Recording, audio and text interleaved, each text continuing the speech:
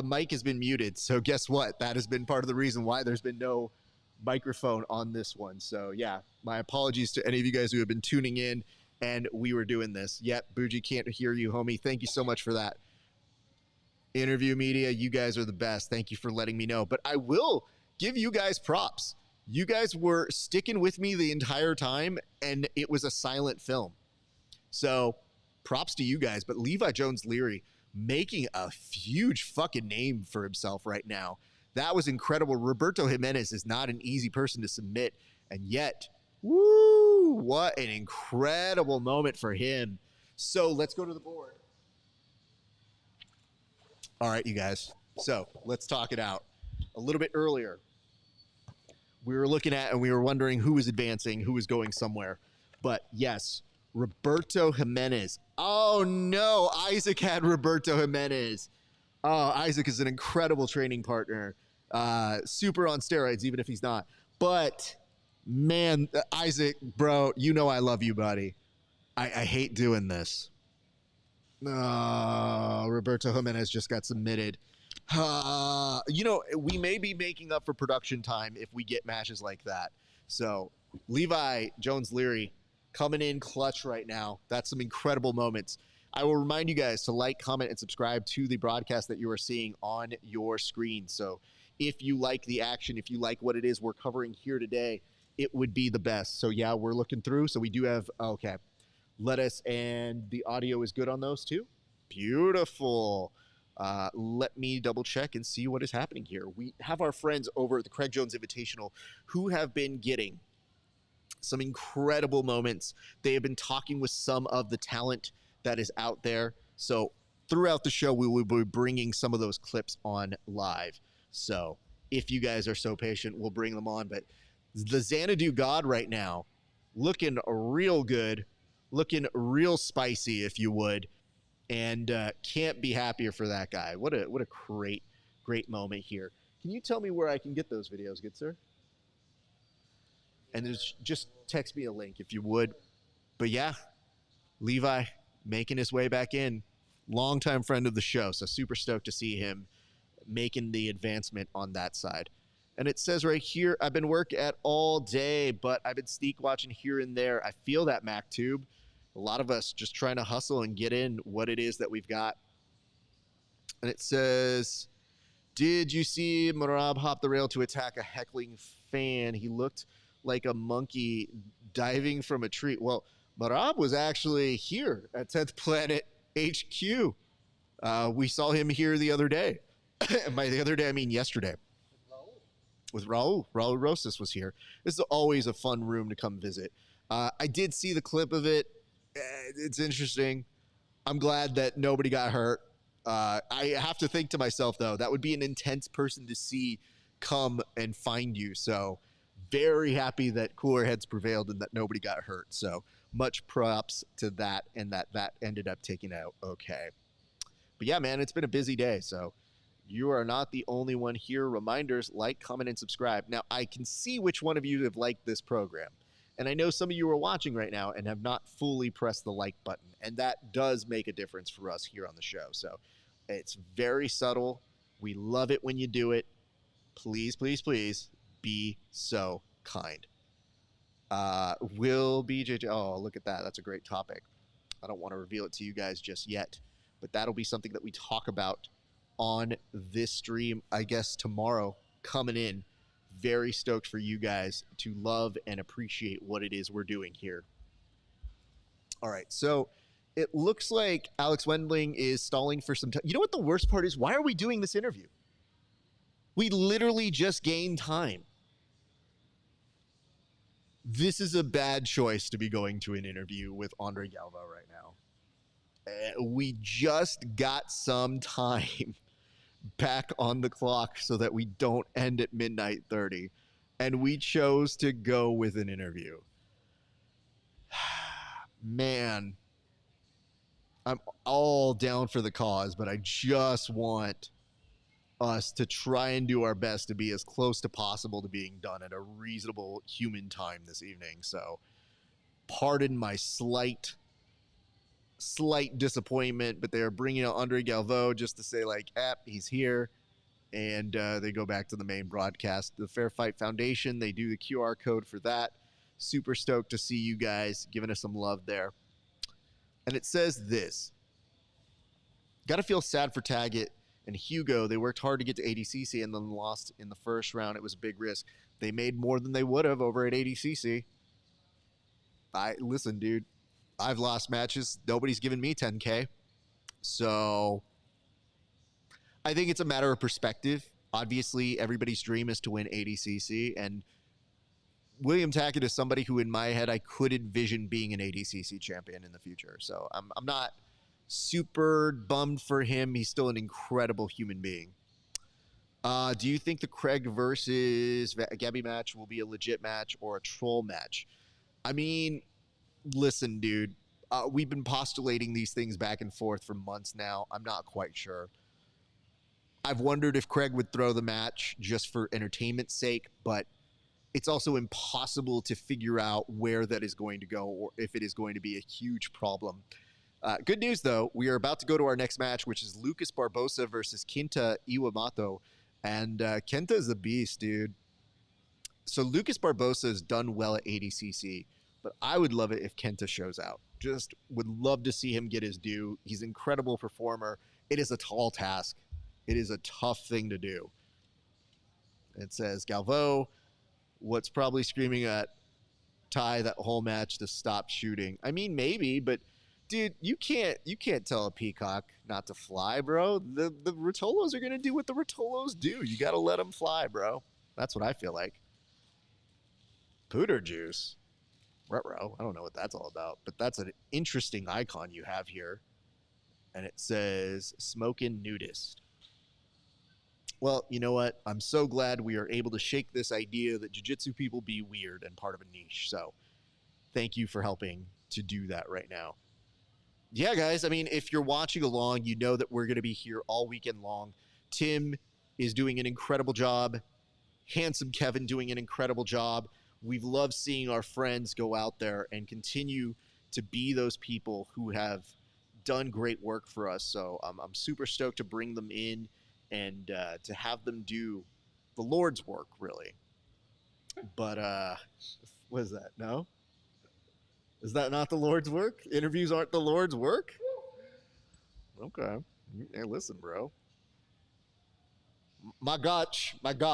That's what it is. My gotch. Not my God, my God. It's just like if you ever listen to the song OMG by Usher, there's moments where he goes, oh my gosh. And I go, don't say oh my gosh. Just say oh my God. You're an adult. That's what we teach children not to say. I'd be like, don't say oh my God. Just say oh my gosh. Whenever I see an adult say oh my gosh, I go, are you an adult? I don't understand this. You shouldn't be afraid to say these words. So, is that. All right. I'm seeing our friends give us some more likes and comments and subscriptions. That is great. Thank you guys for that. And be sure to share, tell a friend that we are going to be live on air for this. And it says, go ahead and just take off the suit, bro. Just be comfortable. I don't know if you know this. I'm actually more comfortable in a suit than most other things. I don't know if you see this. This suit fits me very well. So I'm styling and profiling here, my friend. So don't come after me for that. I feel great. But yeah, we have had an intense set of action. And I have to say, true to form, the best interviews have happened. Yes, but the best matches have yet to come because we're still looking out here right now.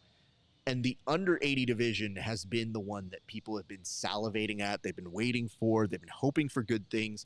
And I've been very pleased with the start off of it. And it says, what do you think about the ADCC bracket? Which I guess begs the question, it's out?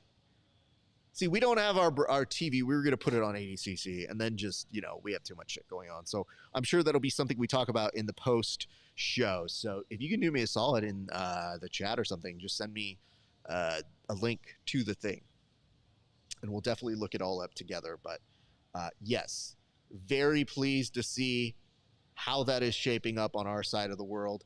And yeah, I mean, we definitely have been very pleased with everything that has come out so far. And I think ADCC is going to have a really fun event to watch as well. But right now we're in the middle of Lucas Barbosa, Quinta Iwamato, and we are just starting off the action between those gents. So promises to be a barn burner, you guys.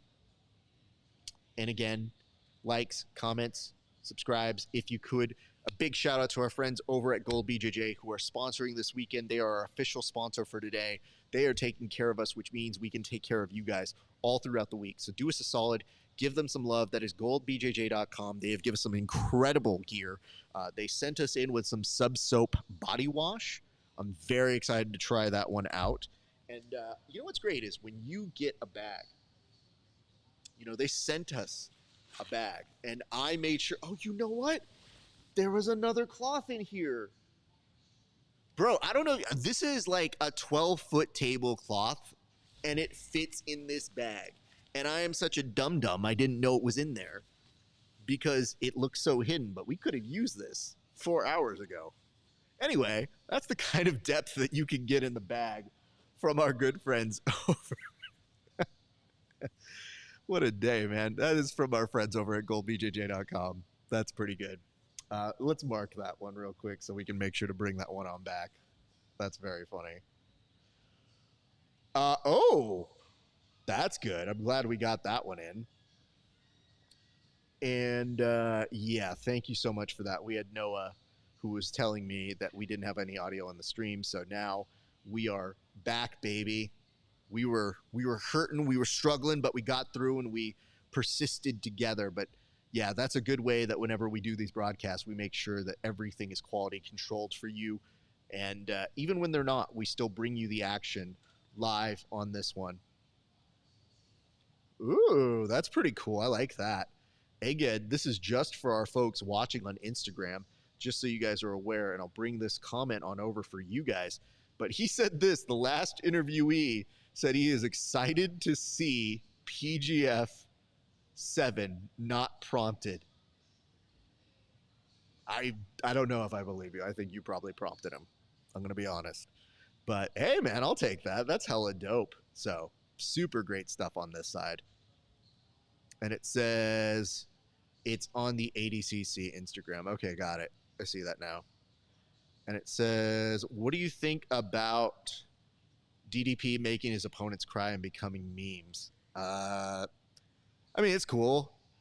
I think it's kind of weird. You can't really talk about fighter health and be like, well, I'm glad that dude cried because he sucks. It's kind of a, dude, that kind of sucks. But that's just between them. For us, it's just kind of entertaining. So we laugh our asses off and we don't lose too much sleep over it. But that's the fight life, my friends. It be tough. It'd be difficult to do what it do. But what I would like to do right now, and I hope that you guys are ready for it, but we have our guys doing some man on the street interviews. So they've been doing some excellent work. They have been so incredible with what they have been doing. So what we want to do is, on occasion, we want to bring you some of those interviews. So it's our hope that you guys get to see a little bit of what the crowd, the audience there, they're thinking, they're feeling. And as you guys watch these clips, I hope you get a sense of what it is that people are doing while at the Craig Jones Invitational. So I consider these remote pieces to be a little bit of field course work, if you would. So if you guys would be so kind, I would love it if you give some attention to our good friends over and out. And what I would tell you is this. Yes, you will see some of these clips and you will be entertained by them. But I hope that you guys will be entertained by some of the absurdity of some of our friends here. So what we're going to do right now is we're actually going to go ahead and we're going to slip on over to one of those clips here in just a minute. But before we do, a couple quick reminders. If you guys like what you see here on the show, give us a like, give us a comment, give us all of your love. It means the world to us here on the show. But let's go ahead and take a look at one of those comments and one of those interviews. Let's go ahead and take a look at it right now. Hey, this is Tim with the Bullpen. I'm live here at CJI. What is your name? Jose Paz. Jose Paz. You want to do a little interview with us, man? Yeah, of course. Let's do it. So here is the question. Do you have tickets for ADCC? I do. Did you try to sell your tickets for ADCC? No way. So far, what do you think of the action here at CJI? I think it's awesome. I mean, you know, you have high-level competitors that would have been at ADCC, and they're here now, and we're going to get to see who's the best here. But yeah, the action's been great. Victor Hugo getting knocked out in the first round, crazy. It changes that whole right side of the bracket. Are you surprised that the wrestlers are doing really well? No. I mean, I think Craig was smart in putting in these wrestlers in there to really mix it up, because especially with the alley, it creates a different dynamic. And those guys, I mean, look at Luke Rockhold really struggled. I mean, I think people thought it was going to be kind of a walk in the park, you know, for him, but yeah, it didn't go too well. Gabby versus Craig, is it still on? And if so, what's your prediction for who's going to win? I didn't know it was in question to be still on. I'm going to say Craig. I'm going to say Craig, yeah, by Mother's Milk. Do you think that Gabby and Craig have a future together?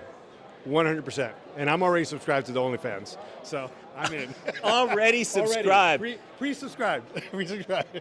Craig is a genius. All right. Well, here's the good news. That only confused our camera as to where to go after that action. So it has no idea if I am a human or I am a droid that is going 50 different ways. So my apologies for that little seizure that we just cut back to here, you guys. I think I fixed it right now. Anyway, well, that's pretty dope. Thank you so much, Tim Freeman of Inside BJJ, for that live report over this way. And I don't know if you can see this, but right now, this means that your boy Raf gets to eat a little bit, and I'm very excited about that. So we're going to get some action here. And now we return back to Kenta and Lucas Barbosa, who have been doing an excellent job of keeping the action and the pace very, very intense. And I mean, it's interesting to see now in the middle of round two, we're midway through that match. Those two gentlemen have been jockeying back and forth, and very happy to see that. Oh, my goodness. So here's what you guys were mentioning a little bit earlier. You're like, yo, Raf, take your jacket off. Be comfortable. Well, I will take my jacket off. And can I get napkins to make sure, buddy? Listen, guys, I don't mind getting it on this, but you're about to see an embarrassing form of eating on a broadcast show that just makes sure that I'm not dying. So there is that.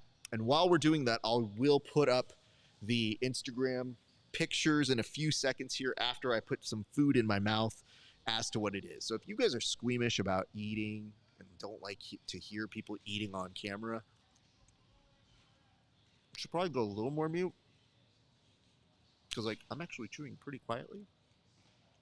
This is like ASMR, you know what I mean? So here's what I'll do.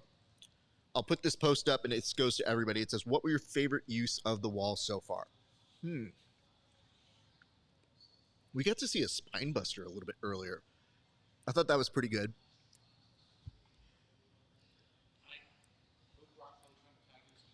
Luke Rockhold, yeah. And that was Pat Downey with him. That was that good one. Yeah, the push kick off of that was also very fun. Is this the most fun weekend you can remember in jiu-jitsu? No, because on our side, it's been vaguely stressful. But the nice part is now that it's all off to the races, we're just kind of having fun. I definitely think it's probably the most memorable one. I don't know that we've had this many eyeballs on jiu-jitsu in a long time. So getting a lot of people together and enjoying this sort of a thing has been fantastic to enjoy, fantastic to visit. So there is that.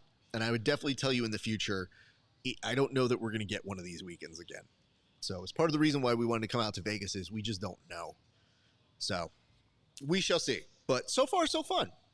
You guys tell me. I don't know if you guys are having fun or not. But there be that as well.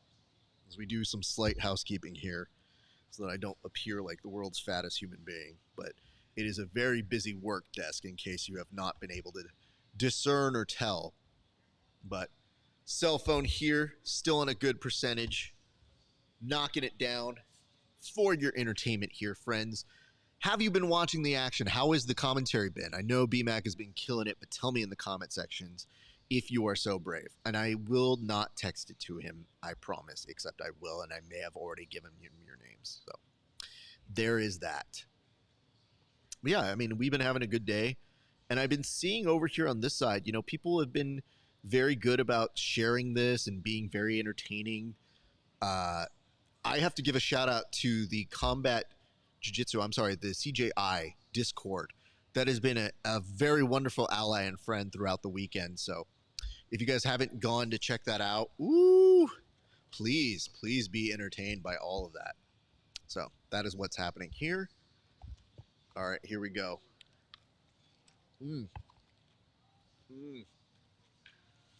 That spicy deluxe hits. That's that good stuff. That's when you know you've definitely crossed over into I have not been eating.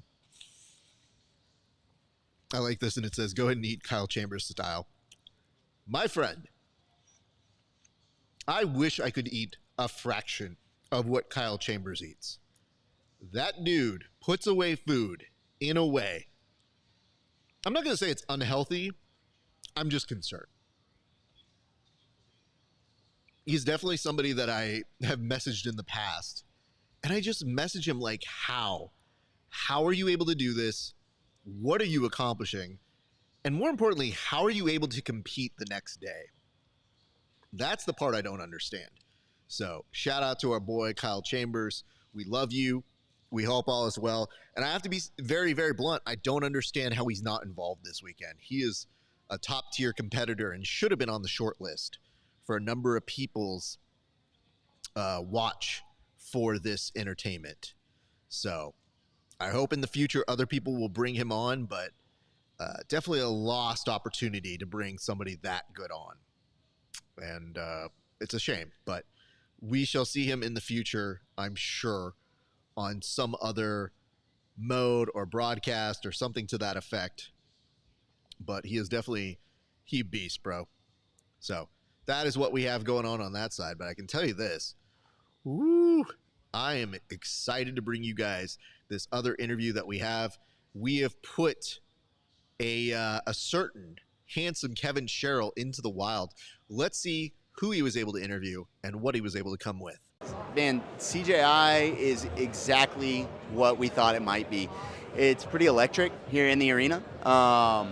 Phenomenal matches, phenomenal jiu-jitsu. A lot of guys showcasing that they are absolutely prepared to win that $1 million, and they put the work in. We're seeing people doing things that they maybe wouldn't have been expected to pull off prior to being properly motivated with $1 million. A lot of top-tier performances. It's been great, man. It's been phenomenal, and the community's showing out and showing love for it. Thank you so much, KEVIN Sherrill, a.k.a. handsome KEVIN Sherrill. And I like that the last comment we had from Egghead was back to normal. Thank you. I appreciate that, buddy. So, yeah, you guys tell me what has been your moment. What has been your best moment that you have seen with the wall, if you would. I'm starting to wonder here, and I don't know if you guys feel the same way. It does look like Lucas Barbosa may be able to advance here, so it is possible, could be wrong. Been an interesting back and forth match. And the other thing to consider here is Lucas may be going up against, well, man, him versus Andy Varela or him versus Joseph Chen. Two very good matches, very different matches, but you know, Kent is tight with Joseph. Those boys do train a lot together. They know each other very well. I don't know how that plays out between those two gents. That's a great comment here, Brian. Brian noted that one of his favorite moments was Tackett running down Rocha into the wall was crazy. That was pretty dope. I really did enjoy that one. But yeah, we've been looking out to see if any of our friends are covering or talking. We love you guys. Go ahead and feel free to touch base with us. It's been a long ass day. Thank you guys for tuning in. What's up, Terry? Good to see you. El Champagne Poppy, Shag, Mr. Big Wong, and Jason the Performer. Good to see you guys. We have been having a blast here as a community. We hope that you've been entertained by our antics here at the Bullpen. We, again, not going anywhere. But what's up? Oh, is Bear there? Maybe. Yeah. Let me go ahead and full disclosure, give some nice little admin reveals. We have some friends in the comment section who have been sending me notes in the DMs. I have to say this again. If you guys are messaging me, I don't know how you're going to get a message back. I'm in the middle of being on air. I'm literally eating on air. We had one person hit me up and was like, yo, let's grab lunch while we're in town for Vegas. And I was like, the only lunch that's going to happen is me stuffing my face on camera. So, yes, sir, I do feel this way. I wonder if ADCC has an indoor-outdoor policy, meaning you can only go in and out once. Or you can only go in but not back out again. It's a very strange thing to try and get all these rules, because we were looking over what you can and cannot bring in, and the amount of detail that they put for these centers is crazy intense.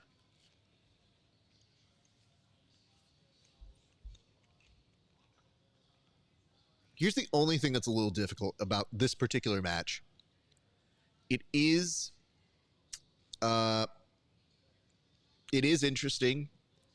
We had postulated before that CRAIG Jones Invitational still had a lot to live up to. And while it has been entertaining, the pace of the broadcast, it needs a little bit more to it. Ooh, Lucas trying to think of a heel hook here. Kenta realizing this might be his last chance, so making a good effort to try and attack this leg, maybe to leave a last impression for the judges. But Lucas spent so much time on top. I think it would be hard-pressed to get the decision here, and that will conclude the time for those two boys. Not sure how that one's going to go, you guys. But let's just say it may be likely that you see Lucas Barbosa advancing. The one thing I was trying to bring up in pacing is this is a match you don't get the impression these guys are going for $1 million prize. That's not a slight on them, like they're bad at jiu-jitsu, but the pace was a little bit more like, all right, I go here. Let's see how this works. Nah, okay, cool. Almost like a little bit more elevated drilling for a few seconds. All right, let's see what decision we're going to get here, folks. Matt Kaplan says, like watching two old people fuck. Okay. That is a comment. We can... Matt's like, I've seen some things, man. I've watched a lot of old people fuck in front of me. By the way, I do have to appreciate, I can hear the sounds of music sounds better with you in the background. And I think that's the song that Lucas Barbosa walked out to. So props to him. I love that as a walkout. Very unique, very different, very original. So props to him. And props to you guys for staying tuned. Let's check an update on how long the night is going to be. Currently, hey, good news, everybody. The last match is scheduled at 12:12 a.m., which means maybe we sleep tonight. Which, exciting. Also, slightly terrifying.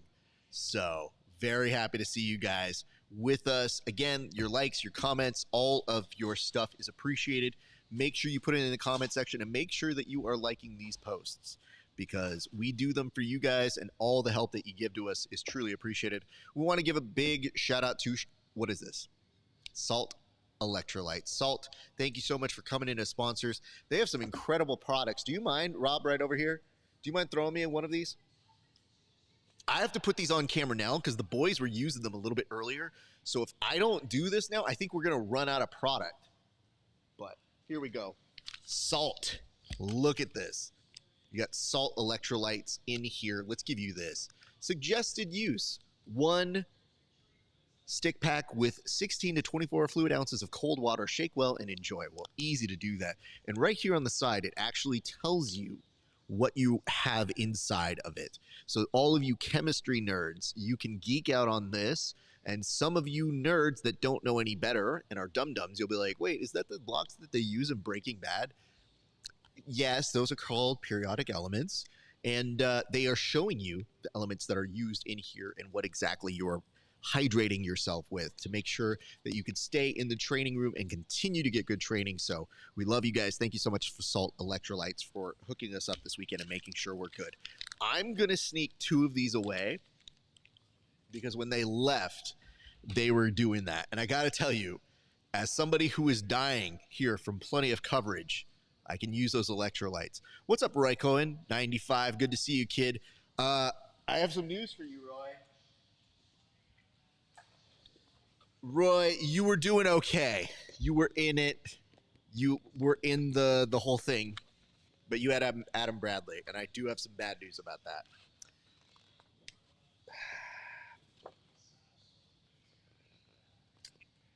Adam Bradley's still in it. So,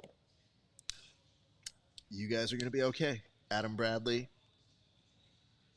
I think, yep, with Owen Lively. Oh, yeah, we didn't do that one. Ruse, I'm so sorry. We didn't update this a little bit earlier. Ruse, I'm so sorry. Owen Lively was killed in action by Nicky Rod. So, am I right on that? No, I think he actually advanced. Oh, yikes. So he went there. Oh, we go to semifinal. So yeah, is it Adam Bradley and Nicky Rod tomorrow? Can we double check that? Good Lord, that is a large uphill climb.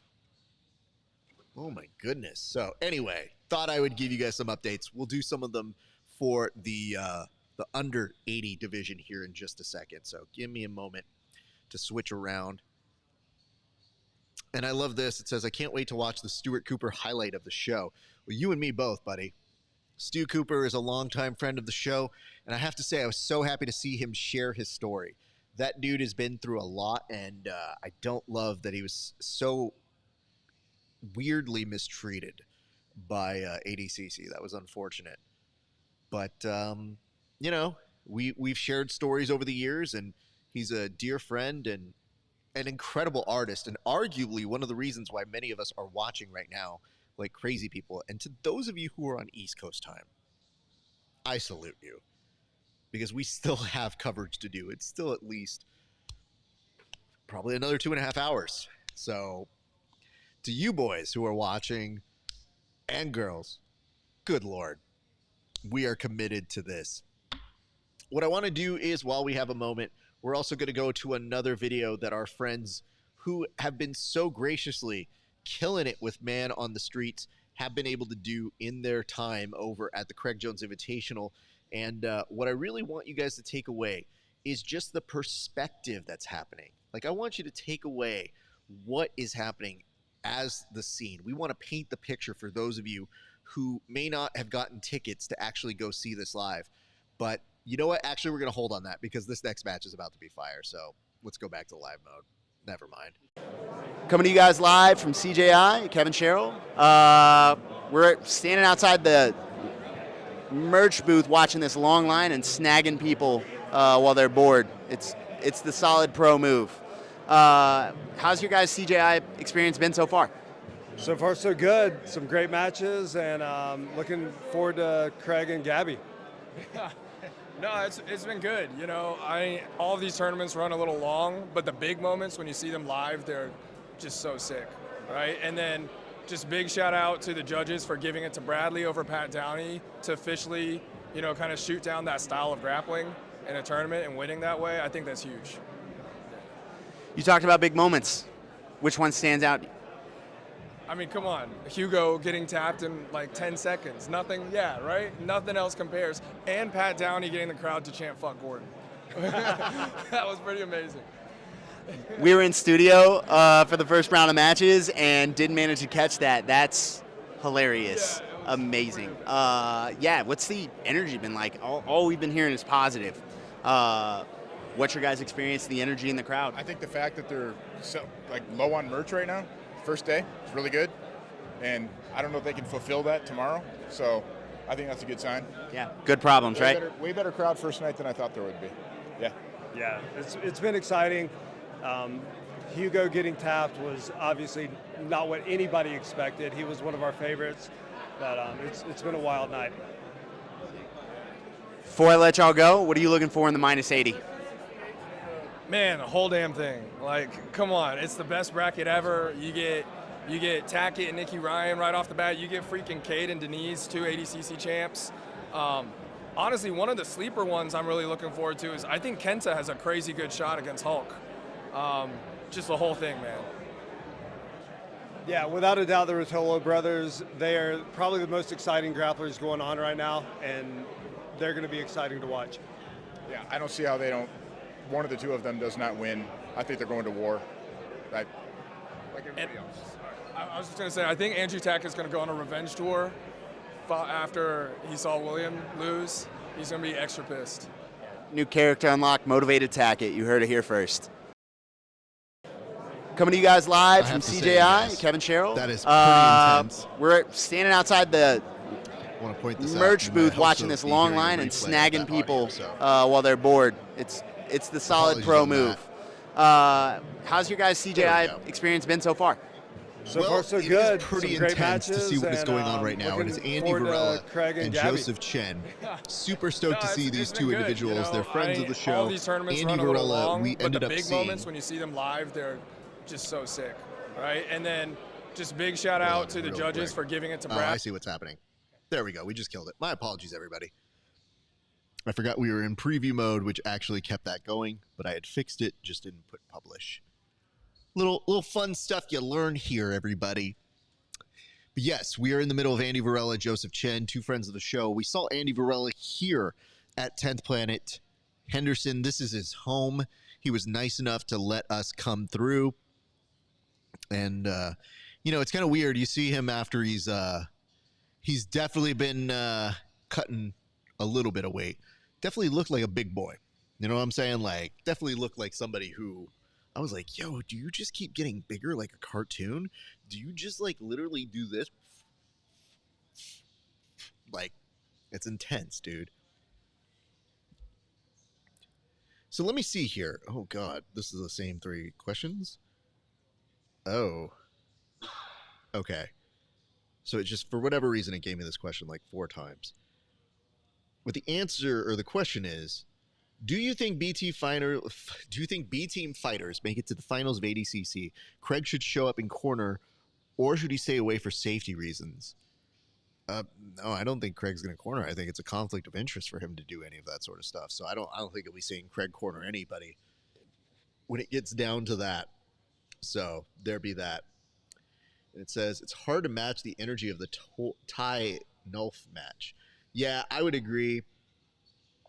I think that was a much needed boost of energy. That's why you always count on the Rotolos. And it says, I'm on East Coast, which means this goes till 3 a.m. Yeah. I have no other words from you other than, yeah. Yep, that's unfortunate, my friend. It is a little bit of the day. So there's some Joseph Chen now inside control. Andy Varela is going to have to do some work.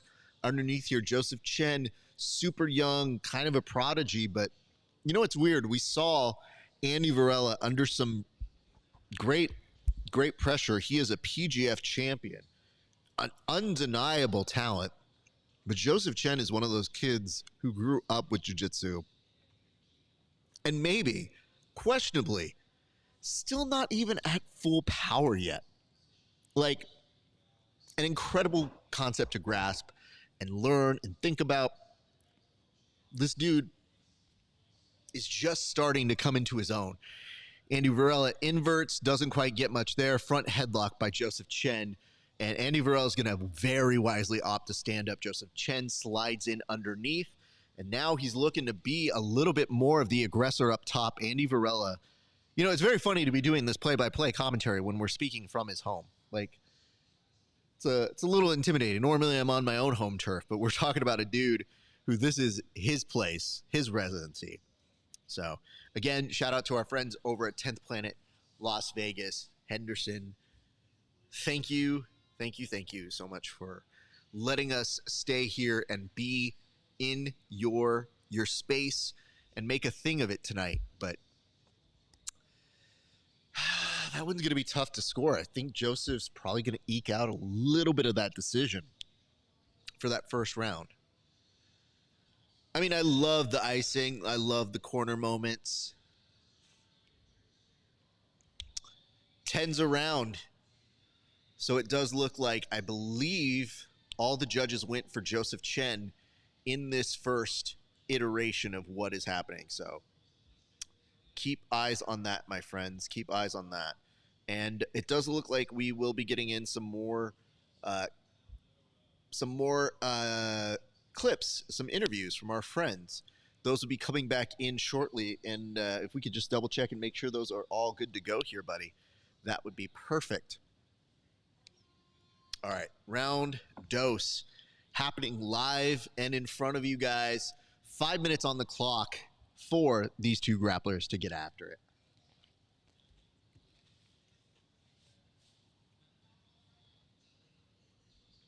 I'm going to have to tell you this. This is a very fun sort of matchup. Maybe you see it at ADCC. Not breaking it up. We're still in the process of figuring out, do we like it? Do we not like it? Do we have feelings toward it? Is it indifference feelings? We don't know.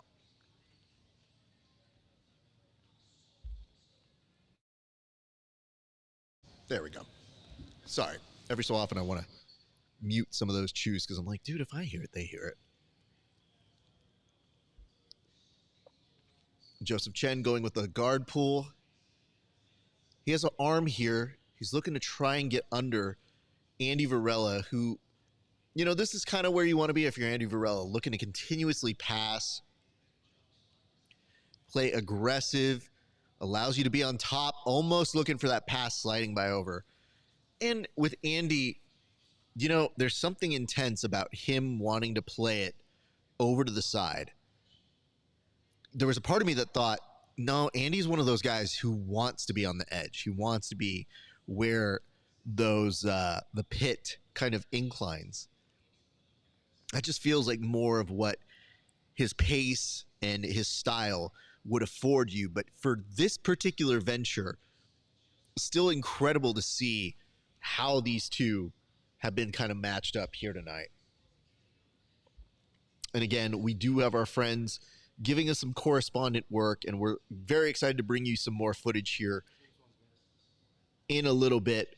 But before we get to that, we're going to kind of get to the close of this match, and then we'll go to those clips momentarily. But in the meantime, you guys should be telling us in the comment section, who do you think's winning this? Do you think this is something that could go the full distance? We still have one more round. So a very, very intense approach here from both of these gentlemen. It's tension. Oh, with a nice wrestle up here, Joseph Chen now gets to play on top, and you almost saw a look on Andy Varela's face, knowing that's critical right now with 2:24 left to go. Sounds like the crowd is coming alive for Joseph Chen right now. And now Andy Varela having to work off of his back. Looking for a sweep here, trying to grab around the legs. Doesn't get it. Almost looking to elevate here, but Joseph staying very heavy. And, you know, Joseph, a lot has been made as to how his tripod sweep is so good. All you need to do is look at his neck. Look at that dude's neck and you will understand his tripod sweep is money. His tripod passing is way better, though. So definitely an intense pull for both of these gentlemen. But the interesting thing is like Andy's he's not overwhelmed because Noah has to be so cautious of, like, he can't give Andy an inch. That's why you're seeing this slow play, this slow burn. Now Andy's shoulders on the mat. There's a pinning predicament here. And I think at this point you're looking for one Noah Chen or Joseph Chen. Maybe looking to get this here. Maybe looking to get a little bit past on this moment. Ugh, it is tough. I do not think you're going to see it. For a split second, I thought Joseph was raising his hand like he was going to do a slap like it was combat jiu-jitsu. And I was like, no, different. Andy Varela trying to frame up. With these last 45 seconds here, he does have some time to play with. So, you almost see, yeah, Joseph did end up getting 2 mount. An incredible moment. That's definitely going to put him at the 10-9 for this round. So, you could be looking at somebody potentially scoring this 2 rounds for Joseph Chen. Yeah, it's going to be a barn burner. You're almost going to have to see Andy Varela pull Joseph Chen into a completely different game than Joseph wants to play. So it'll be interesting to see if he's able to disrupt the quiet, the tranquility, the balance that Joseph Chen has been able to bring into this proceedings here today. Man, Varela just looks a little dejected here, man. He's looking a little exhausted, maybe a little frustrated. I think he knows he's down. He's definitely looking up right now. Here's what I have to say. If you are Andy Varela, you have definitely had somebody tell you to dig deep before. If you're looking for that win, this is the time to dig deep. This is the time you want that $1 million paycheck. So whatever it is you can find it, he's done it before. Famously, didn't want to go back out for a 3rd place for ADCC. Was told by Coach Casey over here, get back out there, get respect on your name, and did. And I do see a note here from Egghead that does say Andy needs a 10-7 or a sub. Absolutely does. Anything is possible, but you're going to see Noah go to, he's going to pull guard. As soon as he pulls guard, that gets Andy out of the game of being that exciting, pace-setting grappler that makes people stand up and play his game. But in on a leg lock here, Joseph already out of danger. Man, it's so weird to get somebody and tell them, I need you to stand up because it's good for me. It doesn't mean they will. A very, very disappointing moment there for for Joseph to pull guard for Andy. So you're definitely going to need, Andy Varela, in order to make something happen, you almost have to get a little risky here, and there's almost a wrestle up. There is a single leg attempt here. We'll see what Andy Varela is able to do. He has an underhook, and Joseph Chen goes to pull guard. Andy stays out of the range, and now the two of them are kind of playing for grips. At this point, it's still kind of anybody's game, guys. It is an intense, intense moment because although you do have one Andy Varela who is down on points, likely. Well, we've seen it. He is definitely, See, that's the thing. You have to bait him to going an unconventional route for a grappler that is that composed. It's tough to do. I don't know if he's going to be able to pull that off. 3 minutes, 20 seconds. Joseph Chen. So here's the other trick. It almost looks like you are fully disengaging to get them to stand back up. Andy Varela shoots, doesn't get in. Joseph just kind of goes off to the side, breaks the grips. With 2 minutes and 57 seconds, you are looking. Oh, Andy thought he had a foot here.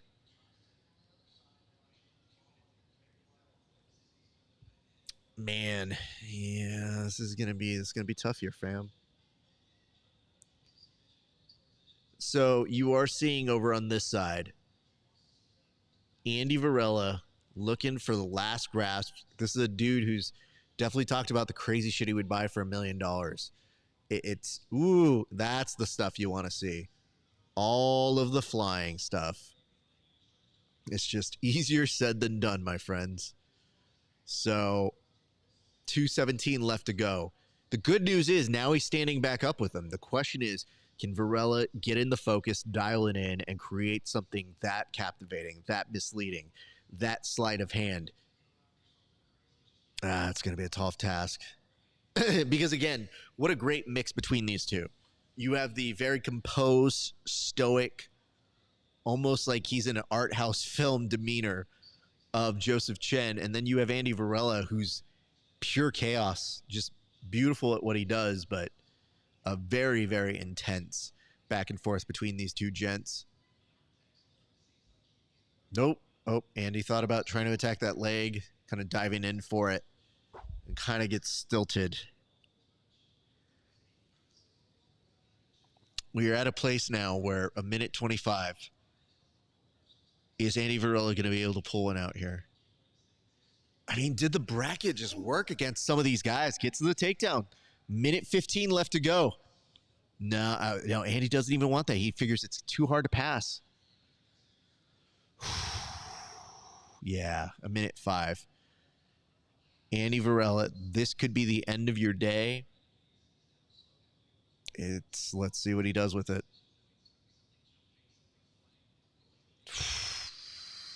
Last 51 seconds as Joseph Chen scoops up, closer. Andy just not making too many tactical decisions here. And the thing is, Joseph doesn't have to stand up. By scooting back and walking back, Andy would look like he's the one disengaging. Oh boy, this is going to be rough to see Andy Varela, one of the most exciting individuals, potentially get interviewed and just as extra salt in the wound. Joseph Chen shows that he can get a takedown too.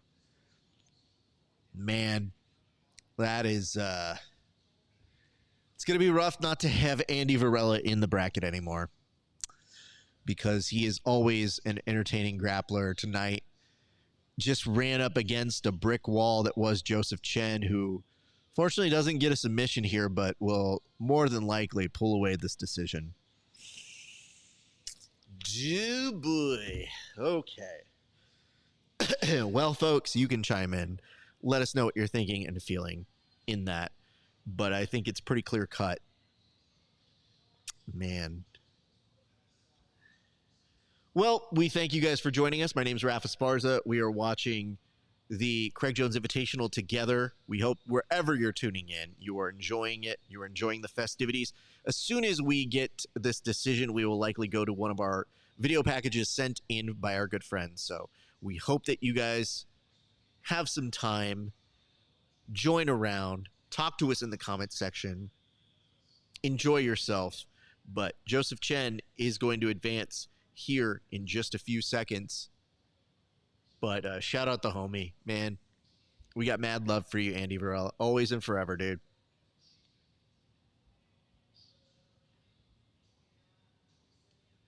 $29.27. Yeah. Yeah, that all checks out, bud. But again, Joseph Chen doing it in. I think one thing from a production side, I don't think we should be doing interviews after every single one of these matches. I think we need to be a little bit more selective on how we're doing this. Because I love giving athletes their prime, but this is not their doing. It's not even Alex's doing. It's just the brackets. It's the we got to make up for lost time. It's this is going on for 9 hours. What are we doing? So yeah, Joseph Chen in good spirits. I think now we're going to go to one of our remotes that was filmed out live from the Craig Jones Invitational. And we hope that you guys are entertained and enjoy these little slices of life that are being sent to us by our crack correspondent crew. And if that is something that you are enjoying, please, again, be sure, hit us in the comment section. Let us know that you are enjoying this. And, of course, I always appreciate comments, questions, concerns, hints, allegations, all of that good stuff. So do us a solid. Let us know what you're thinking and feeling. But I think now we're going to go to, I think we have it on hand, one of those commercials, one of those moments. It looked like Tim is actually in the audience with an audience member trying to assess his love, his appreciation of all things that are happening at the Craig Jones Invitational. Live here at CJI in the seats. Quinta is on Lucas Barbosa's back. I'm with Mike Perez, 10th Planet Stockton. Mike, overall, what are your thoughts, man? Man, this is a dope event. I love the slanted walls. It keeps the action going.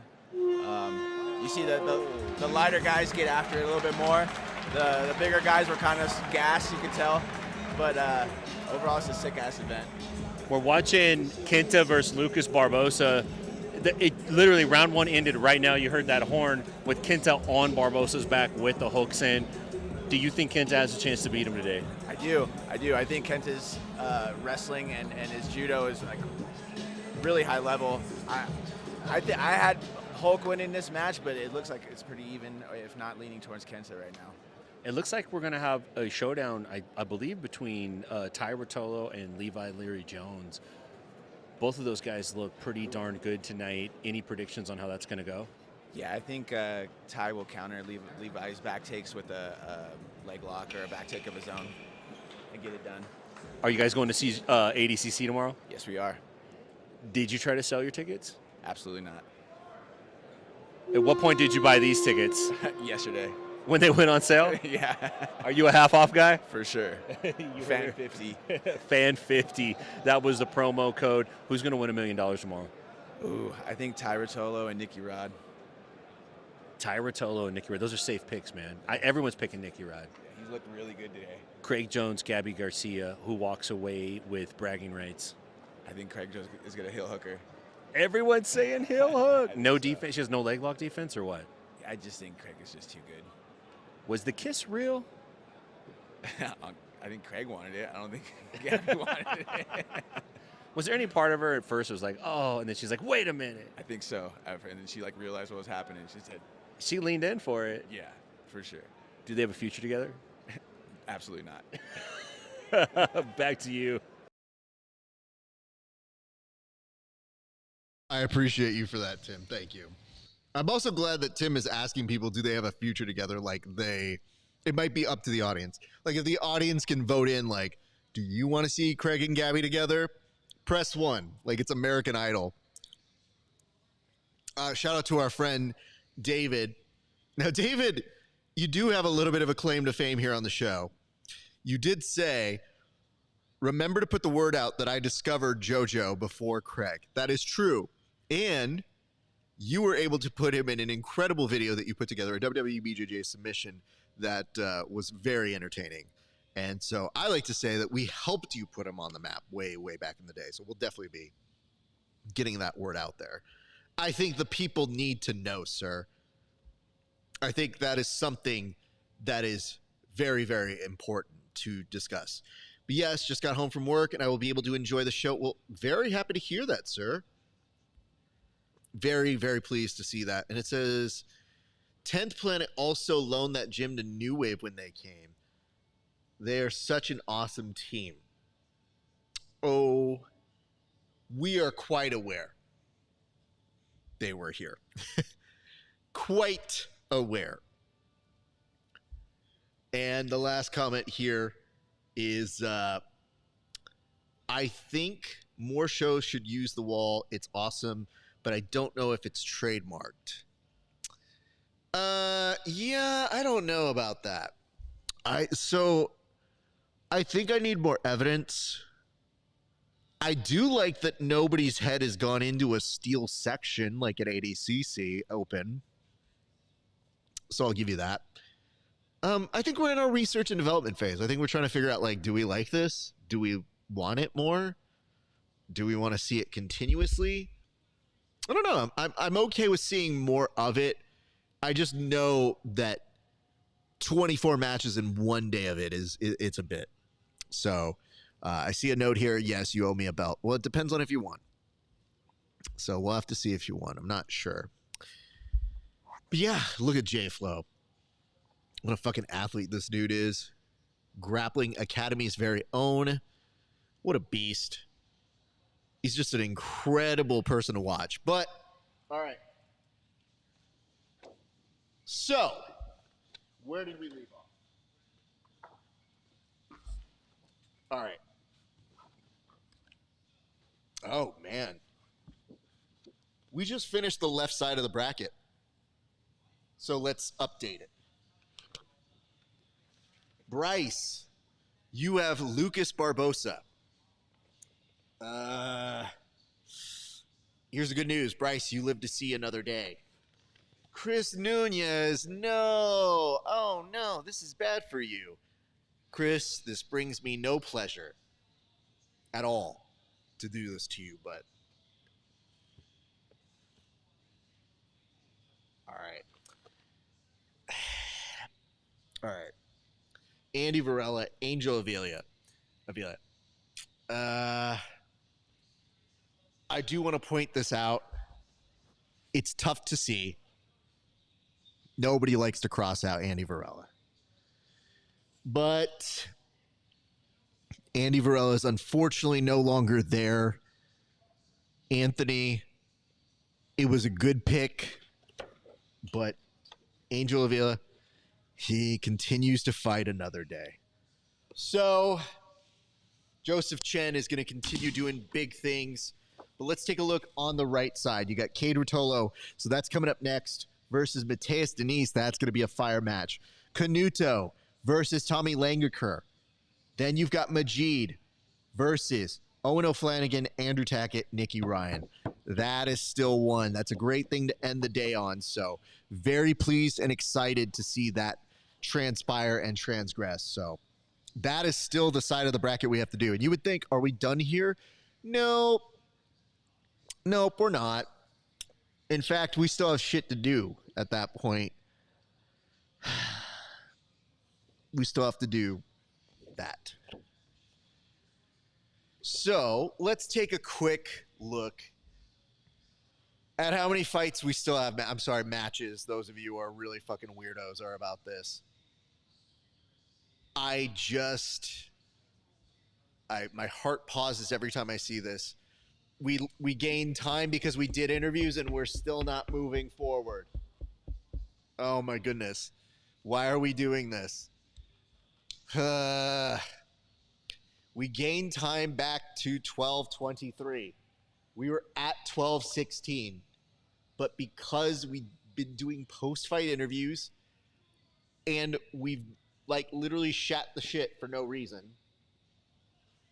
Oh my God. I mean, here's what I would say. The UFC also has events that go on for 9 hours a day. That's fine. So I guess it's a natural progression for us here. And whose kit is Mateus's? Like who decked him out? And then Cade Rotolo. So a big narrative is, can both brothers meet in the middle? Can both brothers make it from left and right side all the way down to face each other and give you what you want? I think it's what the community wants. But there's some other individuals, like a Nicky Ryan, who want to be a spoiler for that party. And I posed it. And I did say a few things. But even if one brother doesn't succeed in making it to the middle to face the other, it does look like this is a divide and conquer mission to make sure that everybody that they face comes out too broken to be a problem for those brothers winning $1 million. Like, some people question, why didn't one go up, one go down? I think they're in the phase of, let's just see who ends up pulling this money. Let's get this bread, people. What's up, Bruce Ken Leroy? Oh, that's very sweet. They should have hired you to do the in-ring interviews. Would have been a professional touch that is needed. Thank you so much for that, Grapple. What I would tell you is this. We love Alex. She's a friend of the show. Very happy for her. I would have loved to have done the pre-post show. And, oh, God. I think Cade just went in with an outside leg kick right now. Good for him. I would be happy next year fulfilling something that was kind of put out into the community, which is I would very much love to do the pre-post show. And Cade, listen, Cade hears the cheers. Cade hears what the audience is looking for, and look at the integration of his head and the Sideshow Bob-esque hair pushing Mateus against the wall. And you know what? I have to say, this is where the difference between ADCC and the wall and the pit really come into play. At ADCC, you would not had seen this kind of a match like that. So I'm very pleased to see you guys doing this kind of action. The Rotolos, I mean, they're the best return on investment. If those guys end up winning $1 million, nobody here is going to be upset. So please keep that in mind as we watch the action between these incredible individuals. To his point, Mateus is just kind of pinned up against the wall, but is still looking for an entry. Like, he wants that leg. He wants to separate it lift him up, which I feel like he feels he's strong enough to do. But, yeah, I mean, for this particular case, I think that's a very hard to submit. That's right. Mateus is sponsored by them. I think that's what that is, but I'll have to go back and check. It just has the mini triangle on the inside, so I could be wrong. Yeah. It's inspired by anime, right? I don't know his name. I would tell you this. I just saw it, and I go, it's that anime kid. Okay, good.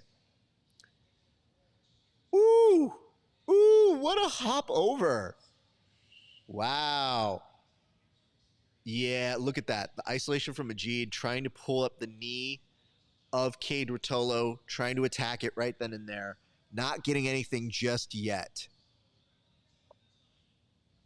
So at the conclusion of this match, we will go to another remote piece from our friends. But in the meantime, do us a solid. Give us your likes, your comments, and your appreciation in the comment section if you have not given us a like and a share thus far in. It says ADCC champ versus ADCC champ. That is correct. And it says Cade think he in CJJ. Yeah, for sure. Don't even hate that.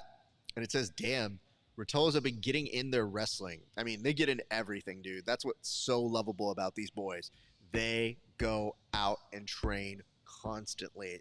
They're some of the most fun and entertaining individuals to always watch on the screen and much, much more. So love them, love what they do, and love what they do for the community. They have some big plans. I don't believe their gym is open yet, but they have been prepping it for their Costa Rica-ness. So they were so sweet. They were like, yo, you should come out. And I go, I don't think I ever, Vegas is literally as far as I go, my friends. So anything else is short of a miracle. But, woo, beautiful start on the passing work. To his credit, Mateus's frames coming through. And you see over here, beautiful work here by Rotolo for a back step. Could go to that saddle. He's looking for the leg. Mateus having to triangle the legs right now.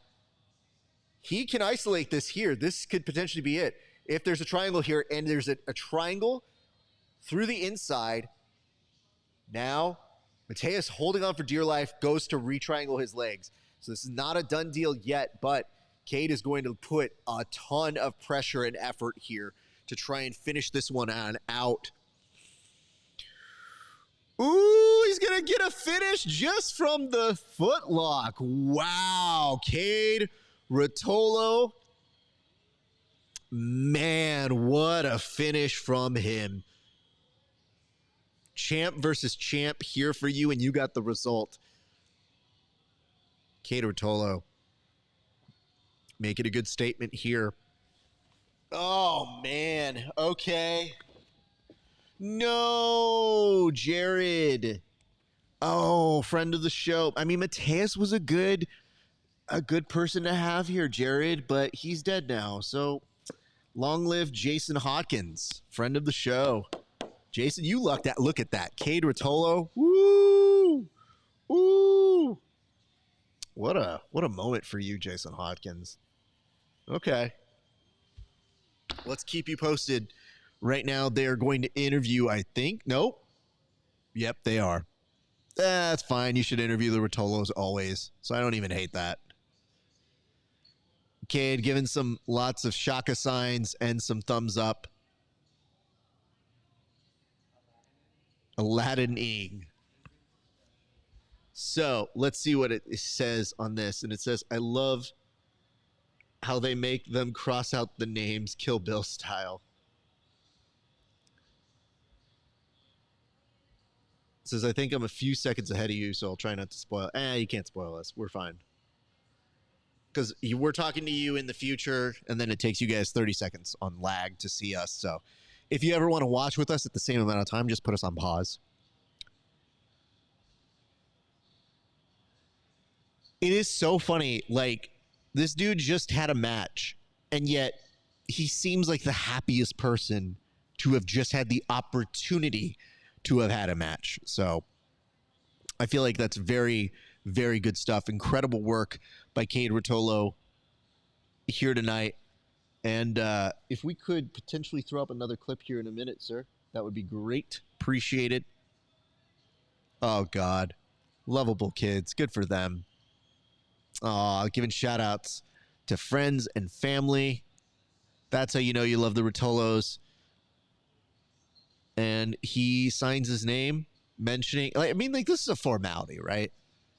It's just like when you swear on the Bible and it's like, do you swear to be a president? It's like, dude, I already got elected. I'm president. Like, get the fuck out of here.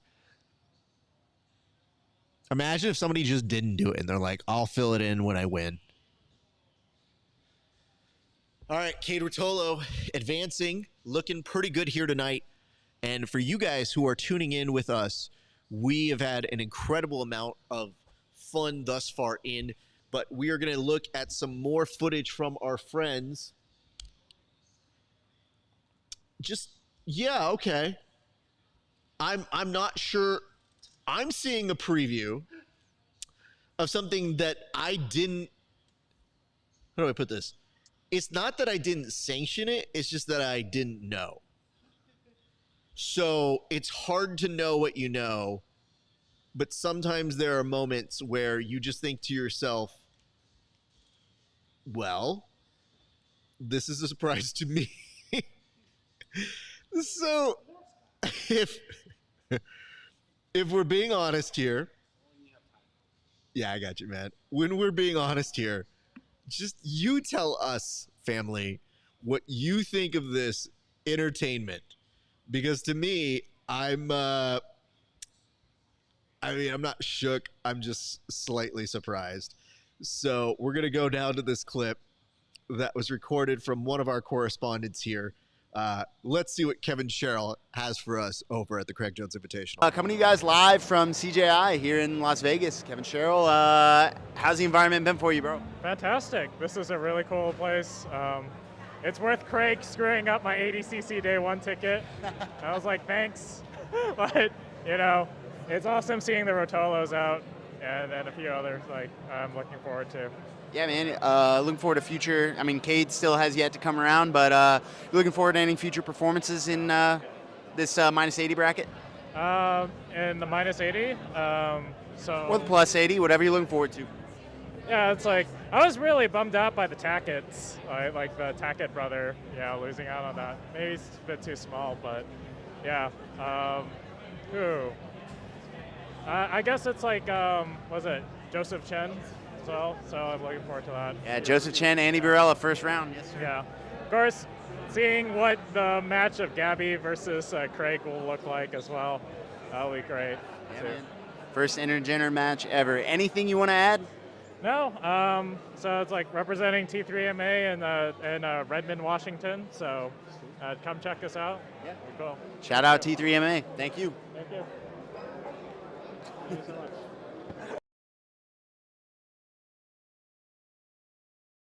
I will tell you this.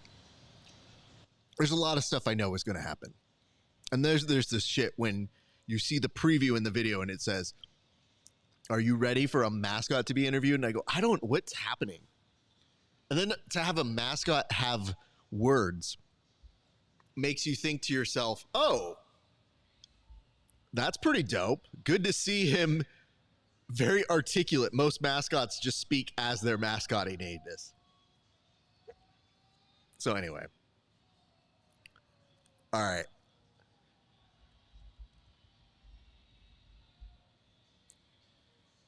Then Canuto is about to make his way on over here. Super stoked to see that happening.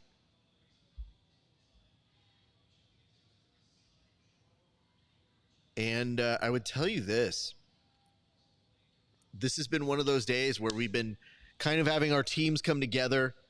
We're so grateful for the many people who have made the stream possible. Of course, shout out to our friends here at 10th Planet Las Vegas, who have been doing an incredible job of including us here as part of this wonderful community. And this, my friends, is a rematch, but from two incredibly exciting grapplers. And there's a slight opening that happened for Canuto.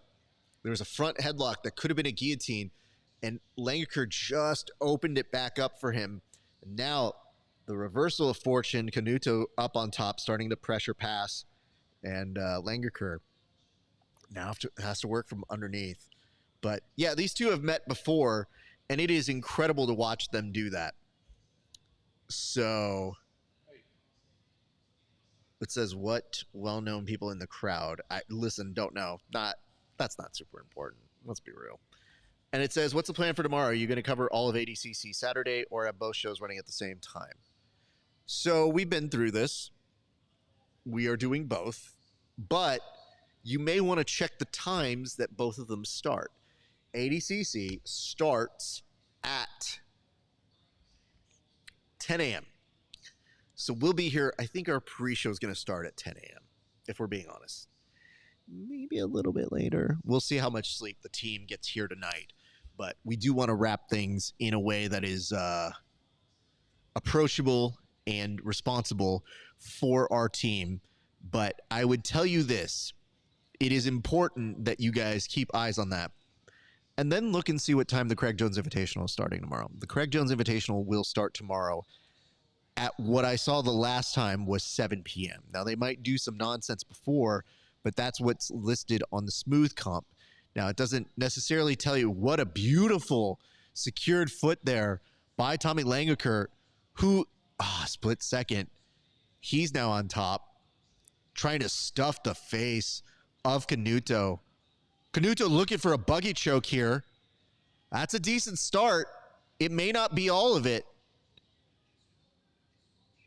It is a deceptive place to be because sometimes you can get rebuggied here. He's just short a little bit on the reach that you need to make that happen. So there is that. Whew. But yeah, this is there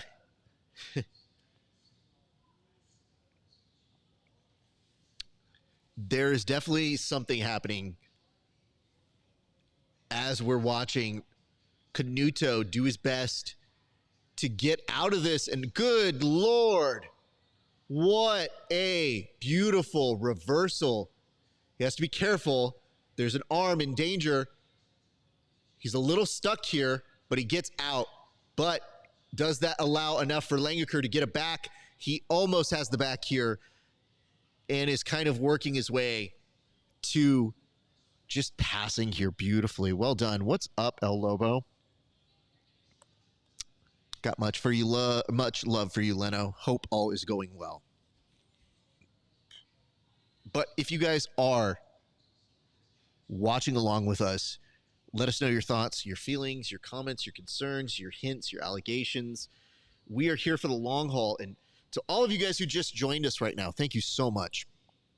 Yes, we are here doing a live fight companion for all things ADCC and Craig Jones Invitational this entire weekend. So I hope that you guys are stoked for us. And it says, I'm pleasantly surprised how quick these fights are getting to the ground. I was worried there would be long hand fighting. Yes and no. You want them to stand up a little bit to utilize the edges of the pit. So it is a slight weakness here. And Canuto, that wasn't a terrible idea. Kind of gets underneath the leg, but just not good enough yet and may end up getting transitioned out of it. Langaker, beautiful movement, stays right in position on Canuto, who has to be very careful. Canuto thinking for an extra lifeline, looking for that buggy choke again. And we're going to end up expiring time here for the very, very first round of action between Canuto and Tommy Langaker. Again, solid first round back and forth between these gents. Well done between them. Very happy to see them put in the work and get acknowledged for their efforts because these boys deserve shots at $1 million. Let's be very honest. So, been very nice to see. Langaker has been interviewed by us on the show, and Canuto, just such a stand-up, longtime friend of the show. So, if you're watching and you like what we do, and I hope that you do, go ahead, give us some love, give us some support, and continue watching the show by liking and subscribing. It's what you can do. It keeps you with us for a long period of time so that you guys can check out our interviews, and not just check out my stuff at the Grappling Hour, check out our friend Tim Freeman on Inside BJJ. This whole sequence was amazing, by the way. The grips these gentlemen are trained to have. Like Langerker keeping the arm when he was trying to attack from guard. Mwah. Superb. Well done. So I will ask of this. Go earn your salt. Let me see what this says. It says go earn your salt. It's raspberry flavored extra light. So a little bit earlier in the evening, the boys took theirs. Now, this is how you can tell we still got 2 hours to go here. So I am live at 10:01 p.m. throwing in this salt electrolytes to make sure I have the last bit of energy that I need to make it. And here's the difference. I have my lemonade. Lemonade's good, but no electrolytes, to my knowledge, unless Chick-fil-A is putting something in their shit, which could do. So shout out to our friends over at Salt. Appreciate you guys. It is much needed to replenish my energy as we are here for the long haul. Oh, thank you so much. Oh, that's actually very good. Salt Electrolytes, one of the sponsors here for the Bullpen's coverage of all things Craig Jones Invitational and the ADCC. And yes, tomorrow we will be here all day. Sunday we'll also be here for the finale day. And hopefully we will be seeing some friends inside and out of the studio. Now here's the only thing that's a little risky on doing this. Getting more electrolytes when I need to go to sleep tonight. I am hoping so. I may take like half of the bottle. I don't know. I've also learned that sometimes caffeine has like zero effect on me anymore, just because my old body is just like, you're just up, dude. All right, Canuto working for his opportunities to pass guard here. He's kind of stuck a little bit, but he can have the underhook. Langaker trying to grab and reach underneath, not quite there, not quite getting it. Tries to push him off, and Canuto kind of pawing at him, seeing what he can get as an instant reaction out of him. What's up, Fionn? Fionn Davies in the house. Much love and respect to Fionn Davies. I cannot wait for your super fight. You're awesome. And thank you so much for making a huge and positive impact in our community. I cannot thank you enough. As somebody who interviews people, I am so happy when I see people who have joy in their social media posts and in their interviews. So she's gone. Well, CRS, thank you for ruining my day. But you know what? She might see a clip that we put up later. I just love the fact that C. Juarez is the guy who grew up in elementary school and goes, Santa Claus isn't real. Okay, well, this Santa Claus is actually a friend of the show. So take that, C. Juarez. You're still here. And if you liked and subscribed to the channel, maybe. Have you subscribed to us on YouTube? You better, fam. So it says, yes, this is a very good jiu-jitsu match. Very jiu-jitsu-y. Yes, super technical description on that. It also says, do we know what the last matches for CJI are tomorrow? Is it Craig versus Gabby or Fionn versus Mackenzie, or is it the final of each division? I imagine they might use each as the buffer to the final of each division. And right now, Canuto is in trouble. Tommy Langaker coming in, sliding in for this head and arm choke. And Canuto giving a little bit of a single ladies reaction to let you know it's not really phasing him just yet. But Tommy Langaker, a Viking if you would, can put pressure in this situation. No. Man, we love Canuto. That is very interesting. That's a lot of time to pass here. Wouldn't love being in that one. What's up, Rich Stern? Oh, my goodness. The beast, Rich Stern. Rich, when are you coming to train, buddy? Come through. We need some rounds. Come on over to Mama. Anytime you are welcome, sir. Langaker working on this back take. Loses it in transition with 26 seconds left to go, but that's going to be a lot of time that he had creating offense. And Canuto on defense. Canuto now going into some of his greatest hits, looking for a cartwheel. Oh! Love this. Canuto knows when to do it and when to not do it. I think those were one of those opportunities as Tommy Langaker looking for a Gogo Plata. Good for him. Something to end the round on. Canuto looks to attack the foot right there. Doesn't quite get any bite on it just yet. So in terms for the last matches. I saw what it was. That dude said he's not. I think you meant she's not. Like, she's not a friend of the show. She follows us, dude. The fuck are you talking about? And she knows our show. What a weird buzzkill, bro. I just love when people just show up to be like, I'm just being shitty today. I don't think so. We'll be like, man, she's closer to us than she is with you. So, all good. The cartwheel off of the wall from Canuto was sick. Yeah, dude, that's why you pay him the big bucks. That's why you want to see this dude grapple all the time. And that seemed down the line 4-1 Tommy Langaker. That is dope to see. But yeah, Rich, we need rounds. Come through. It's been too long, buddy. You guys are such quality human beings. I loved, like, you guys were in the same division I was, and I was just like, you guys are all cool. Like, always makes a difference when you get to go compete and you have good people to compete against. All right. We are looking at some folks who are continuing to watch along with us. Again, long weekend. Third round. Tommy Langaker looking to try and grab. Ooh, but Canuto almost gets the single leg, gets stuffed down. I think there might have been a headbutt of some sort or an eye poke. Yeah, I think it's an eye poke. Oh, no. Canuto's left eye. Oh, no. That is not what you want to see happen here. I hope he's okay. He's blinking it out. I think he's probably going to take a standing 5. So, good for him, though. Copy.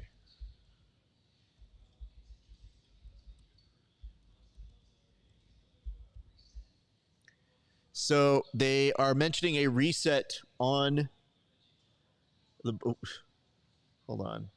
Oh, okay. The attention to detail I see happening outside of me is, did something spill, sir? It's fine. I just like seeing somebody bring a sanitizer over and taking care of things, and I go, I don't know what happened, but it looks like it's being taken care of. So, appreciated to our director here, our nice master of ceremonies. So, thank you guys all for watching along. We appreciate you guys. Again, let's take a look at what our night looks like in terms of how long we're going to be here. And it is a minute, let's be honest. 12:12 a.m. is the last scheduled match. So that is a little bit better. I can tell you guys that is a little bit of hope put into the ether. And very much appreciating all of you guys staying with us. Oh my God, AI trauma, PTSD. You are not kidding, Brian. I have always felt bad for you with those giant goggles, even though it makes you look like a DC villain. Like, you look like somebody who takes on Booster Gold in the comic books. But yeah, I don't feel for you. Anytime you have to miss training as a result of it, that's fine. That's why I was glad at least you had the goggles. So, 3 minutes left to go in this match. Canuto, Langaker. I think if you're Canuto, you kind of have to go for broke. So whatever spins, whatever shit you've got, stooges, whatever you've got that helps you fly off these walls, you got to pull it out, bro. It is now or never, sir. And we already saw your homie Andy Varela go out. So those would be 2 incredibly exciting grapplers to not have in this tournament. And we've already had to make do with seeing one of them out. It would be unfortunate. Canuto looking on the leg. Oh, it's too shallow. And man, what a great scout there. I know Canuto was searching it out, but now maybe giving up his back to Langaker, who's in on a back take. It is close. Woo! And that is dangerous. If those arms are trapped, you could finish with that. Oh, God, is he going to the Dragon Sleeper right now? Yikes. Canuto has to watch his neck, has to get his shoulders back on the mat. This is very, very close. Langaker making sure he stays with him the entire time. The arm could still be trapped a little bit here. He has to make sure that he is being very, very cautious. And Langaker still has now transitioned that into a top mount position. You might get the impression this might be a 12-8 round. And that's if it doesn't end in a submission to hit that moment. I see this, which is Cade versus Tommy, is going to be fun. I mean, sure, Cade versus anybody is fun. But let me see here. Oh my goodness, that is really funny. Oh, that's what's his face? I know who that is. Great.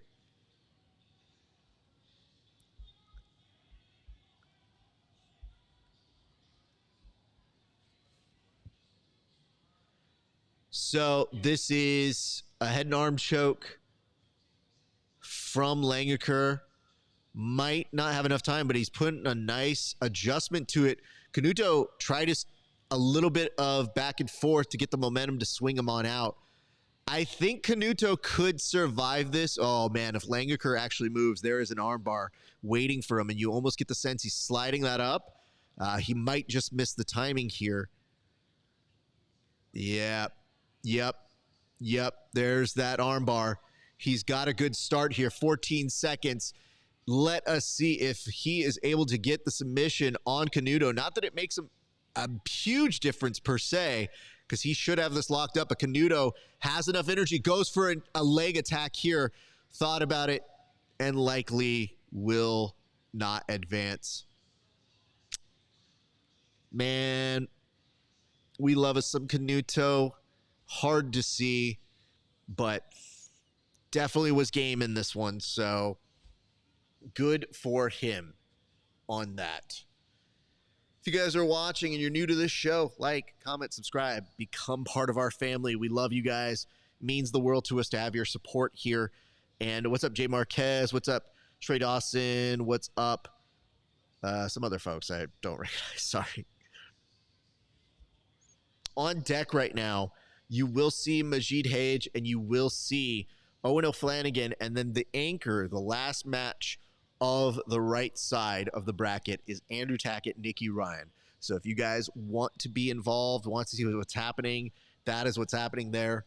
But yeah, dude, I think Canuto's eye still bothering him, unfortunately.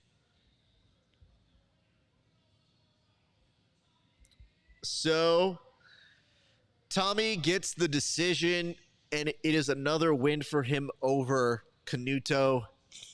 One step closer, and they have to, because coaches have to point, like, yo, you have to go get your interview, and then you have to go do the sign your name on the Hall of Fame.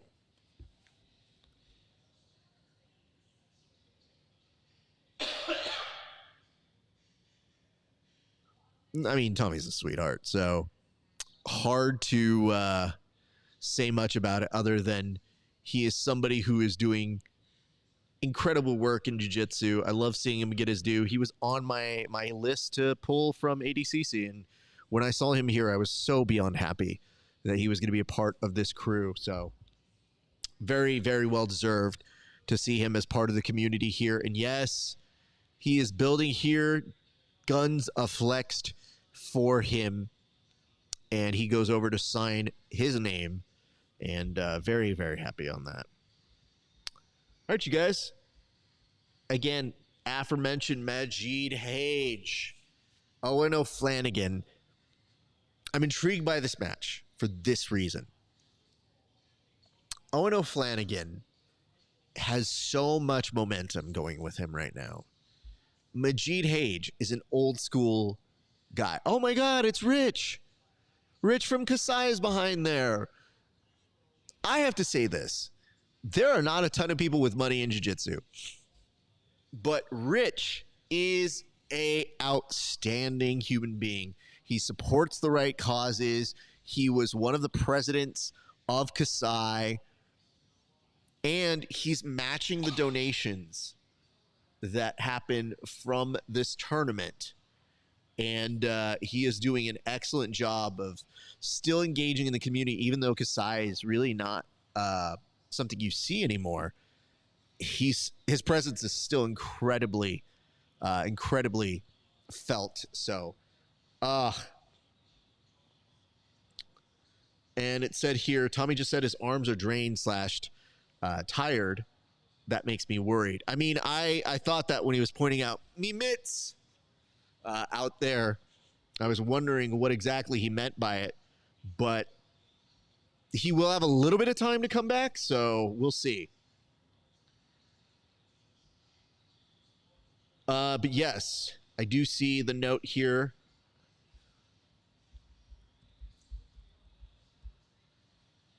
Majid Hage, 31 years old, though I feel like he's older. It's just because he's been around for so long.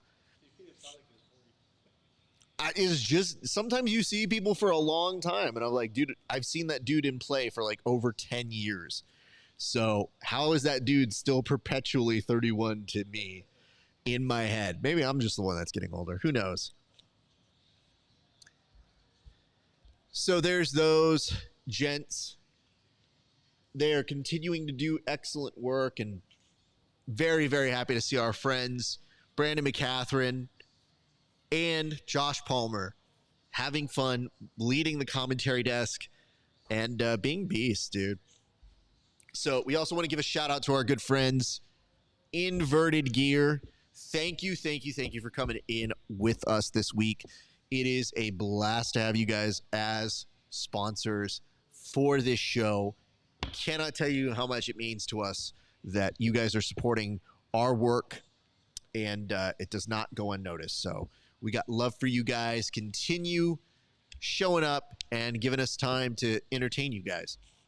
Hopefully, we will be seeing more collaborations with these sponsors in the future, but between them, Salt, Electrolytes, and of course, our good friends over at Gold BJJ, we love you guys. All right, while we wait for this match to come through, they think that Tommy Langaker is going to beat Owen Flanagan. Yeah. That's it's kind of a rude graphic to have go up. Like, I mean, I think Owen's going to do pretty well, possibly beat Majid. Odds on favorite, but you know, guys, come on. Let's not be dicks. Yeah, they just put up the graphic I think they think is happening after this match. But while we wait for the second walkout right now, we're going to go more to some of the coverage that we've been having this evening. So let's go ahead and throw to another one of the remotes that our gents out on the field have been able to do for us. And we're so lucky to have these gentlemen coming through. So we'll see. You know what? I haven't gotten to preview this, so this is going to be a surprise to you and me at the exact same time. But let's see what they have been able to find out at the floor of the CRAIG Jones. That was insane. We just watched Ty Ruotolo and Jason Nolf go to war, man. You can notice, pan around a little bit, this was bustling while we were doing interviews. Everybody in the arena went inside for that match. That was incredible. Everybody locked in. Roof bout came off the place when Ty got the submission. That was cool. That makes sense. Yeah, I could see a lot of people losing their shit and going straight from the concession stands to, Rotolo's on the screen? Yeah, I got to get back. It's literally the new Malibu Stacy. Everybody just ran back in. Got to get back. So I feel you guys. What's up to some friends? Tim Chow, Tina Haran, thank you guys for joining in. Yeah. Don't love this for Majid yet because Owen is passing the leg onto the other side. Oh, no. Don't cut to Nicky Ryan. No, no, no, no, no. Don't miss the submission. No, no, no, no. Okay. Don't cut away from the action, please. Good Lord. All right. Majid has some knee pads, I think, that are just kind of chilling there. I don't love this position for Majid. Owen O'Flanagan is too proficient in these positions. I want to see the other angle of this because I think it could be done sooner than later. Passes it to the other side. This is going to be very, very bad for Majid Hage because you'll see his hips are stuck to the ground at this point. So any kind of movement is difficult for him to make. And he's kind of almost trying to accept. Oh.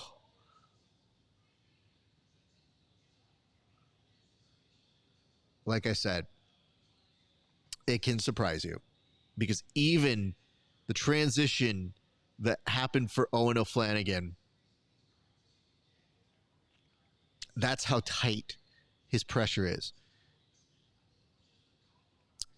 So what I was talking about is when your knees are that clamped in, even if you're not in submission danger per se, you're so tied into it that any movement you make to get out of it, there's already the heel hook, that just the slightest of adjustments and the hip in pressure and the clamp, mostly the clamp, was just enough with a slight switch of that angle, and we're done business here. Wow, man. It says, I freaking love O'Flanagan, rooting for him, as you should be, man. He's a great guy. An incredible presence. Like, if you want to talk about somebody who's like an heir apparent to Craig, it's Owen O'Flanagan. A foreigner, good sense of humor, does a podcast. Jeff Glover, who I think has more tattoos now. Can't tell if those are new or less. Looks like the white version of Freddie Mercury. And Owen O'Flanagan is now with one Alex Wendling.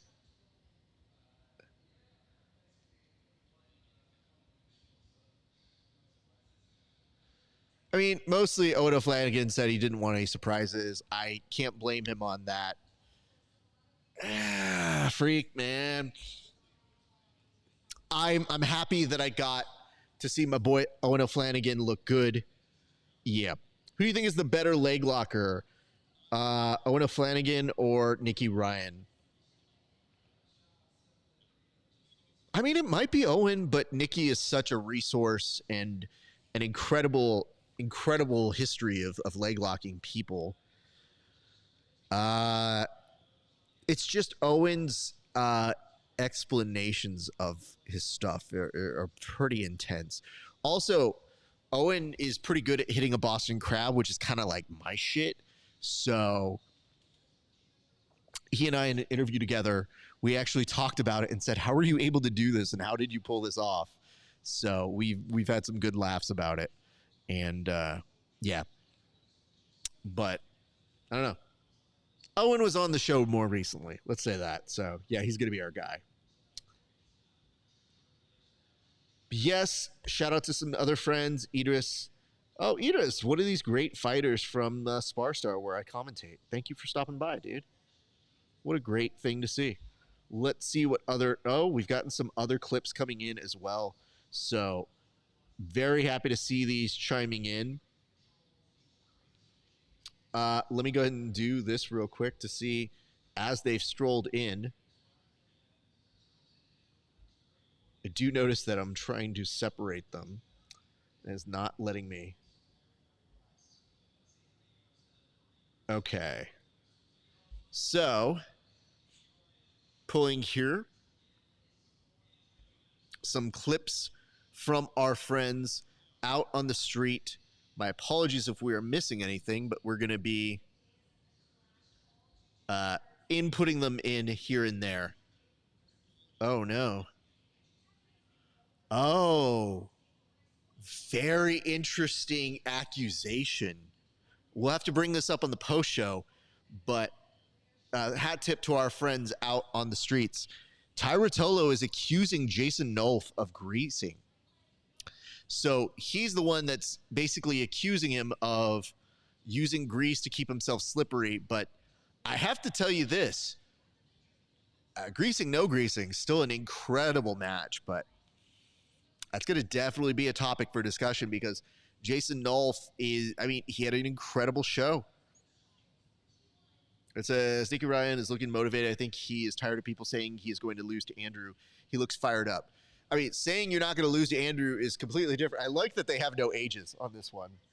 They ran out of font for the ages. But, yeah, no, they're 21 and 23 on this, under 80 kg. This will be the last one for the right-hand side before we go to the quarterfinals, which then mercifully is where we get to call it a day. But yes, my friends, it's a lot to digest here for these post-show shenanigans. And I don't know. It's hard to say. I don't think Nicky does enough interviews, and I don't watch enough B-team content to know the difference between motivated and unmotivated. I think part of that is taking a leap of logic. I think you just kind of have to watch him go out there. Nicky's been very press shy and just kind of lets, his work do it. I'm glad to see him happy. I saw this. Oh, Flanagan win. Ouch. I ain't wrong. You ain't lying there, Egg. That's a yikes sort of moment. But yeah, man. As we are keeping people posted, make sure, like, comment, subscribe. Big shout out to our friends over at Gold BJJ. We love you. Thank you for making it possible for us to be here today. Thank you to 10th Planet Las Vegas. We love you guys. And thank you to CRAIG Jones Invitational for giving us this match. Andrew Tackett, Nicky Ryan. What an incredible effort of fate that just dropped into our lap here. So Nicky Ryan goes out first. He's all smiles, shaking it off, getting the arms out. Looks like he's in great spirits with us here tonight. Representing B team. Super happy for him and super stoked to see him do his thing out on the floor this evening. So let's see what's happening here.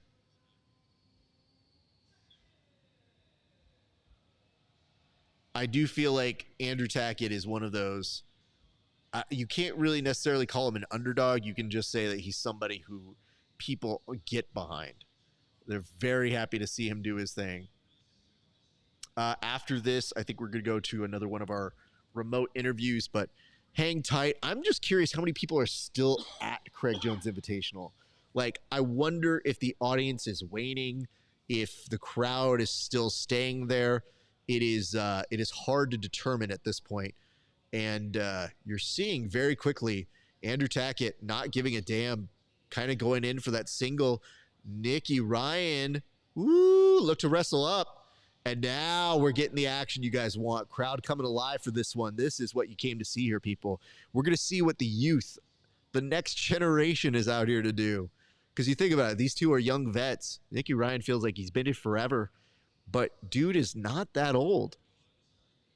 He still has a very, very long and looming future ahead of him.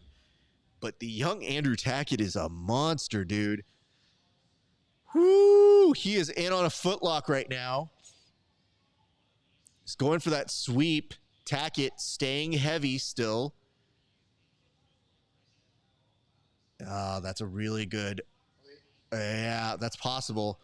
That is more than possible right now. That is boding well for Nicky Ryan. He is able to maintain this control, but the longer he stays in that hunt, the more it works. And Andrew Tackett doing an excellent job. Ooh, this is some passing drills 101. Swinging back and forth, and Nicky Ryan opts to stand back up. Great moments for both of those gentlemen and just drilling into a takedown here. One Andrew Tackett goes like a missile. He's looking for these side-by-side passes each time. And Nicky Ryan doing an excellent job of preventing a full guard pass, like legitimately making sure he's sweeping back and forth and around. On this side, Andrew Tackett trying to go, shrugging around. Maybe he's going to be able to land, but Nicky Ryan still has that knee on the inside, posturing him up, and this is what makes the difference. Most of the times you don't have gravity working like this when you're just guard retentioning. Instead, very apt use of it here. Andrew Tackett winning an award for almost maybe the best use of the pit here tonight for a standing pass attempt. It's just beautifully done. I think this is the note, and it says, just to recap the high spots of the show, Hugo lost in the first round. The Rotolo's look unstoppable. The B team is undefeated, and the Wall has given us some incredible moments. I mean, again, I'm glad that you feel that way. I want to see more use of the Wall in different settings. I don't know enough to be like, man, the Wall is a game changer. I'm like, the Wall is different. That's what we know here after 9 hours of action. Wall be different. And I've never seen anybody just literally stand still off to the side. You know what? This is rude to advertise this on my stream right now.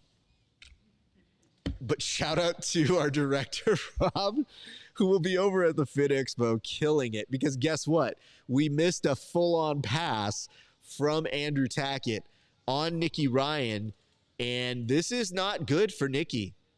A lot of people have wondered if Tackett can be a spoiler, but Nicky doing an excellent job of making sure that he doesn't stay fully passed for too long.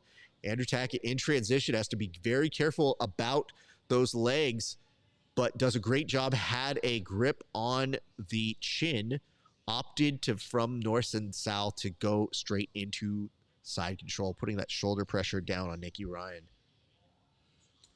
This is very, very good.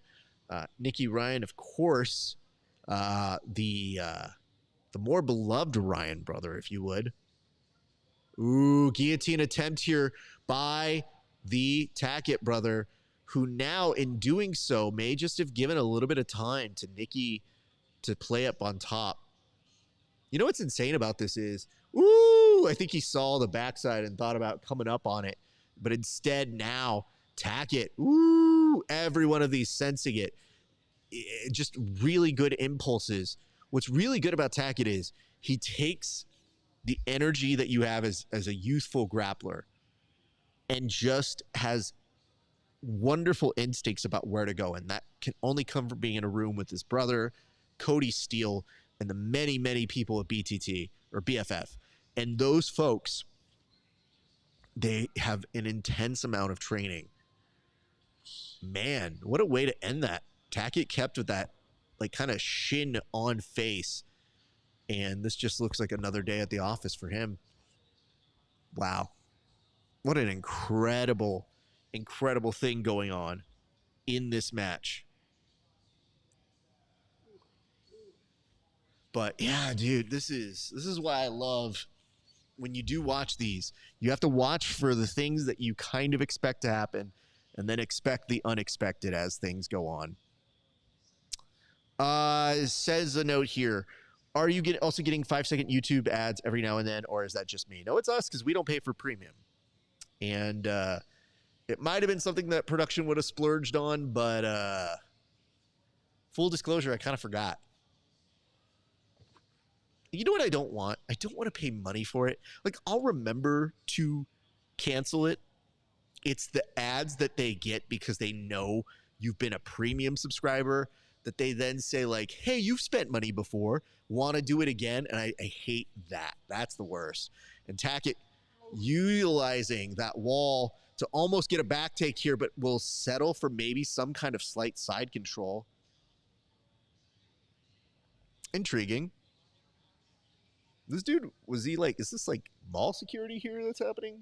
Because I've seen him make the rounds a couple times, right? Okay. I want to be like, yo, bro, we're here. We're supposed to be here.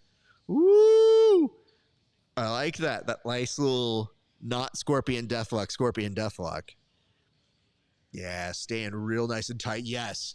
If it's $1 million, you put your shin in somebody's face. And I'm so sorry, Nikki Ryan. We love you too. But, man, that's where you want to go because you can assemble that arm. Nikki Ryan, wonderful flexibility, but not quite out of the woods yet. Shin across the face. Andrew Tackett looking to isolate the arm. He may be signposting that he wants to get one of these as an arm bar. And Nikki Ryan not giving in too easily. Nice back and forth between these gentlemen. Wow. And just effortless to the mount position. A lot of you guys were wondering who's going to be the brother to show out tonight, and the answer has been very clearly Andrew Tackett. Andrew Tackett. Andrew Tackett. What a beast. Now, completely in mount with 3:27 left to go.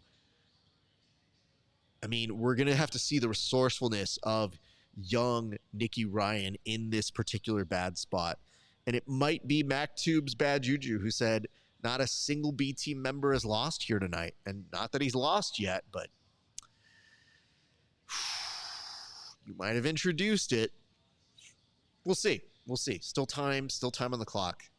And you know what's weird? Nikki Ryan is one of those people that you could have him in mount and still be like, still dangerous.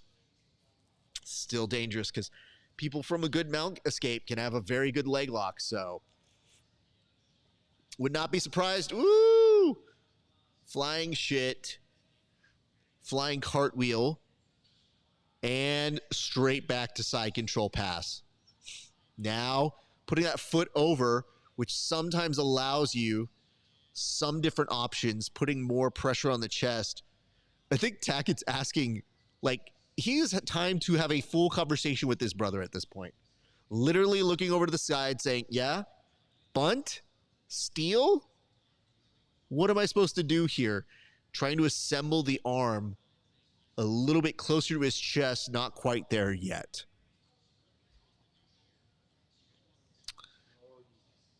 Knee to the face is straight disrespect. Yo, if it's $1 million, I'm so sorry. I might do it to you guys too. I mean, I'd have to if I could get there. Thinking about maybe even a twister at this point, but he'll settle for a back take. Now, this is where things get interesting. Nikki Ryan is going to have to work with a Tackett on his back with 1:45 left to go. Nikki is incredibly resourceful, but this is tough. This is a bad spot to be in. And you know what? It's so great to see such a great moment for Andrew Tackett. One of the last times we talked, there's the armbar that I have been trying to see out of him. He's going to maybe give it up. Oh, for a split second. Oh, return fired here. Nikki Ryan has a guillotine. Andrew Tackett does get out of it. However, he's not out of danger yet. There's still a little bit of a front headlock. 1 minute, 12 seconds left to go. This is interesting. A nice front headlock. He goes to sprawl. And Andrew Tackett shucks him on out and just tosses himself on over. What a great moment. And ends up back in North-South, asking for the audience to come alive right now. Woo! What an intense turnaround of this. And it says over this way, he's passing the guard, mounting Nikki like it's nothing. This is crazy. Yeah, it really is.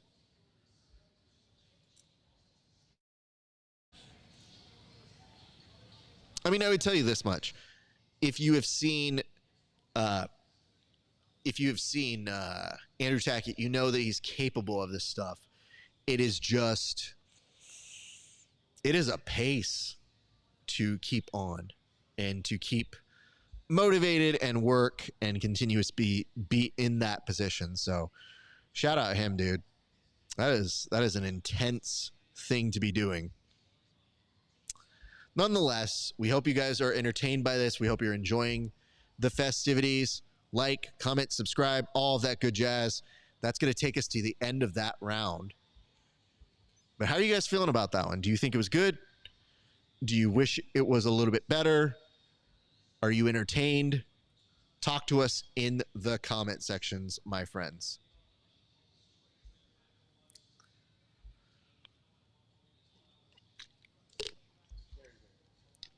Oof, so freaking phenomenal. It says Wet Willie. He's clowning him.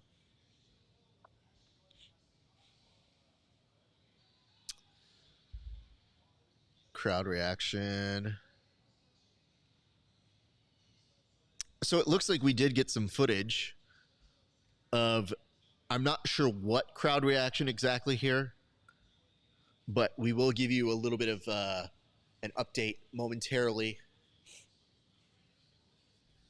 So yeah, I mean, you saw those scores all go the favor of Andrew Tackett, the red corner. You know, this is one of those things where people talk about how it is that Nicky Ryan might just get tired, exhausted from the pace. And this is the same Nicky Ryan that just a few months ago put away one JT Torres. Oh, yeah. This is great. I want to be able to show you guys the insane reaction that is happening live. So this is some footage of the crowd responding to that last series, that last back and forth. So in case you're wondering what it feels like, looks like, is like down at the Craig Jones Invitational, well, allow me to show you guys what we are seeing the people react to live between this very match right now. So take a look at when Andrew Tackett was getting the crowd.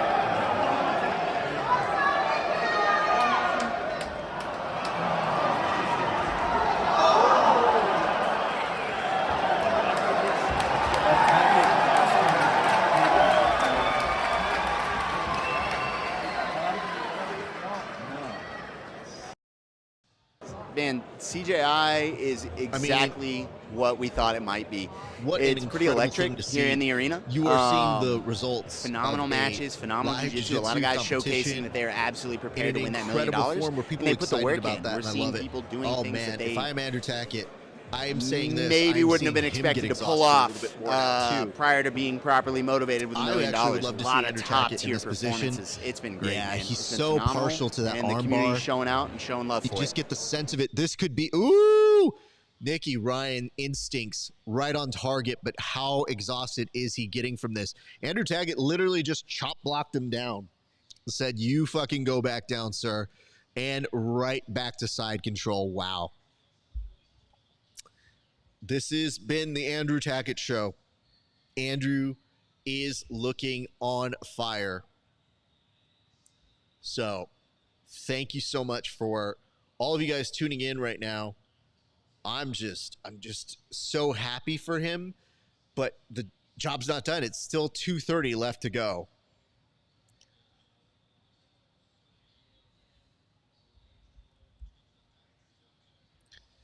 And even as we are watching this together, I hope that you guys are entertained by this incredible weekend, this incredible opportunity, because I don't know that you'll ever see this kind of a weekend again. Oh my God. Literally did a rolling thunder into him. It has to be careful. I mean, literally is keeping his arm out just to kind of make things go. I mean, I've been beaten like this in competition, and I didn't roll for 10 minutes before like this. This is not just debilitating, it's a little discouraging. Like you get a little lost. And yeah, that knee across the face, it's not something you do to your friends in the gym, or you shouldn't be doing, by the way, but it is a very viable technique. Can we get a count for the number of times Andrew fixes his hair? We've made fun of him for this on the show multiple times. I think we'll get a technique breakdown from Handsome Kevin. Yep. Right back into that arm bar. Thought about isolating for that not scorpion deathlock. Man. A nice part about something like this is you don't have to submit to make money off of these rounds. You can very much just do your thing. And it doesn't have the whatchamacallit, the oh God, what do we even call it? The EBI format. Oh, stop it. You better not. I was about to say you get a win off of hitting a necktie just for funsies. I would be not disappointed in you, sir, but it's a little too much. But yes, appreciating you guys for watching along with us. We are getting some friends of this. Abbas, thank you for the follow. But yeah, if you guys are enjoying the show, like, comment, subscribe, share, all that good jazz. Getting that last footage, though, that was some intense crowd reaction. I'm glad you guys have been able to share this. Oh my goodness. What is happening here? Oh no. What is this? Oh no. So, one thing we need to see is we're going to get a result here in just a few seconds. And you will very likely see Andrew Tackett advancing when we get this hand raised.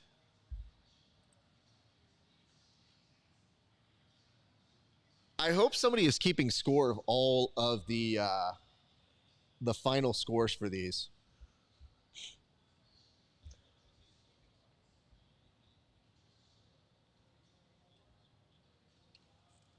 $30-24. Wow. I can't disagree with any of that. 30-24 is, man, I would have never thought those scores would have happened to Nicky Ryan. Andrew Tackett lifts him up, gives him love. And, you know, these are both little brothers. Like, they both kind of understand what it's like to have to try and emerge themselves as the shadow. And tonight, Andrew Tackett is the remaining Tackett in these brackets.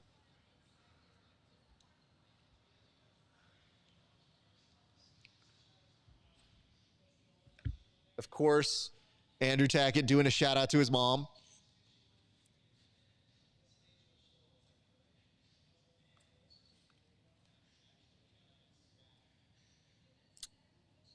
Very funny. Aw, look at him. He's giving. Wait, was that hearts? This is not hearts. I don't know what this is. This is a heart. You do this. This is a heart. Maybe it's just a bad camera angle. That's fair. All right. Let me also add this from our friends on Twitter. Thank you guys for showing up. I know Twitter is one of the more surprising ones that people do hang out with us on. But, you know, we see you guys. We appreciate you, fams. We love your support. You guys have been nothing but incredible to us all week long. So stay with us. We are going to be broadcasting all week long. And it is fun to see you guys joining us. So we hope that you're enjoying the show. The likes, the comments, the subscribes, all that good jazz. They mean the world to us. And again, I still don't understand why we're doing post interviews. So they did just mention those two were the first were to do this. Inside, love you, Raf. Keep killing it. Thank you, dude. So let me point this out to you. I'm not quite sure what transgressed here. I'm literally preparing a video that I have no idea of what happened. I am going to put it up for you, but I think I'm just as confused as to how it happened and why it happened. But when I put this in for you guys, we will now all experience this together. So let's see what handsome Kevin Sherrill has in store for us and what exactly prompted somebody to just end up on the floor. All right, guys. What's going on, bro? Just taking a break, man. It's a long-ass tournament. Yeah, I feel that. It's been a great, fantastic tournament, but you can feel it. It's a little bit long. Yeah, you can feel it. Yeah, man. I'm just my back's hurting. They should give us some pillows. The seats are uncomfortable, but hey, go CJI, you know. Yeah, I mean, it is interesting taking 15-minute matches and having more matches than there are fights on a UFC card, and there's definitely going to be less finishes, right?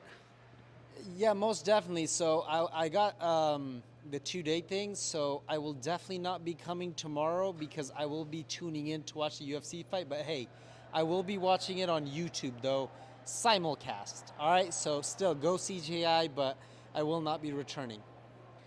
You guys heard it. He's got tickets available. You want to shout out that Instagram and put that thing up for auction, or are you good? My brother has it, so he's the one to deal with it. I think he's gonna come back. He's super into it, but I'm not as into it. So I'm more like, let's see the action, bro. Let's see some knockouts. Yeah, man. His brother paid, so it's his problem. Hell yeah, bro. Hell yeah. Hope you have a great night. Hope the back feels better. Appreciate it, bro. Yeah, bro. Okay, well, thank you for that important interview, Kevin Sherrill. You know, there's not a lot of boot camp training. You kind of have to learn how to do the job on the job. And Kevin Sherrill has acclimated himself very well to the proceedings. But you know what's weird? That's not the only video I got sent. I got sent a few videos. So we ended up finding some folks who were in the crowd and who are continuing to talk with our correspondents. And it seemed a little bit later that Tim ran into one of those individuals. Let's see what it was that Tim had happen with him when he ran into a friend in the crowd. Bro. I like your hat. I love your hat. You want to Yeah, let's do it. Let's do it. Yeah, I'm 3 sheets to win though, so it is what it is. That's all right, man. Yeah. Live here at CJI with the one and only Clay Haywood, my brother. First of all, nice hat. Very good taste in headwear. I appreciate that. Made the trip out from Nashville. Yeah. Overall, so far, what are your thoughts? I think we were right when we talked last week that the format can get boring for the heavyweights, but by God, Levi Jones Leary, what the fuck? The upsets are exactly like we thought they would be. This is exactly the event we thought it would be. It's perfect. Who's going to win right now? We got Joseph Chin walking down the ramp. He's going to be fighting Andy Varela. Yeah. Who takes this one and how? Chet on points. I mean, I don't think it'll be boring, but I think it'll be like a technical battle from a perspective of who can dictate pace. That's my thought, yeah. Who's going to win $1 million? Andrew Tackett. Andrew Tackett. What about for the big boys? Nicky Rod looks different, buddy. He looks fucking different, buddy. Can anybody beat Nicky Rod tonight, this weekend? I don't know, man. From what we've seen so far, can anybody beat him? I don't think so. It's different now. I think with Dima on the camp, they have a real coach. They have a real pacing. I think it's different. I mean, it's just a different guy. He always needed a coach. That's how I feel. Are you going to ADCC? Fuck no. This is the first guy that's not going to both. No. I'm sticking here, dude. Craig v. Gabby, who's winning? I hope Gabby fucking breaks his legs. Gabby's breaking his legs. Yeah. Did you see the kiss? I needed one, too. Was it real? There was no tongue, so it wasn't real. It was a Hollywood kiss. Yeah, it was like for the screen. Was it a Hollywood reaction, or was that a real reaction? That was a Hollywood reaction, but I think there's some like realness in it a little bit. You know what I'm saying? I think that's what upset her. That she liked it. She leaned in. I'll lean in. Craig's a good-looking guy, right? Dude, I'd do it. He's got a lot going for him. Back to you. Well, listen, I'm so glad that the audience is on pins and needles. Craig, Gabby, a real will they, won't they? But nobody ever asked, should they? Because, like, I don't think they should. You know what I'm saying? Like, I think we good. We should probably let them bygones be bygones here. So, again, thank you guys so much for that. We also have another correspondent piece that I would love to share with you guys here when we get a second. And you know what? I think the second may be now. So what we're going to do is we're going to show you, you know, our correspondents really go out of their way to get the full experience. So if you haven't had the chance to truly get immersed, don't worry. Kevin Sherrill himself is making sure he's bringing the experience to you.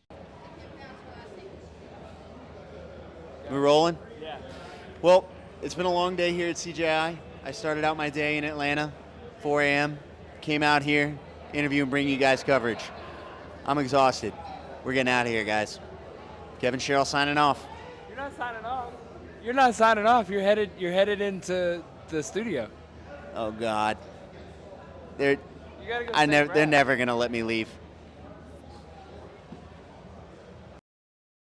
This dude's asking, and they're never going to let me leave. You think I've moved?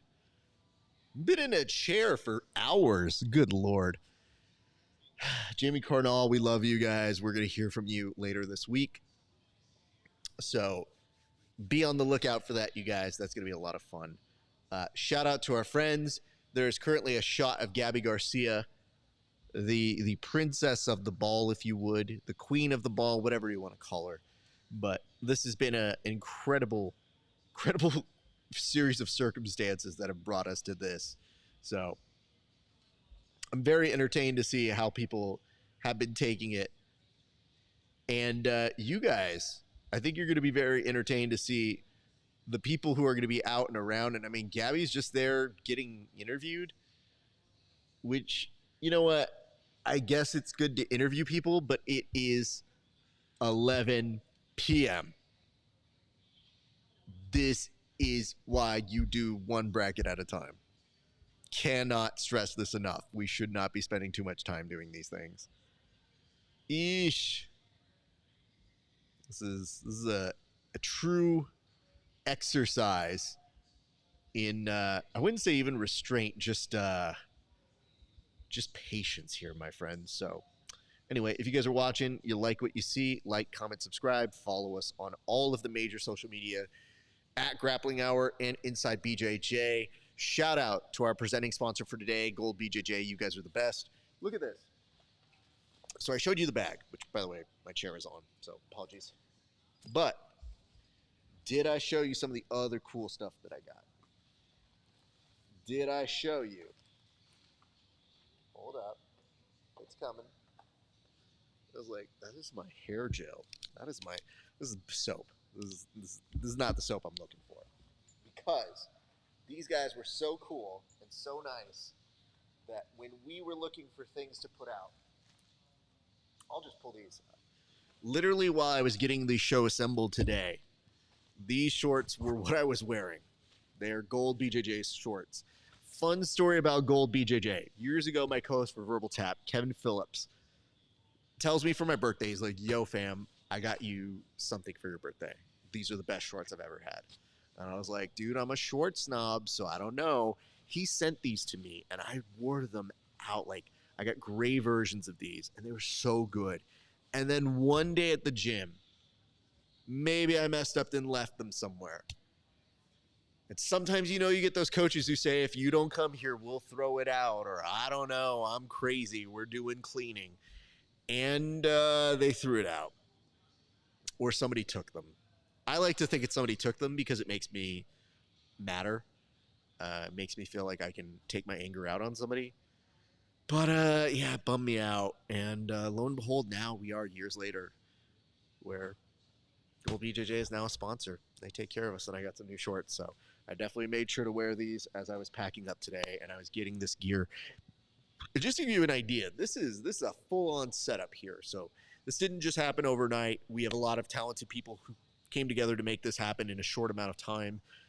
Mostly we had a lot of things working against us, but that's just production. The best laid plans, people. So we had a lot of people who came here, and I want to do some shout outs to a lot of those folks. So shout out Egghead here, super great, super instrumental, super helpful. We also had Tim Freeman. We had Kevin Sherrill, who made his way from Atlanta after a flight got canceled and still ended up here on our doorstep. Cannot be happier about that. We also have a young man by the name of Ben who's been helping us out, and just a stand-up kid. Really, really nice. Got me some fucking bars and made sure I wasn't going to die. And, you can only ask for those things every once in a while, but he's been delivering.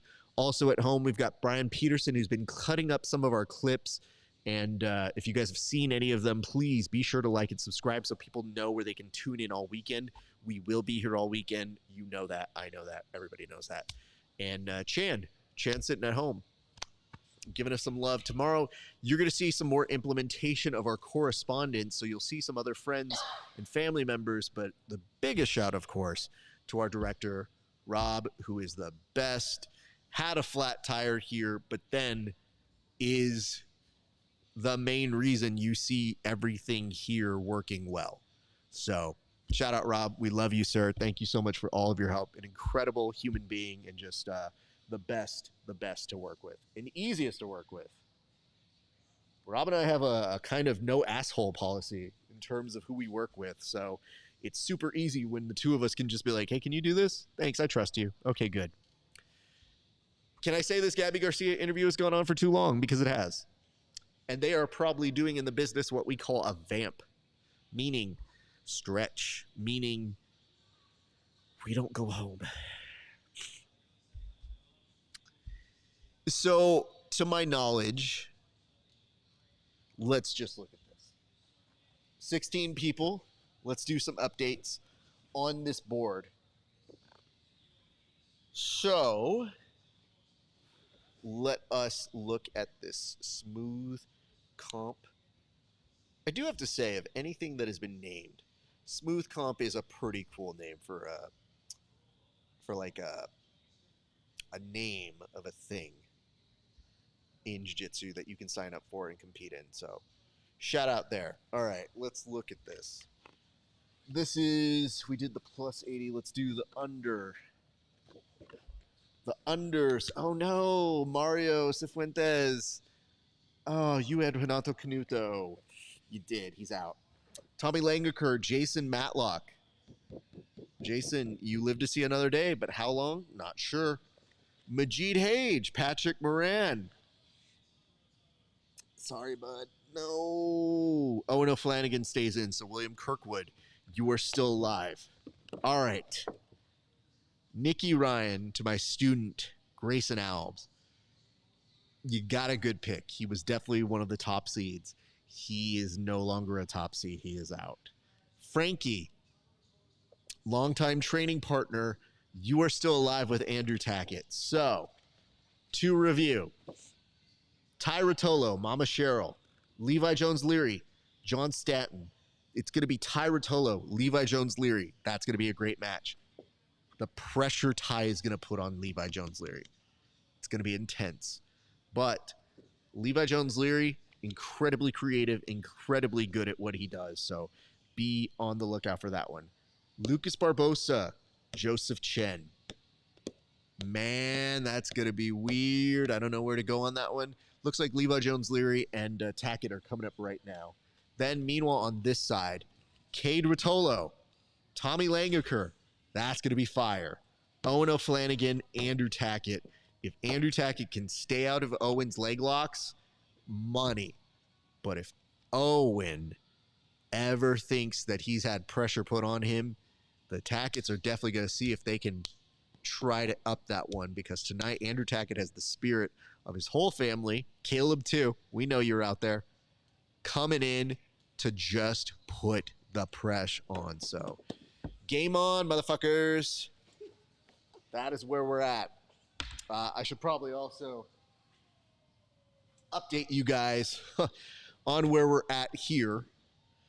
So where we left off a little while ago in the past matches, show completed matches as well.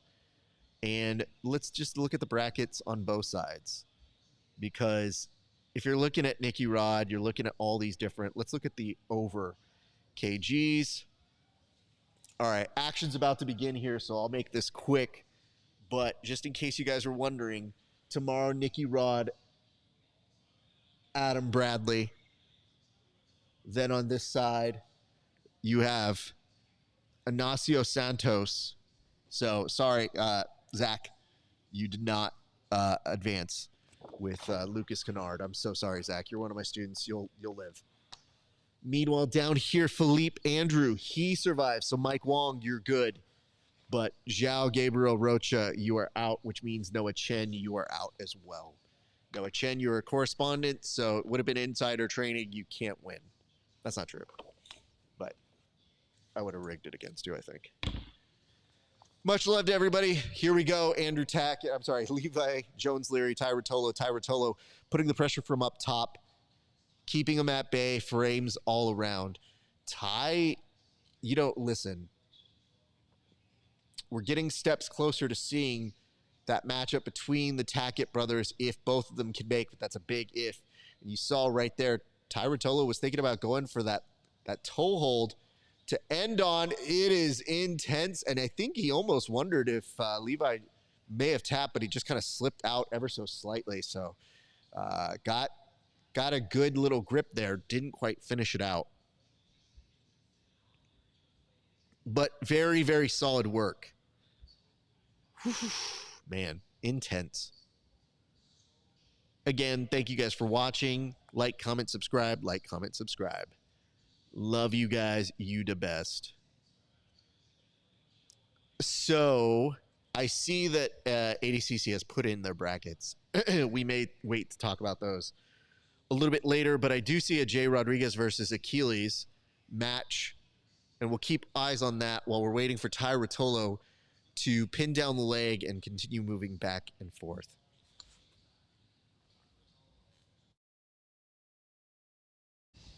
Okay.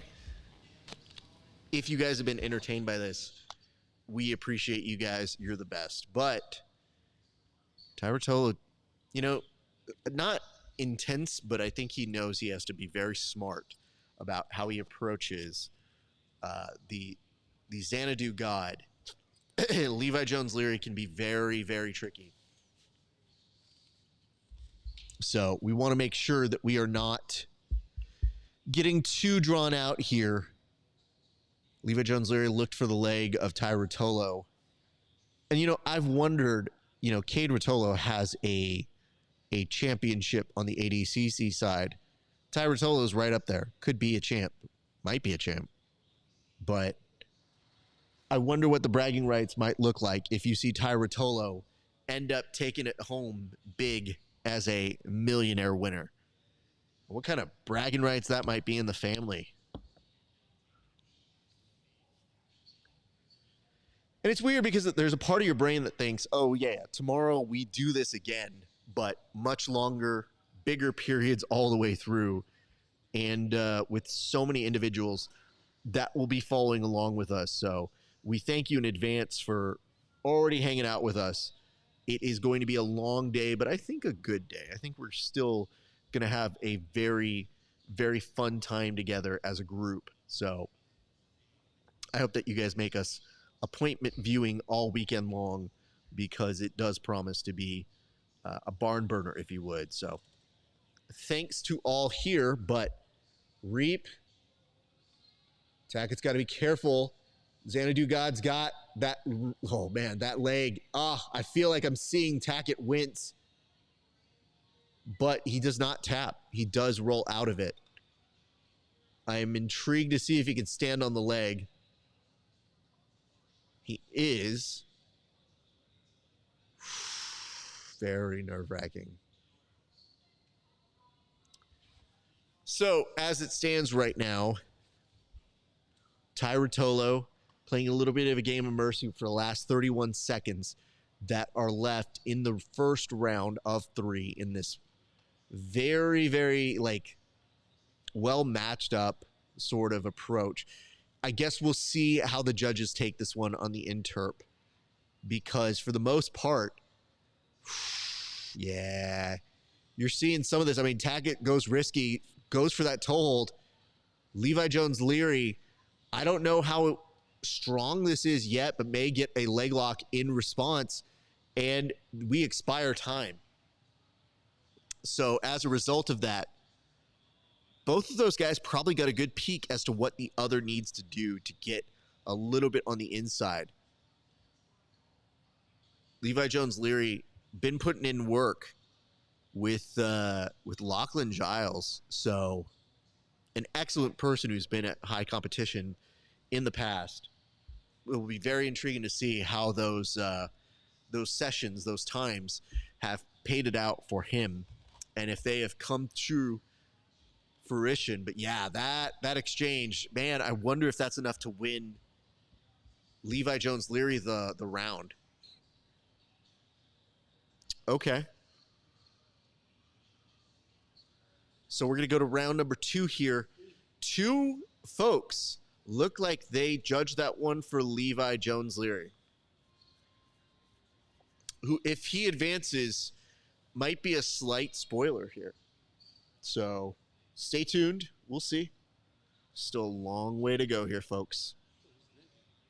That's what I had wondered because of that exchange. And then it begs the question, if he's limping and his brother knows that and they still somehow magically go to each other, you're going to be like, hey, man, yeah, keep going. You're great. No, put yourself in another leg lock, but I hope you win.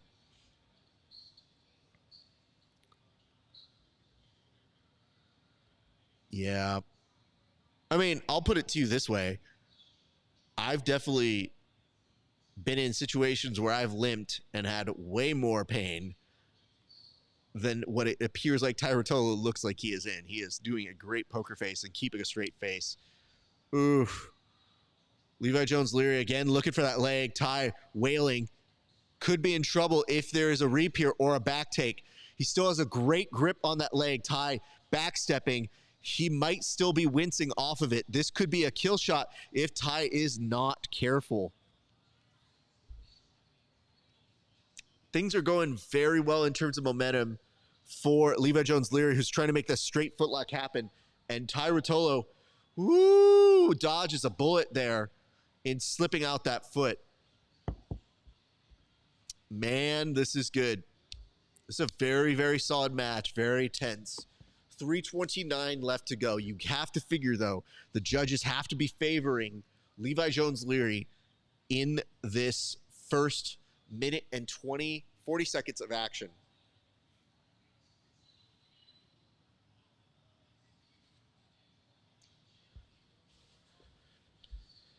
Levi Jones Leary scooting up closer to Tai Ruotolo, trying to get some coverage here. Tai pushing him down, wanting to see if maybe he can be the aggressor now because he has some time to make up for. I see this note here from Jason Matlock, which says, you're a champ for still doing it. I mean, I'm alive. You're good. Tai is trying to hold a leg locker and previously tried to wrestle a wrestler. That's just how these guys live, bro. If Levi beats Tai, is it a bigger upset than Hugo losing in the first round? No, the shock of Hugo losing in that first round is huge. The Ruotolos can be beat, but I think you are going to struggle to do that. So, all things are possible through my gotch. Just to say, it is always a possibility. But yeah, thank you guys for tuning in. You guys have all been incredible friends and fans of the show, and it has definitely been a very fun beginning of our day, our coverage, our week, if you would. So we hope that you will be tuning in with us all throughout the weekend. And just remember, you can always show some love to your friends here on the show by commenting, and subscribing. It's the easiest remedy for us. And, it doesn't cost much to do that. It's actually for free $99. So, thanks in advance. But yeah, we've been enjoying our coverage here today. We've been enjoying you guys following along and basically chilling out with us all freaking day.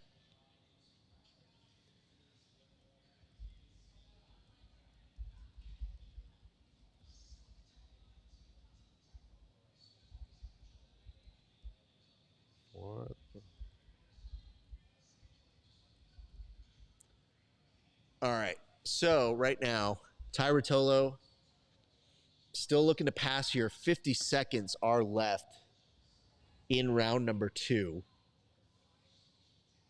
I mean, man, I wonder what Levi Jones Leary was working on with Lachlan. What an apt person to strengthen in your leg lock game with. It's he's like, dude, I'm going to go to one of the few wizards there are in this world and make him my shaman for my $1 million quest. Ooh, nice reversal here by the Xanadu God. I mean, I'll say this. Injured, not injured, whatever it may be, Ty is always down to scrap. It is an impressive feat here between these two gentlemen. Ty Rotolo probably looking like he is behind right now. Well, he was behind the first round. Yeah, I have a feeling it's tight. I think it's going to 2-1 on this one to tie. So he'll have stood up more. But, oh, can we do a solid? Can we change that camera to be pointed back at Senor Kevin here when we get him in a moment? But, yeah, it has been a back and forth match. Just intense work here all around. But even when he's down and out, he's not down and out. So you got 1 5-minute period, and that's actually going to be advantage to that. But J-Flow seemed to be more impressed with one Ty Rotolo, which I don't know that I can say I see on this one, honestly. I felt like that one was a little bit more toward the benefits of one Levi Jones Leary, but J-Flow's a beast in his own right, so it is interesting to see that. Have we seen Miha's judging criteria, or is he like a backup judge? I haven't seen any of his. I thought he was a judge there this weekend. Miha's had some rounds he's judged. He has, okay. I don't know how much I paid attention to what's happening there. They are. I mean, I know for sure they're rotating him. I just feel like I haven't seen him at all comparatively. The interesting calls, J-Flow's contradicted a few other judges a couple times. Yeah. And I thought it's been really interesting, a couple of them. Am I hopping in? Yeah, you can hop in. Welcome back, guys. Hold on. Let me put you on properly. And then make sure the people can see you. Okay. Let me go ahead and zoom in slightly here. We have a returning voice. You might have heard it ever so slightly. But now you'll get to put name to face.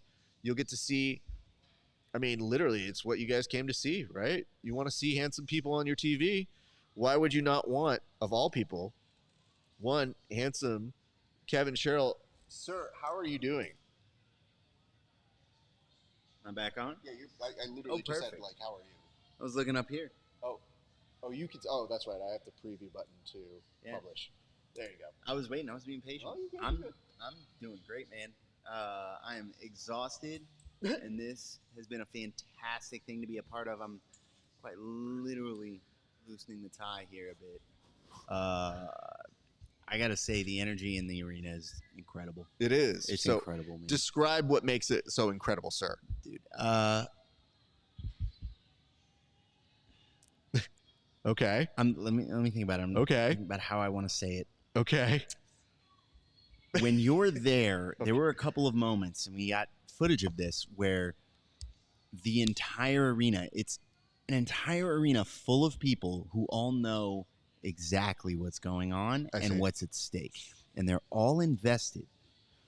So there were a couple of moments where the entire arena went silent, and quite a few where it all erupted. Interesting. Where did we have the eruptions at? The big one was Ty Rotolo latching on the big double leg off of Jason Nolf, and Ty Rotolo latching onto his neck. Levi Jones Leary getting the submission on that inside heel hook. Yeah. Whole place top blew off. The Nolf Rotolo match was really interesting because just before it, it was like a shopping mall in there with people moving around, bustling, whatever. Everybody's doing their own thing. It was hard to stop people. People are, hanging out, cutting up or whatever. And then we walked out just before the decision was announced to go set up for more interviews. Okay. And it was empty. Oh. Everyone was in the arena. There was nobody in the halls. And you have an entire arena full of people who are 100% invested and know where they need to be and are watching. Man, it was very interesting.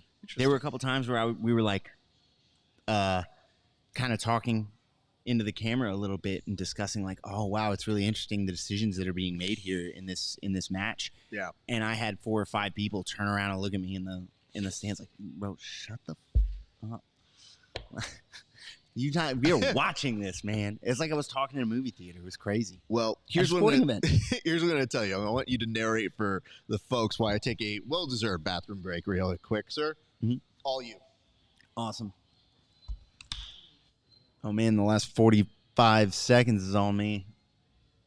Dude, we were told by the internet and all of Levi Jones Leary's friends that he is going to be a problem and he is going to go on a tear and nobody is stopping him this weekend.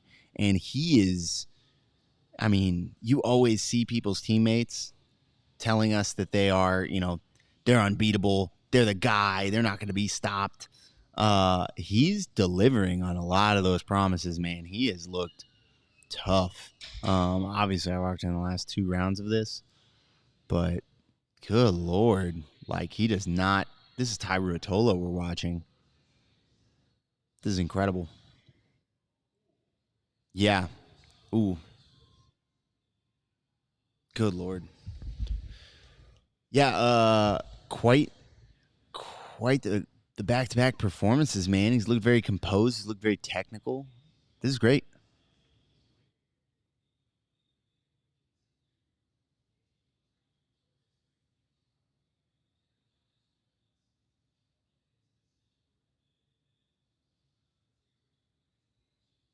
How you feel, man?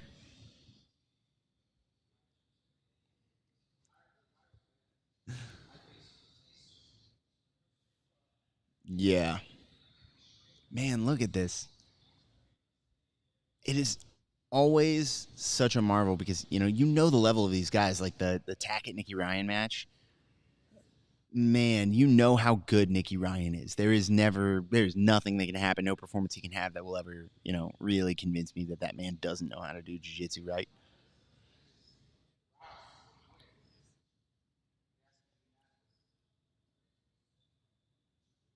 Let's watch this decision.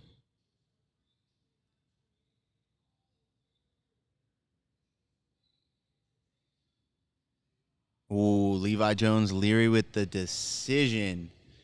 Man, he's looking like a monster. He's looking like an absolute monster. So he's got the winner between, pull out this here bracket. I apologize for not having my marbles together, guys. I'm running on about 24 hours straight. It's been a phenomenal 24 hours straight. He's got the winner between Barbosa and Chen. And then we'll have Cade and Tommy Langaker. And Owen O'Flanagan versus Andrew Tackett. Ooh, that's going to be interesting on the other side. Oh, man. Let's see if Owen O'Flanagan can slow down Tackett's pace, man.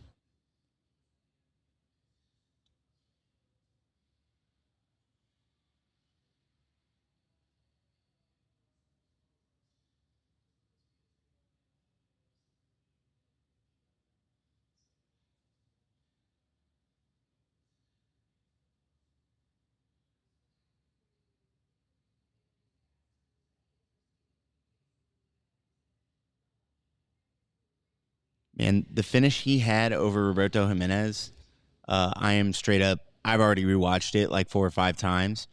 Recreating that is going to be difficult. It is so technical. I'm like, there's 3 or 4 transitions there where I'm like, oh man, that's a new, oh, I didn't know you could do that. Oh man, it's just so slick.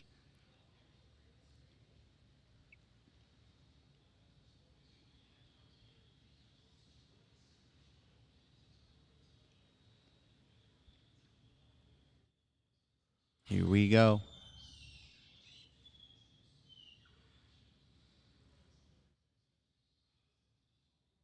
Writing his name into the history books. Just like all these athletes, but...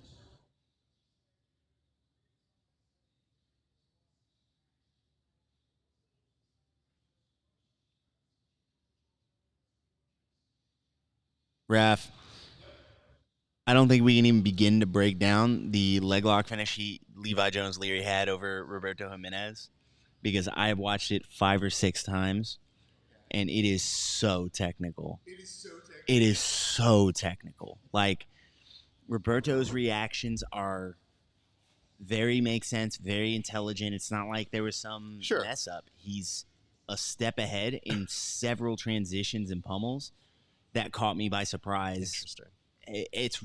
It was hard to follow. And then I just sat there and watched it on a loop for a minute, watch each individual one. I was like, oh man, that's slick.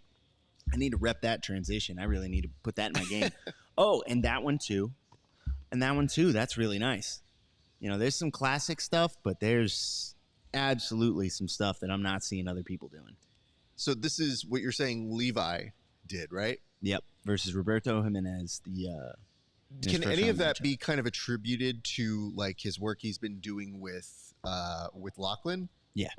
Okay. Absolutely. Okay.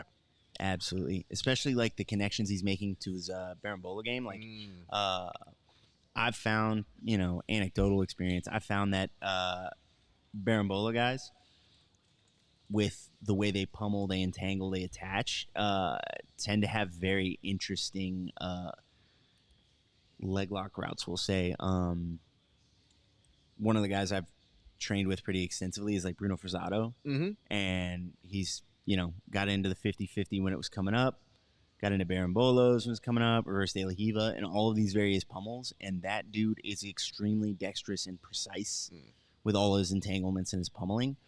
And I feel like Levi Jones Leary is like the modern level of that. This is going to oof indeed. Oof indeed. I don't know what to make of this, because let me go out to a double shot here in a second. I feel we're looking at Joseph Chen versus Hulk. Yeah, I feel like these two individuals are just, they're very different. And I think that's what makes it so wonderfully compelling to, I don't know what's going to happen here. Like, as I've been watching this action, I've been able to predict some things. But this is one where I go, uh-oh, I think I've run out of words for these two. I think these two are too dangerous in different ways. I think Lucas plays a very calm game, but Joseph is calmer. The zen he had in his last match was the perfect anecdote to getting caught in a match that most people were like, I don't know how it's going to go. And he was like, dude, he couldn't have been more chill for somebody who was such a threat. So composed. And like had his guard in serious danger several times versus Andy. And just at no point did he seem, there was a couple times where like Andy was, one little elbow pummel away from finishing a leg drag and being, on his back or in side control, and just absolutely couldn't be rushed to recompose his guard, and then got his guard back. But you see Andy, who is a top tier competitor, when he would go to his corner, it's like in a fight when you see somebody who's starting to get dejected, they're getting a little discouraged. And then you saw Joseph, who was just like, oh, I'll have some ice in that. Where are we going for food afterwards? And you saw this look at Andy like, Joseph approached that match like it was a foregone conclusion, which is staggering. With the caliber. Maybe that's what you need to do, fam. Like I think you have to. I wish I had that composure and that it worked. I feel like I have good composure, and then something happens, and you go, "Oh, the fuck, this doesn't work. This is dumb." Mm-hmm. But when I saw it with him, I go, "Okay, the dream can exist." So here's what we're gonna do here in a second. We're going to let Lucas Barbosa come out, and then we're going to get to some live reactions here from our good friend Tim Freeman, who's still out there doing interviews. So we're going to watch a little bit of this match, and then we'll actually cut away. But for right now, we're keeping eyes on it. And still have to say, big fan of Barbosa using this music. Stardust, most people don't know that one. That was the precursor to Daft Punk. So it is it comes in with some territory here. But is this a new rash guard for Luke? Okay. Yeah, he had a white one on last round. Think he's got a different one every round? I mean, listen, dude, I would if I could. That used to be big in wrestling. They Oh, changed yeah? singlets in Yeah, between yeah. rounds. Yeah. They'd swap out and have a different one for, first round, second round semis. How many singlets? Like, has somebody done like 3, 4 singlets, or like, is it just 2? No. Like, so when I was in high school, the big thing was having a different singlet for every round of the tournament. Okay. Only for big tournaments, though. Right. Like, it's a little cringy to do that for the local whatever mom and pop thing. Although it would be hilarious to be like, sorry, douchebags. Yeah. I'm here. So they drop out, and it's usually a white singlet in the finals. Okay. But like the round before that, you go for something maybe vintage, a little retro. And then the round before that, you're wearing black or whatever. And like you sit there and you work your way up. So I don't know. Okay. Good to know. Well, Because I will say this, as somebody who didn't wrestle growing up, we had a wrestling sponsor. Okay. And I think I have it in my car, in my bag, so I'll show you this later. But when they sponsored us, I saw this singlet that was so pro-America that I looked like you could have gotten it at an Iowa truck stop. And I was like, this is the best thing I've ever seen. Give me one. And he's like, yeah. I was like, I don't really wrestle, but like, I want it. And so he sent us several singlets. And I was like, we're not really a wrestling show, but we do enough pro wrestling stuff where it'll make sense. And we'll figure out a gimmick for it. And I have to tell you, a homie and I, we try it on, we get it ready, and then all of a sudden we're like, you know what? I was like, I feel compelled as we're training. I was like, I have to get a takedown. Like, I've never felt that compelled, because once you had it on, you were just like, oh, I'm just a regular jiu-jitsu guy. I can pull guard. There's no problem. I put it on. I was like, under no circumstances am I pulling guard. Yeah. And it was just a mental thing. So when you sit here and talk about, what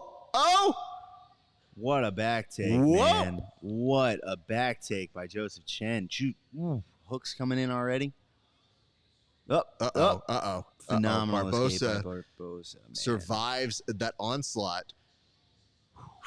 Man, that was deep trouble for a second. Hey, man, I was sweating bullets that one for him.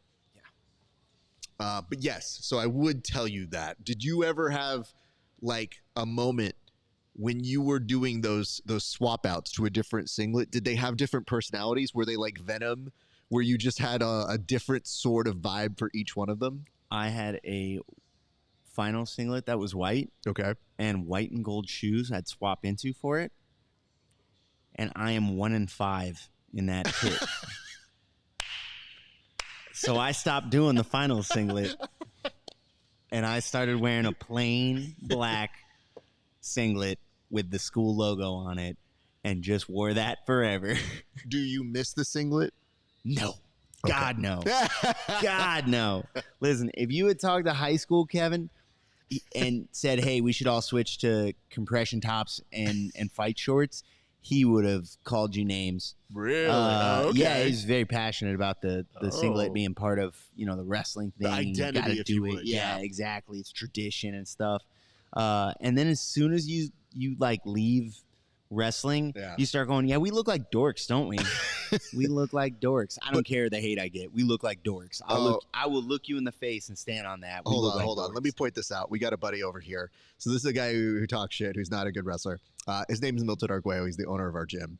And he says snooze fest. So he's like throwing some shade here because he's been like, oh, it's not interesting. And he's like, man, look how fun and fascinating this jiu-jitsu competition is. And it's like, I don't know how to tell you this, buddy, but some of these have been more compelling than most things you've ever seen.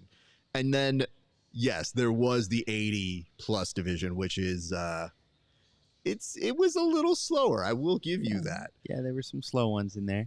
But, I mean, the nice part about it is, I don't know if you ever watch a UFC fight night, but I love when people are like, oh, this is a snooze fest. I was like, you've seen Apex shows. You can chill, sir.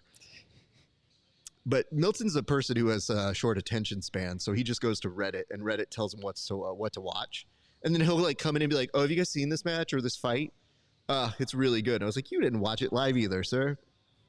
You are on no leg to stand on here. Man, watching it live is a different kind of commitment. I absolutely there's cards I won't watch live.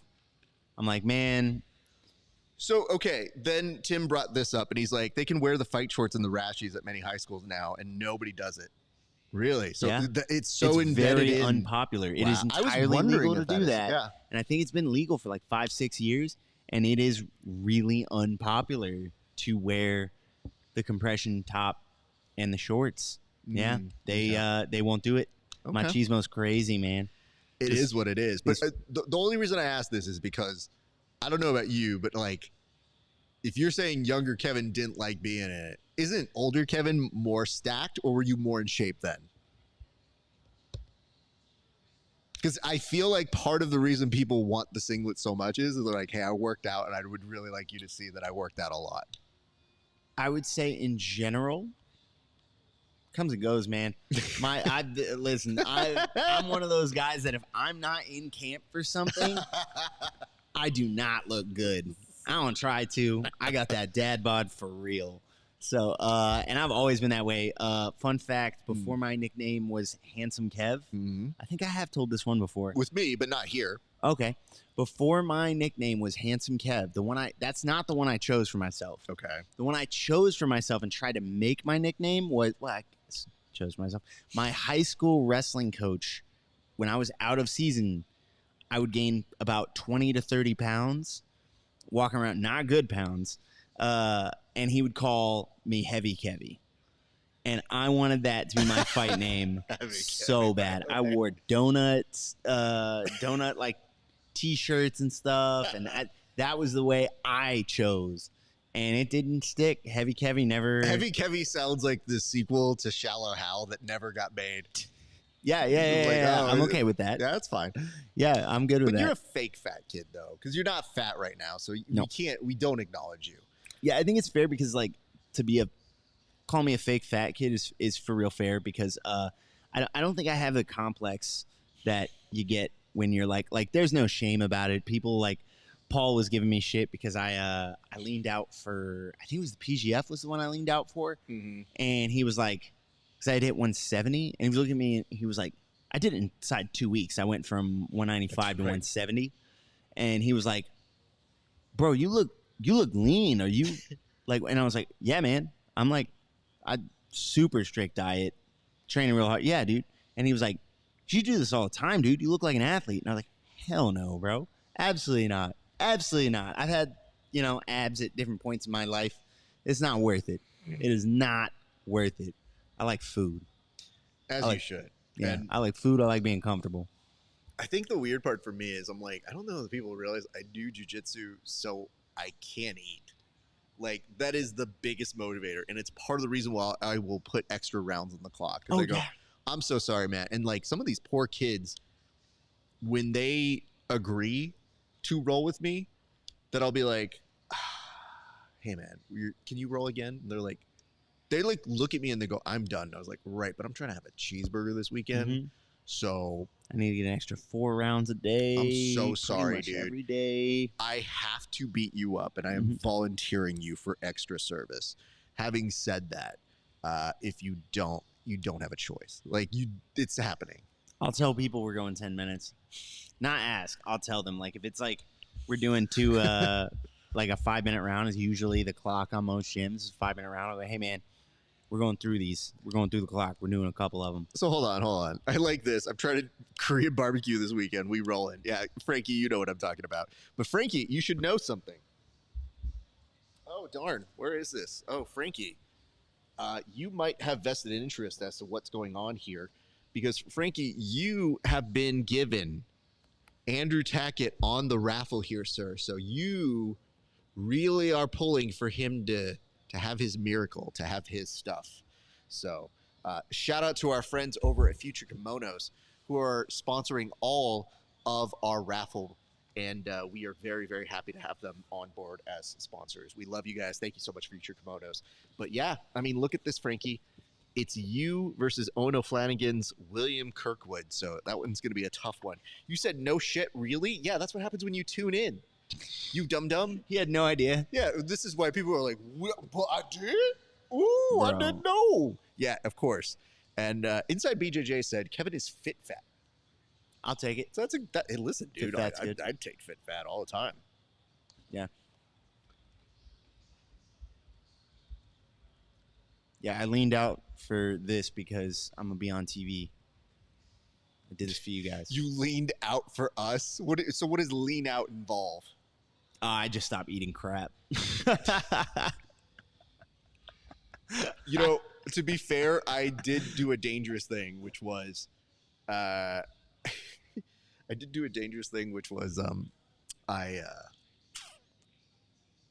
just took my suits to the cleaners, but I didn't see if they still fit.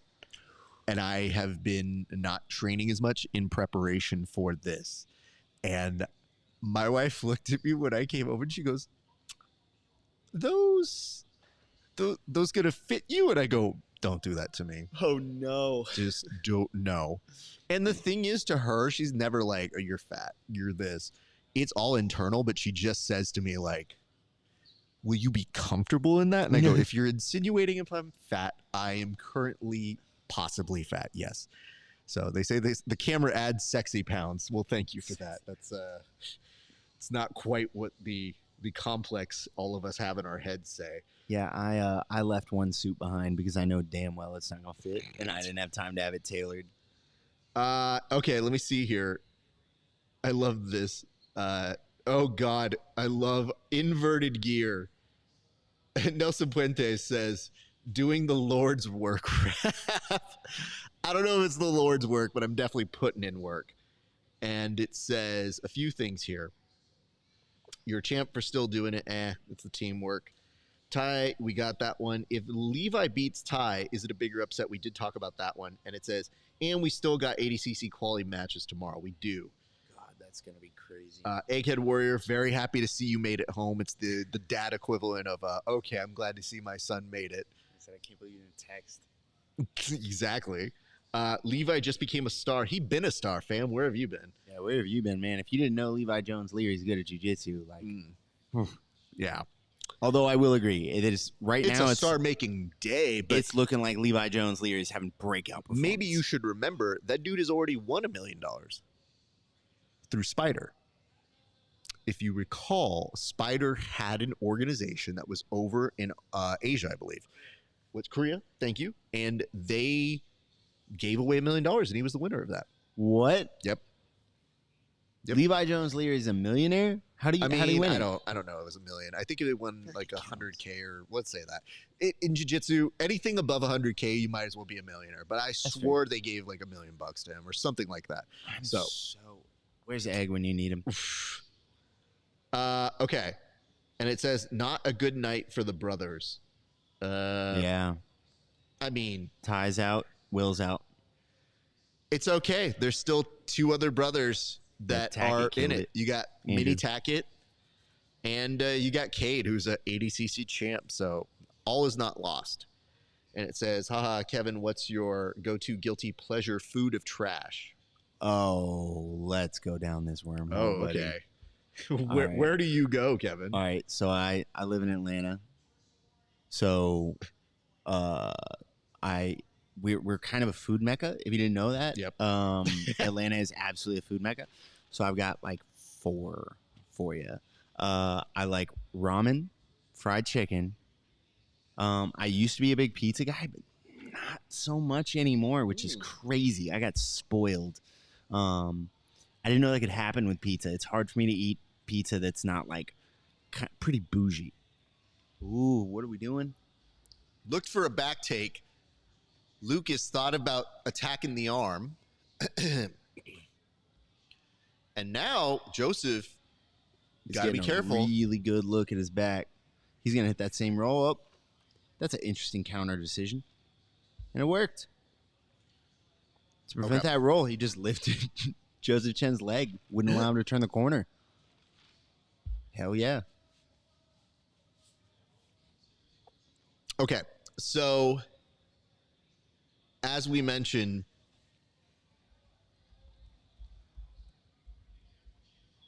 this has been a fascinating kind of exploration to happen, where people have been using that edge very well.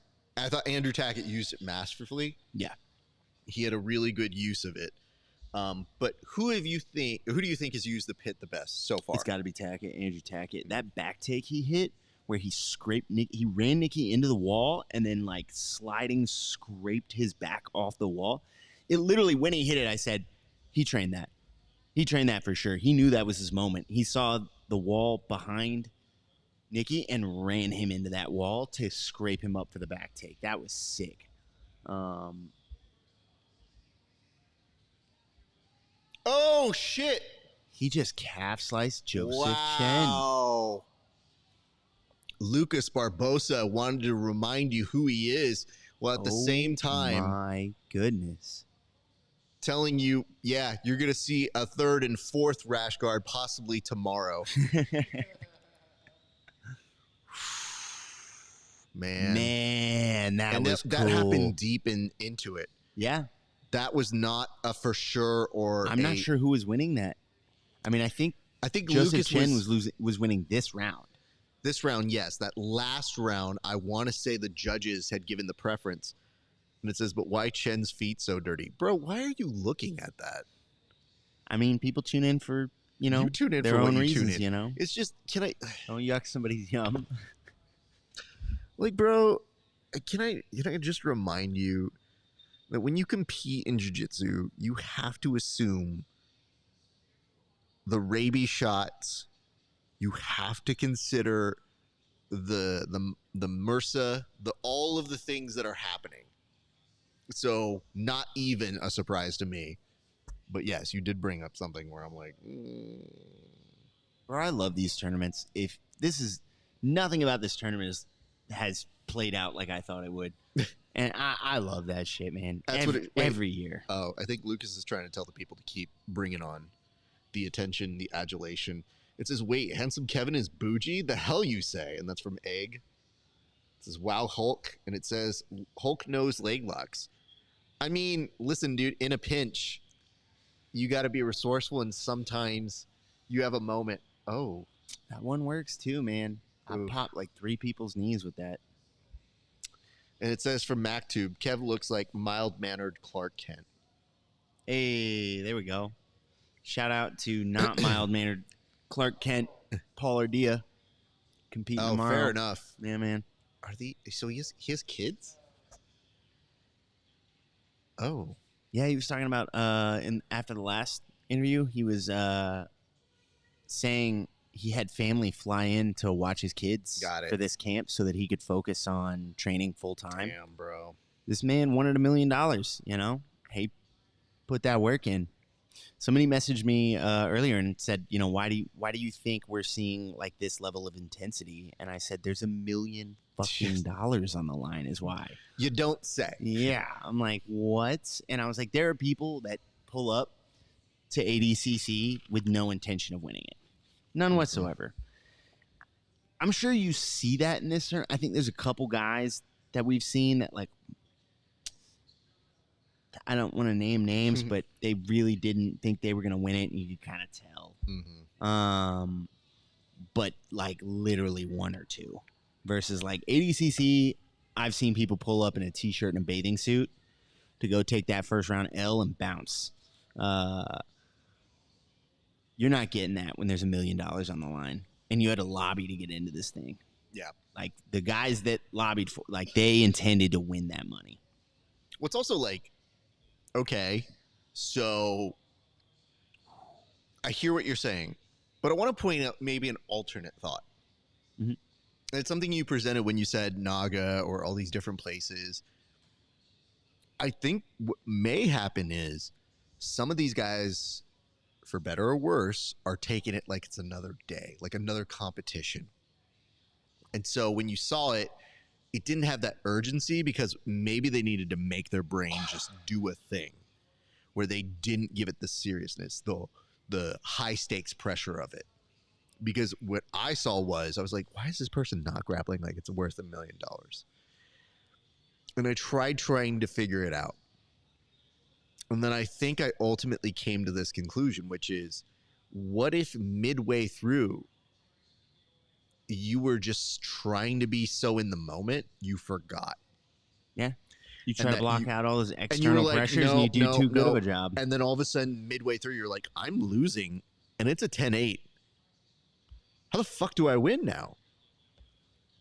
If you drop 2 rounds, good luck. Yeah, dude. And especially how comfortable everybody's going. So, speaking of the brothers, we now go to Cade Rotolo, who is going to be taking on the spicy Tommy Langaker, who had a very good match. Tommy looked very solid against Hanato Canuto, who, to his credit, knew he was going to go out on his shield and started throwing in flying shit for he threw the shit's fix. sink at Tommy. Like, which is what you expect out of Canuto, man. Like, he threw the sink at Tommy. If I had a sink, I'd throw it too, but I do not, my friends. I do not want your YouTube survey, you dick. Tommy's looking tough. Cade's looking tough. This is one of those where both these guys look like they're at the top somebody of who their just game. went out is one of my students, Angel Avilia. Bummer. Joseph Chen was supposed to show out, and he did until now, which he didn't, which he's out. So, damn, he's out. But Bryce, you're looking alive with Lucas Barbosa, so looking very good there. And, oh no, Mama Cheryl. Yeah. No, I didn't think I was about aware. that. I thought about it. I wasn't aware, and I have the board. Did you text her? No. I told her she's got a great Pokemon. But I can't be the one to tell her. I gotta let her down now. Yeah. I think they're asleep, man. It's like, well, don't lead off tomorrow. Just mention it. I think it's like 3 a.m. back home. It is. Don't text her now. She'll wake up too. But tomorrow, let her down gently. Oh, I don't. You know what? You have to do it. I have to do it. You're gonna make me do this? Yeah, you have to do it. No, Raph, it's my dog. I'll do it. The worst part is he drew it out, so now he has to be the person to draw it off. All right, let's turn this around This so is you guys so can see sad. while I do the honor. Yep, please do. Goodbye, Ty. Oh, You had a good run. Sorry, man. oh, that one hurt, man. Yeah, I'll take it back. Thank you, sir. The wonderful handwriting of Kevin Sherrill, I should say. So, one of the many talents we have found, in addition to flying airplanes. Flying airplanes. Listen, I'm not saying you should hire me for your commercial airliner, but if we were ever on a flight together and they were like, oh, God, something happened to the pilots. Can someone fly this thing? Yeah, I got you. You can. It's so funny. I'm not going to be your first choice. Find somebody licensed, but I've done it before. I've yet to crash a plane I've landed, You know what? Batting 1,000 so far. Hold on. Should not be a selling point. Like, it's better than I've crashed one. Okay, well. What do you want? I'd prefer. What is that? I like pilots that don't crash. Like, what are we talking about here, bro? Okay, great.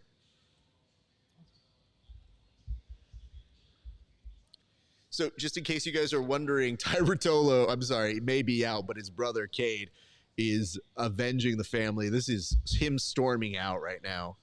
And I have to say this. I don't know this for sure, but I think the stands are depleting a little bit. I think people understand it's going to be a long weekend, so they're already starting to head home. So, you may be seeing... Ooh! Did we almost had our first out of the pit. We almost did. God, we were a toe away from that being our first out of the pit moment. I was very nervous for everybody involved. As a reminder, you guys can like, comment, and subscribe. We appreciate y'all for tuning in, hanging out with us. It has been a long-ass day, y'all. Woo! I don't want to be that guy, but look at Tommy and look at Cade and tell me why Cade is pushing Tommy around. Because one thing that the Rutolos do incredibly well is they use distraction. So they use a certain form of aggressive distraction where they approach you so fast it disorients you, and then before you know it, you're like, am I in a Darce? Yeah, they also, the very second you push back into them, they're snapping you and looking for your neck. Yep. So people are hesitant to push back. It's just wild to see because Tommy is absolutely massive compared to Cade. Facts. I just like to think of it like this. If you're facing a Rotolo, you almost, like, especially with Cade, you almost feel like, well done on the takedown, but is it worth it? Let's find out. Oof. You almost feel like you watch that you're in a twister. Oh my God. Oh my God. What is happening here? Wow. I don't know that I've ever seen anybody transition like that from starting that Clarko Plata. Good Lord. They are creative, man. It's also a mastery of knowing what your body does. Yeah, it's almost like it's not a technical mastery. It's understanding the body. It's your body more than the move. Yeah. And then when you fall into things, being very comfortable to say like, oh, I'll make this work. Yeah. Half the time I fall into shit and I go, uh-oh, I ended up badly. Where am I? This did not go well for me. How do we get this back? How do I go to a place I'm more comfortable? Yep. As opposed to, let me run what I got. Yep.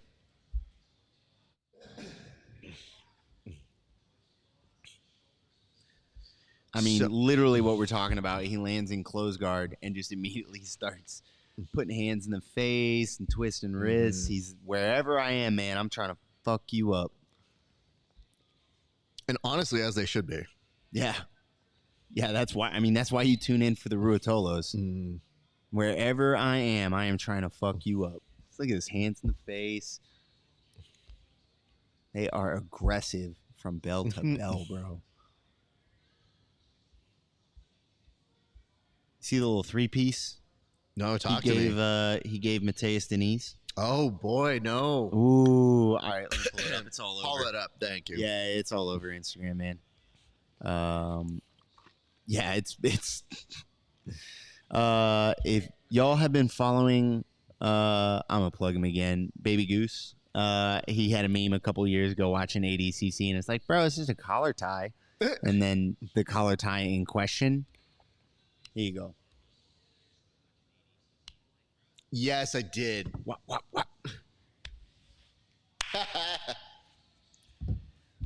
You know what's so weird is like, I feel like sometimes that's something you would see and be a little mad at the person. With them, I can't get mad at them. And I'm like, I'm not the person facing them. I think I would just be more hurt that they did it to me. I'd be like, hey, bro, I thought we were friends, man. Like, we're competing against each other. I'd be like, hey, bro, that's not cool. Yeah. What you did was not cool.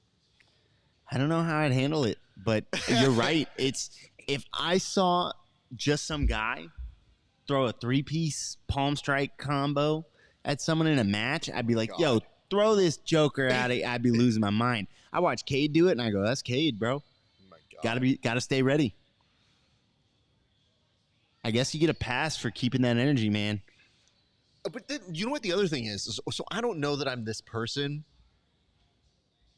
Some people like that. Like, some people go, oh, yeah, I want that in a competitor. They're like, I want somebody who brings that dog out of me. And you go, like, I always think to myself, I go, I just want a good match. You know what I mean? Like, I don't know that I need someone to fucking slap me in my face and punch me to make me go, I feel alive, man. You know, I at times respond to physicality. I've got a whole bunch of competition footage of somebody putting a hand on me or shove me around or something. You can see me crack up. And I'm like, oh, okay. Interesting, bro. Yeah. But then I start training with certain people, and I'm like, you know, let's not put it out there that it's like, yeah, bro, I'm always a dog. There's a couple guys I train with that it's like, man, if that guy ever, I'm just gonna say like one of them, Jukau, Ron Jukau, he's a former UFC fighter and all this other shit, ADCC veteran. Yeah. And if that guy ever puts a hard collar on me, I am apologizing to him. Okay. So it looks like we return to the action here in just a few seconds. I think, man, it's interesting to hear them wait for the conch to kind of go, wait, are we grappling now? What do we do? Dude, and I will say the Ruotolos look like, especially Cade, looks like he has so much fun out there, man.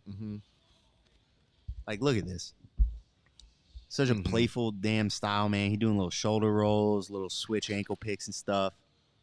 Blast you with a little palm strike, little Ali shuffle in there. He looks like he just enjoys himself, man. He just does him.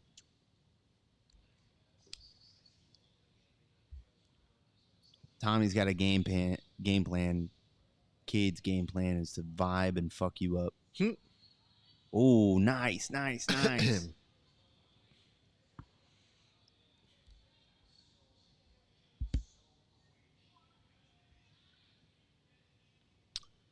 That was really good retention by Tommy. Let me see here.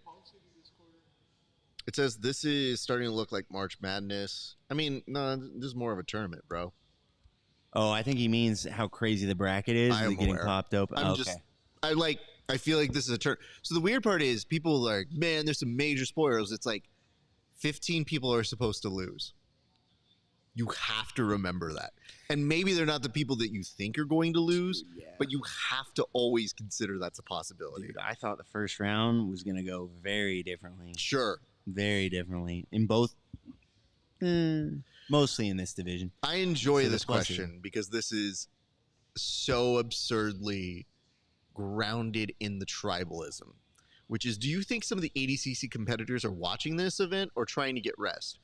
They are 100% watching this event. There is no way they are not. I think even if you are asleep now, you want to have eyes on this because every one of these people is a competitor to you.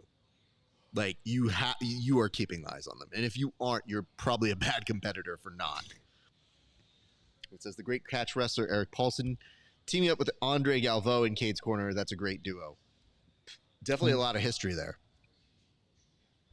So thank you for those notes. MacTube X, much appreciate. Love you, buddy. And Cade's really breaking through this round. Oh, Tommy with a look at the back. Cade with a look at the back in turn. Yes. It is not only frustrating, it is difficult to handle. Like, when here comes the anaconda. Uh-oh. He's not real deep on it, though. Yeah, I mean, you know what's so weird is you say, oh, he's not there, he's not in on it, and then the Rotolos do some Rotolo magic, and you go, ah, shit, they got it. What I like to say is, I wouldn't have this. Yeah. Because I go, I know I wouldn't have this in a reasonable way. He's not that deep on it at the moment. Yeah. I'm not saying he can't make something out of that. Looks like he's going to the back, though. Ooh, very nice, man. This is... Man, Tommy keeping his cool, playing it. Ooh, that got very dangerous very fast. That got 1 minute very 22. dangerous very fast. That's a lot of time with him on Tommy's your in neck. trouble right now, and he may tap here. There is a lot of time for Rotolo to go ahead and make that adjustment, and that's going to be a lot of pressure on that neck. It's going to ask, how much are you going to be able to take? And I think he's close to tapping here, but Rotolo is staying on it. Tommy gritting through it, trying to pull the arm down, does succeed in that, but I don't know if that's exactly what he wants. Second hand. That actually might be problematic. And yeah, Kevin points out something very astutely. They are setting it up for that Rotolo special. Now he's just going that old school palm to palm, like you would finish with gloves on, as if he's been training MMA or something. Woo! Lets him out of there, but still in the body triangle, man. Who's he listening to? What's he saying? How much time? I've never had that amount of time competing to go, what are we talking about? Tuesday? No, it's not good for me. Can we do another day? Thanks, man. Did you see Andrew Tackett fix his hair while past Nicky Ryan's guard? We should bring that up to the resident hair flipper of the group. Oh my god, dude!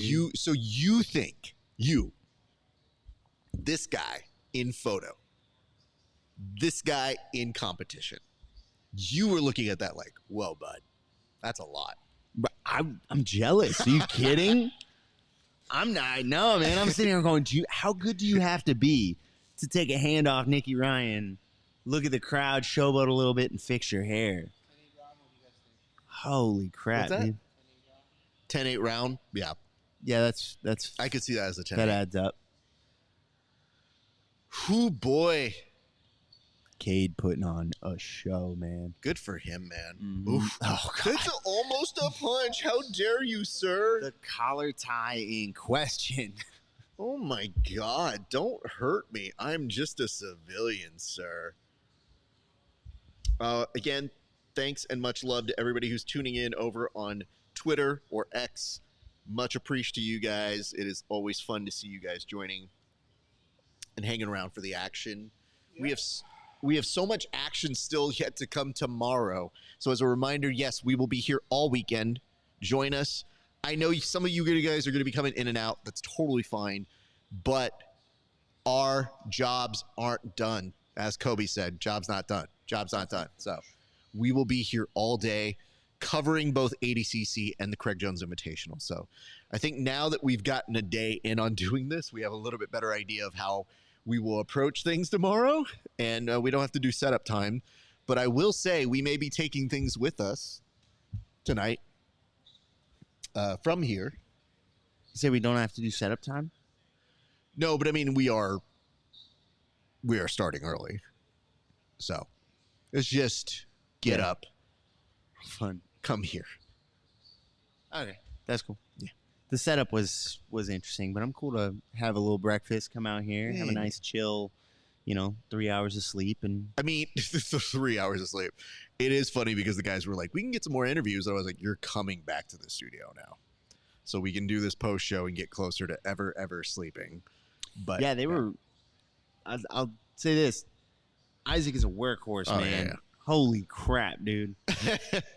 Isaac was like, "Yeah, man, we got to keep getting these interviews and stuff," and I was like, "I am dead on my feet, my boy. How do you do this?" So we should also talk about this. Thank you for bringing that to our attention here, Rob. Crucifix. No, you won't. Bet you won't. Oh, he's going for that chin again because he said, I didn't get the last time. Now, if I stay in this position, and I've seen him finish this position before, that is very, very strong. Beautiful grips. That underhook on the side makes that arm a little bit stuck. The only thing, he's just off on the angle, but I think you got Langaker looking to see if he can Viking his way out, and he does. Beautiful reversal in that position. And now you're going to see him have a split second to attack here and be on the offensive, but finds himself into Cade Rotolo's guard. Man, that took some grit. Yeah. I was sitting there watching Tommy and that thinking, man, the demons got to be talking to you. They got to be saying, you're down 2 rounds, bucko. What's the point of getting out of this? And here's the point of getting out of this. Take the look at the legs, bro. Fascinating.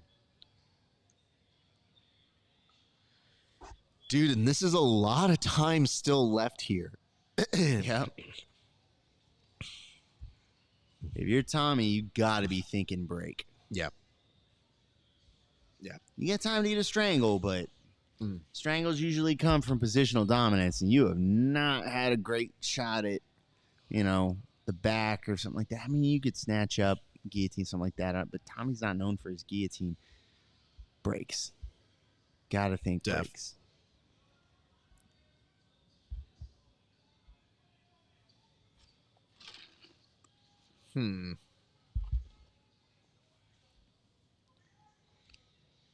Boof.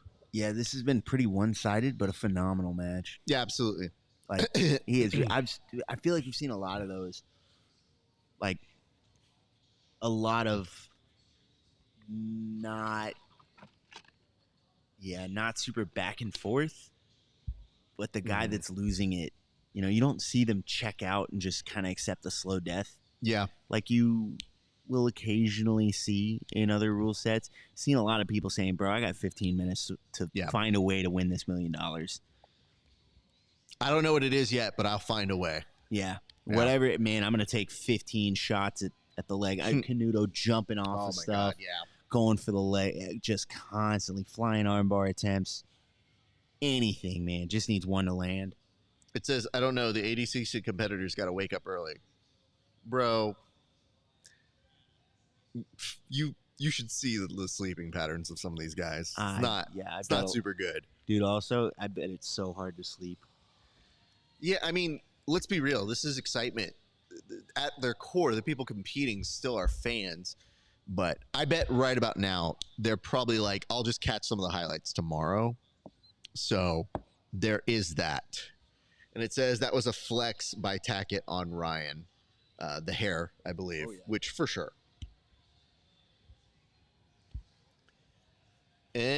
No, I don't think that's good enough for yet, but okay.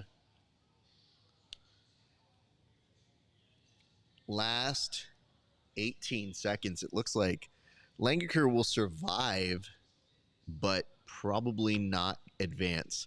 So Rotolo.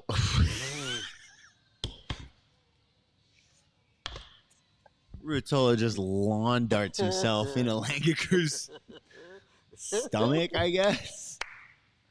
Hold on. I know exactly what that was. I'll show you in the little preview window here.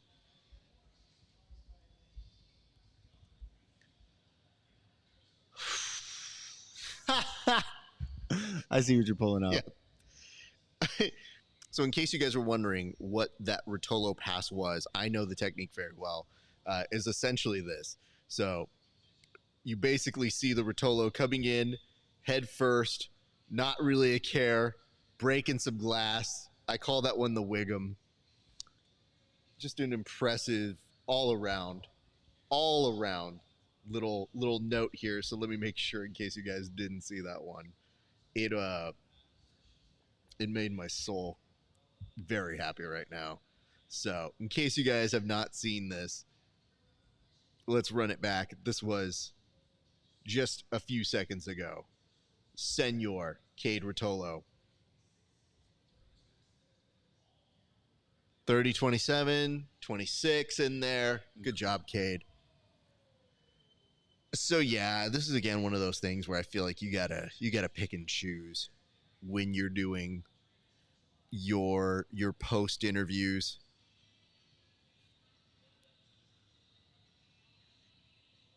Like that. You know what the best part about that is? I don't know if you saw that, but Andre Galvo, he did the handshake, put it out there to Tommy Langaker, but then felt his arm. So like was here like, hey, handshake, and then does that, you know, the supporting one, but definitely did this. I want to see how strong you are. How are you feeling? Like, are we gonna like got super very interesting, but like you figure for Galvo, that's just him highest compliment, which is, hey bro, what you lifted? What's your routine? It is, I mean, definitely an impressive showing here by Cade. So major props to friend of the show, Cade Rotolo. It is, job's not done though. And it's back to smiley, neighborhood friendly dude. Just out here having a good time. I hope the other team had fun. Bro, I just went to go surf and now I came to do jiu-jitsu and I just, you know what, I love this and thank you. This is great. Thank you guys. Okay, cool. I just got got someone messaging saying that our screens either need to swap places or we need to swap places. Hold on. Let me tell you guys this. Are you visually out that you can't have me look it this way and then it's the wrong way to you? Because I have to tell you this. Let me take your production note here. I would normally agree with you and say like, guess what? Maybe you're right. But let's put this here and let's put my man back on the other side. So let's put bam. Okay. And then let's indulge you. Let's put it this way. Okay. Publish. When I look over here, now I'm looking at him. Does that make you feel any better? Or now are you going to get fixated on the fact that the lining doesn't work up on the mats? Or let's say he goes off camera, which sometimes he does. He goes on assignments. I have to go back. Where are you going? I was going off camera. Don't go off camera. No. I'm just like, they know what off camera looks like. They just imagine you not there. You're just like, oh, this is good. Trying to be helpful, man. You know, I'm a good uke. So hold on. Who's giving this note? One of my students. So so this is a student. Okay, yeah. So I can roast them. It's not a family family light him up. Okay. My friend, how do I put this to you? You have to understand that this is what we have to do because of this reason. I want you to see, like, if you could see, did you send him footage of what this all looks like? Oh, yeah. Okay. And he still was like, nah, I don't like that. Oh, we didn't get that far. Okay. Just sent the footage. What's the child's name? This is Julianne. Julianne? Mm-hmm. She's an adult. She can take it. She's an adult. Julianne. My whole my competitors are having like they're watching in the group along. chat. Yeah, Okay. they're all back home having little like watch parties Hi, or tuning in Julianne. on the various things. Allow me. Yeah. This is some OCD at the highest of levels, and I have it too. But it does not bug me for this reason, which is no matter what you do in this production, it is only going to make something else work. One thing you should know is your boy over here is not centered. So if he's off to the far side, you would think, oh, let me just correct something. Cannot. So there is a reason we put him over on the side, because he's more strong right. So they do this. There's method behind all of this, I promise you. So thank you for your suggestion. I don't tell the chef how to cook. Heart. But if you did not like or subscribe to us, I do not care what your note is. If you can show me proof you have liked and subscribed, I'll switch it back. But until then, You want the response? yeah. Said he fixed it quickly enough. Roast me all you want. He fixed it. Like, I'm showing you why it's still wrong. And the fact that you can't tell why it's wrong because you're just like, I don't like it when people look and they're left and they're right. Like, who cares? Julianne, how do I put this to you? Until you like it, subscribe, I'm putting it back the other way. Because you know what? I know that it will bug you. And actually now it has purpose to do it this way. Well, bam. Send us a screenshot that you liked and subscribed it, and then I will switch it back.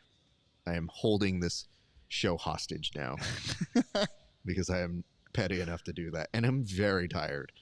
So how do you beat Levi right now? Gun. Yeah, for real. In the parking lot with your car. This is what I said. This is what I said in the pre-show. This is my advice to athletes, You man. did. You were right. Yeah, you should do that. Yep. If you don't want to do it, have your teammate do it, man. Do it like the rappers do. Have a fall guy. Okay. So Andrew Tackett. Bell of the ball. Bell of the ball. It has been his day. He has showed out majorly. Owen O'Flanagan. Some people called it an upset. I just said it was a showcase. What was an upset? Him winning his first round. Owen submitting Majid Haig was an upset? I'm not No, I hear shooting what the you're saying. messenger I'm just here. saying, I'm like, confused. that quickly. I mean, yeah, that's fair. That was very fast. That was minute 45, I think it was. I kind of had that on the cards. Me too. Because I'll tell you this much. When Majid was doing that, and I hate, dude, everybody's been there. Everybody's been in that. You're triangle to your legs. You grab the arm. And that is the most posture that reads, please don't heel hook me. I don't have much time left, dude, sir. the second you grab the hands, like, I'm not saying you shouldn't. I'm not saying you can't. When someone is defending a leg lock and they grab the hands, I'm like, oh, no, this is the last gasp. That's the last resort. Whoa. I beat this. I beat the charges. We're good. Woo! Yeah. This is very interesting. I was going to say. Ooh. Yep. Owen O'Flanagan looking in on a leg attack. He just loses it. Tackett, very good at movement. That is a very, very nice move by him. That was phenomenal escape. I'm super biased. I'm actually there's not a lot of jiu-jitsu guys I'm a fan of. That arm is in danger, but he gets out of it, pulls it out just in time. And now we saw a little bit earlier. I'm going to let you finish here, but this was the same thing he was doing to Nicky Ryan. So you were saying you're not usually a fan. I'm not usually a fan of a lot of jiu-jitsu guys. I study jiu-jitsu guys. I have guys whose styles I like. I'm a fan of Owen O'Flanagan. I think he's one of the most dangerous submission artists on the planet. Fair. I think he's one of the most tactical joint lockers on the planet. Yeah, when I saw Majid Haig and him had a first-round matchup, I was like, oh, man, that's rough. Rough. Rip Majid Haig for sure. And then, yeah. This is just, you know what? Hold on. Can I just say this real quick? Is there a way I can do this, my friends? This is harassment. This is Tim Freeman putting a photo of me eating my Chick-fil-A It Amazing. is the most. It's not even embarrassing because I'm eating it and it's true. But I'm gonna report him. What happens when you report somebody? Does he lose Instagram access? Because I think that's problematic for us this week. I'm gonna show it to you guys on the stream here in a second, but just so you can see, this is what I fucking deal with, my friends. Fucking amateur hour. Man, that 1 minute break in the middle has got to be looking pretty nice when you've got Andrew Tackett as your opponent. Yeah. Good Lord. All right, let me show you guys. This is what I got hit with. Timothy, what are you thinking? Baby boo, where else am I supposed to go? I didn't know they had him out here. The Chick-fil-A? Yeah. You didn't know that? Didn't know they had him out here.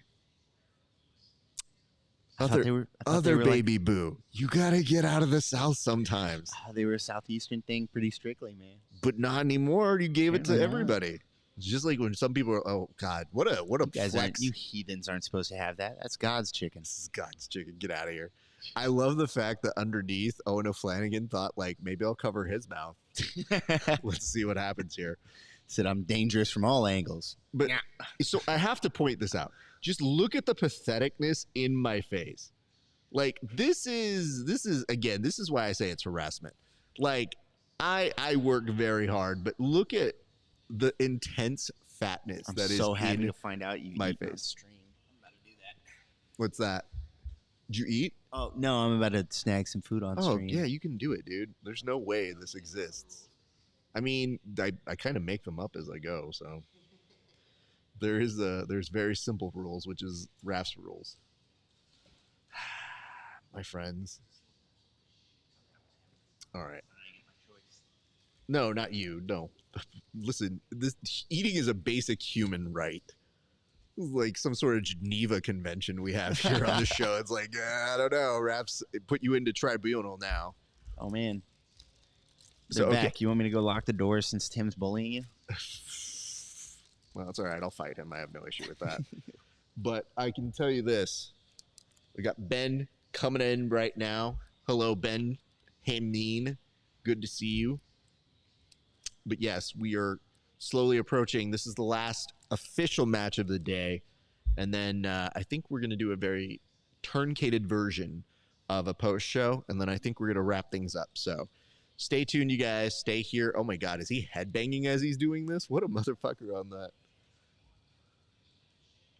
I've learned a lot about passing here tonight, but I don't think is something you can repeat. I think it's mostly between Cade's launch missile head attack, Ralph Wiggum into E Honda on the floor, and literally headbanging while you were in mount between Baby Tackett over this way. Boof. I think if you fight Andrew Tackett, you got to pop the trunk. You got to pop the trunk? Yeah.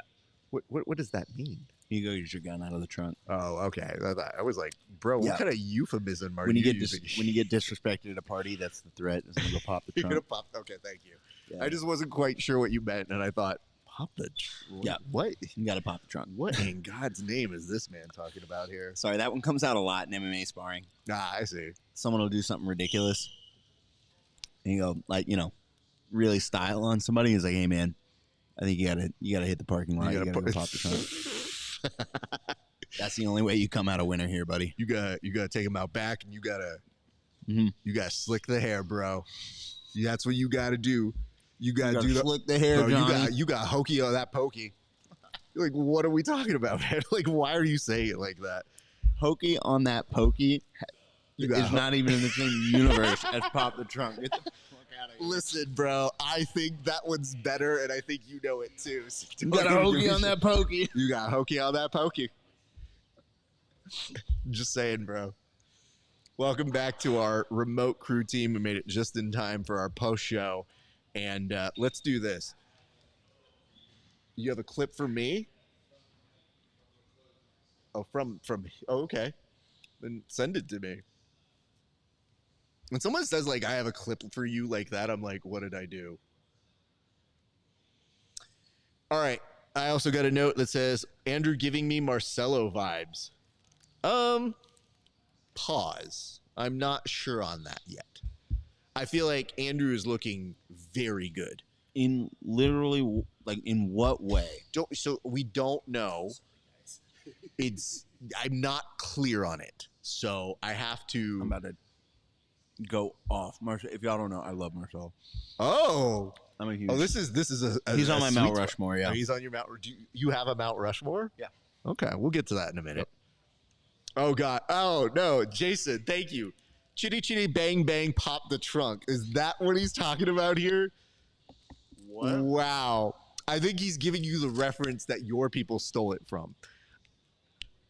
What? Chitty chitty bang bang pop the trunk. Pop the trunk comes from Chitty Chitty Bang Bang. Hold on. Jason said big facts at Mac2. Big Marcelo vibes. Y'all. Okay. You know what? This man is going to be forced to speak through his eating of this energy bar just so he can tell you why it's not blasphemous. It's just pause. It's like.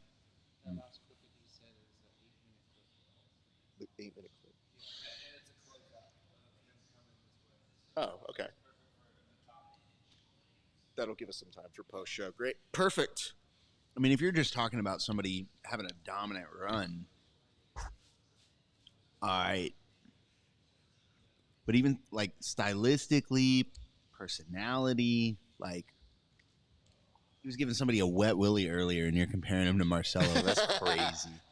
Y'all are wild. The internet, I mean, it can be undefeated, sir. But listen, you see what you want to see, but that's wild. What's up, Tim? Tim has returned back to us. Oh my God. This is hilarious to me, by the way. Kevin, you interviewing the dude who had to take 5 on the floor. What was up with it?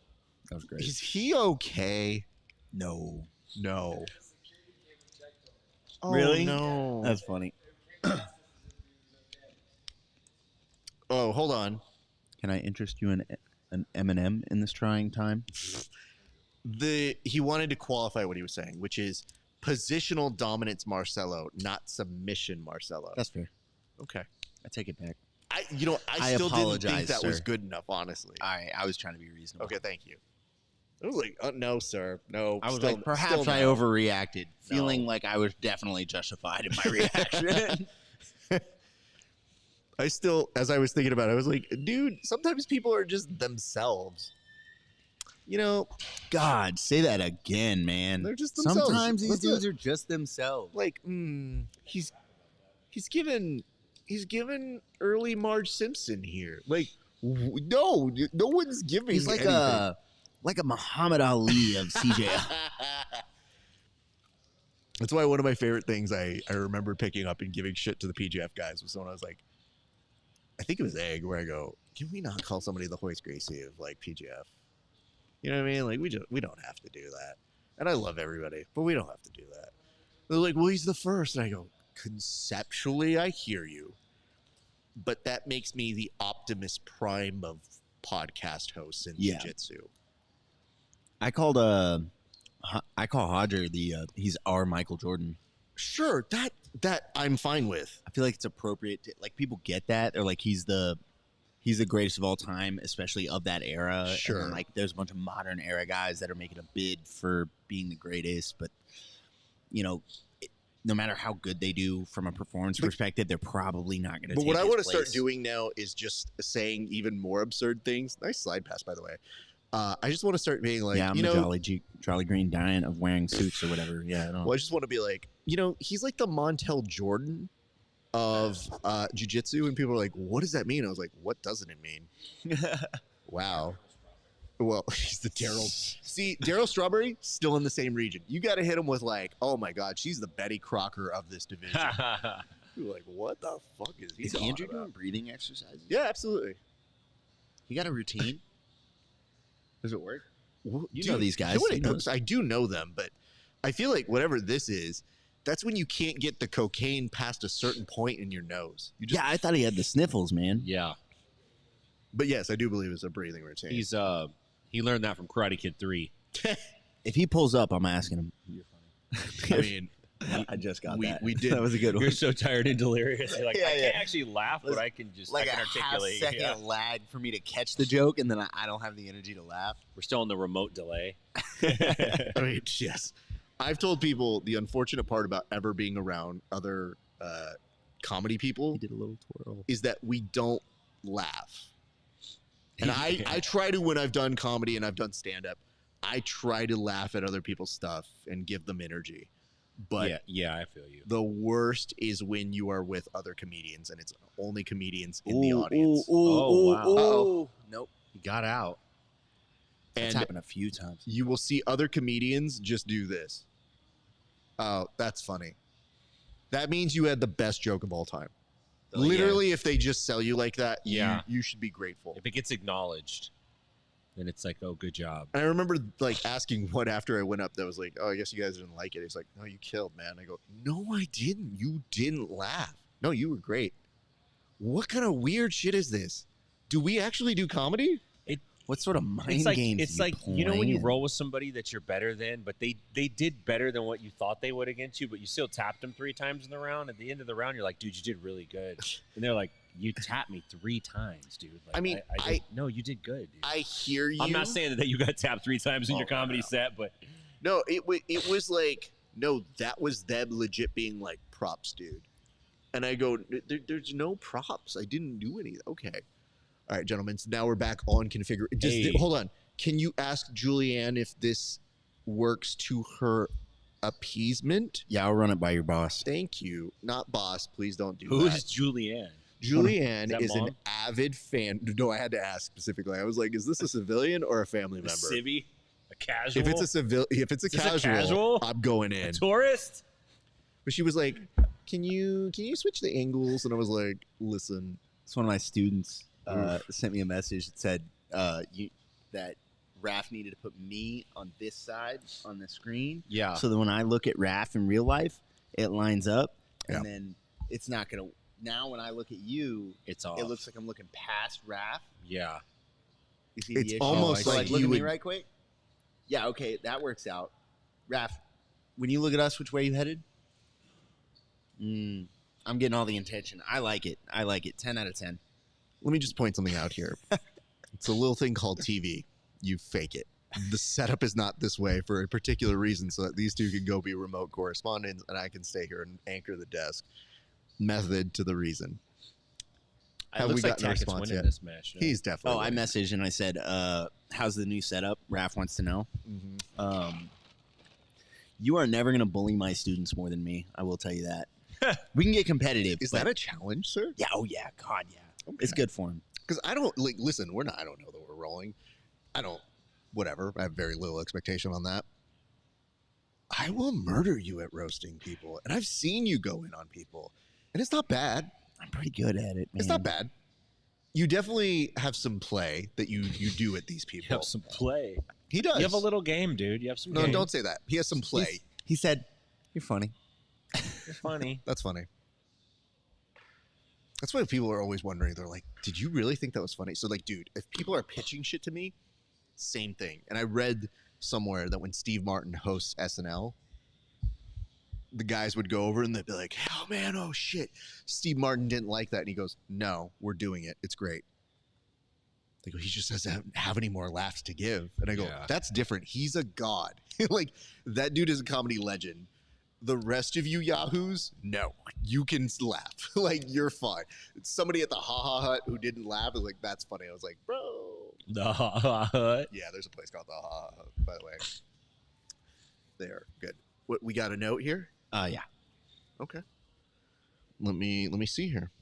Oh, okay. A great book by James Nestor. Oh, it's not her. We're going a different way first. Okay. That highlights the importance of nasal breathing called Breathe. Every athlete should read it. Noted. I have that book. Wow, look at how professional You, this setup is. you don't need to buy that book. Actually, don't buy it. Just skim it. Skim it's it. like Copy the that. same stuff over and over again.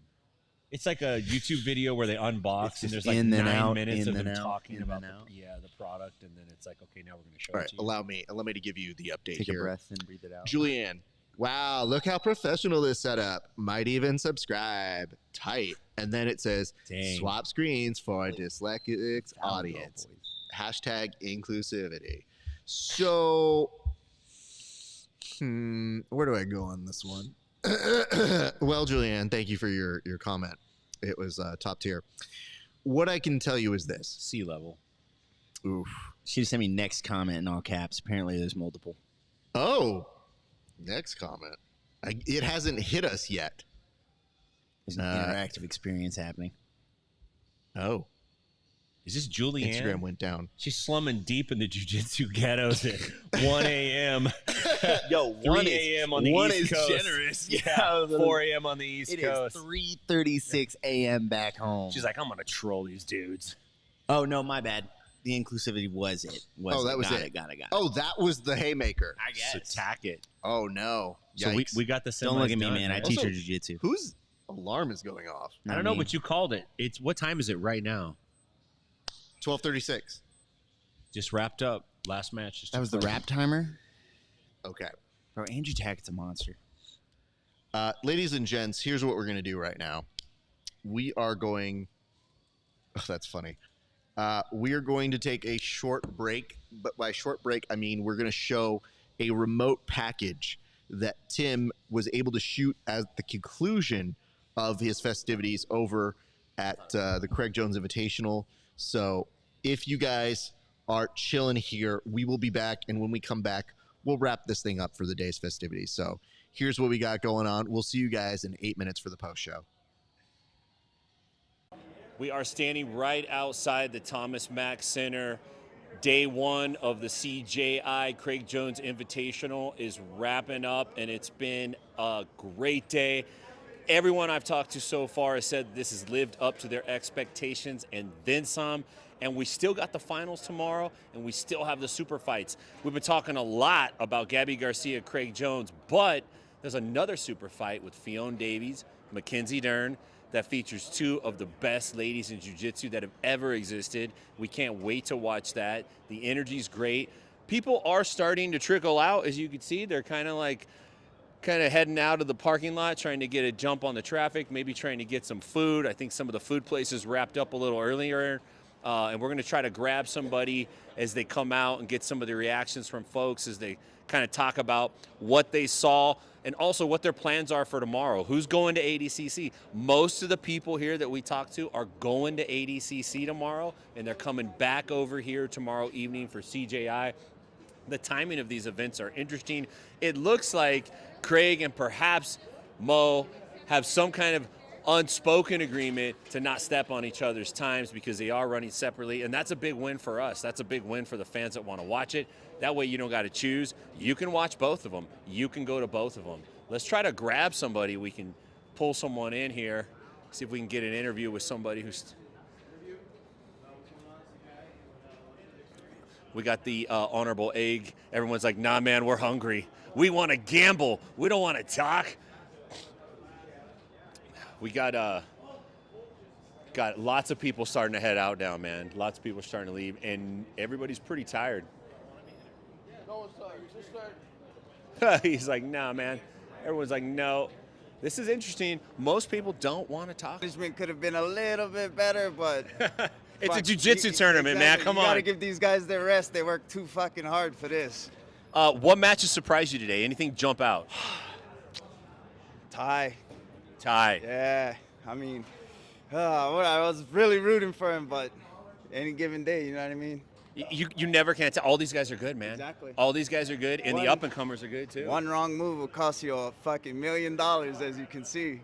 He's still got a chance if his brother wins. I feel like they're both going to get in on it. Yeah, but I mean, if it was my little brother, I wouldn't give him half. I'd be like, hey, just a little bit, but, you know, I mean, they're both strong teammates, so. He'd build a mansion next door and let his brother live in the little house. Why not? Why not? You know what I mean?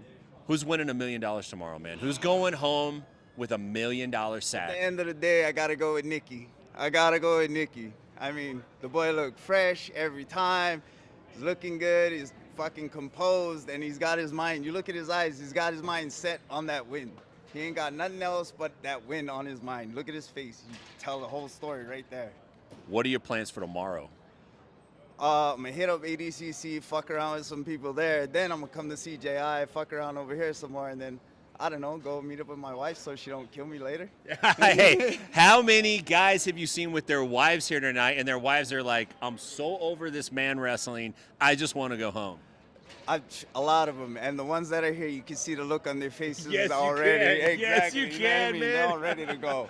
Hey, man, thanks a lot, brother. Thank Be you. safe. Have a good man. Enjoy yourself. Yes, man. So there you have it. You know, people are happy about it. Most folks are going to ADCC, but at the same time, it is a little long. It is a lot of grappling. And the significant others that don't train that are here, they were ready to go like 5 hours ago. For us, Mat Rats, we love it. Can't get enough of it.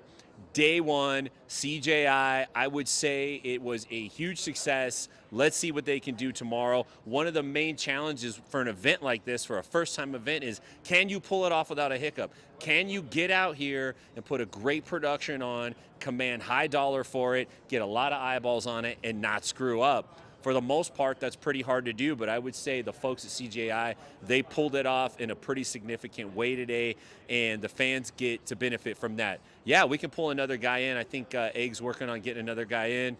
We're pulling him. We're going to roll him in right here, live on the bullpen. Hey, man, what's going on? What's your name? I'm Kevin. Kevin, where are you from? Sun Valley, Idaho.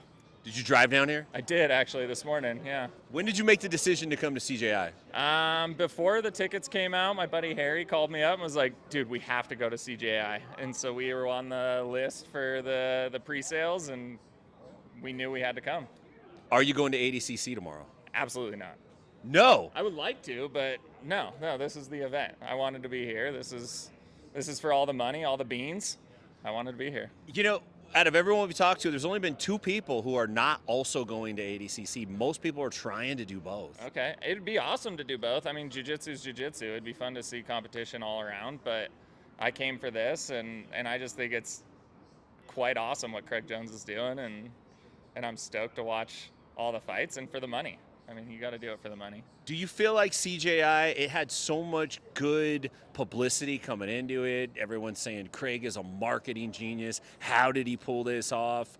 Did it live up to expectations from your standpoint as a fan? I'm sure you do jiu-jitsu. Most guys that watch jiu-jitsu also do jiu-jitsu, but did it live up to what you thought it would be for day one? Day one, yeah. I mean, the under 80 has just been insane. The scrambles, the jiu-jitsu itself has just been so fun to watch, and the production is pretty awesome.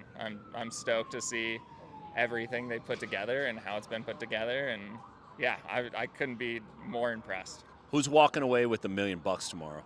Oof. I'm gonna go with Nicky Rod, and I'm gonna go with Cade Rutolo. That seems to be the consensus. What would you do if you were walking away with $1 million tomorrow? Shit. Put it all in black. Hey, I like that. That's the way to go. Vegas, baby. Thanks a lot, brother. Be safe. All right, man. So as you can see, people are pretty happy with it. Overall, the feedback's been great. I think it's a big success. It's a big win for us. We are going to wrap up here and head back to the studio to finish the post-show because that's how committed we are. We're rolling up getting close to midnight here. There's still a match or 2 left. The workers are here. The folks are kind of still, the hardcore folks are here, especially if they're with people or they're fans of people that are still competing. The rest of the folks are like, hey, I'm about to go eat, get some rest, either go to the pool and hang out at the casinos and then come back tomorrow night, or they're going to ADCC first thing in the morning. You know, we're going to be first thing in the morning with the pre-show for ADCC. We'll be right over there doing the same stuff over there at the T-Mobile that we're doing here today. So we can't wait. Huge weekend for jiu-jitsu, and we're happy to cover it for you at the Bullpen.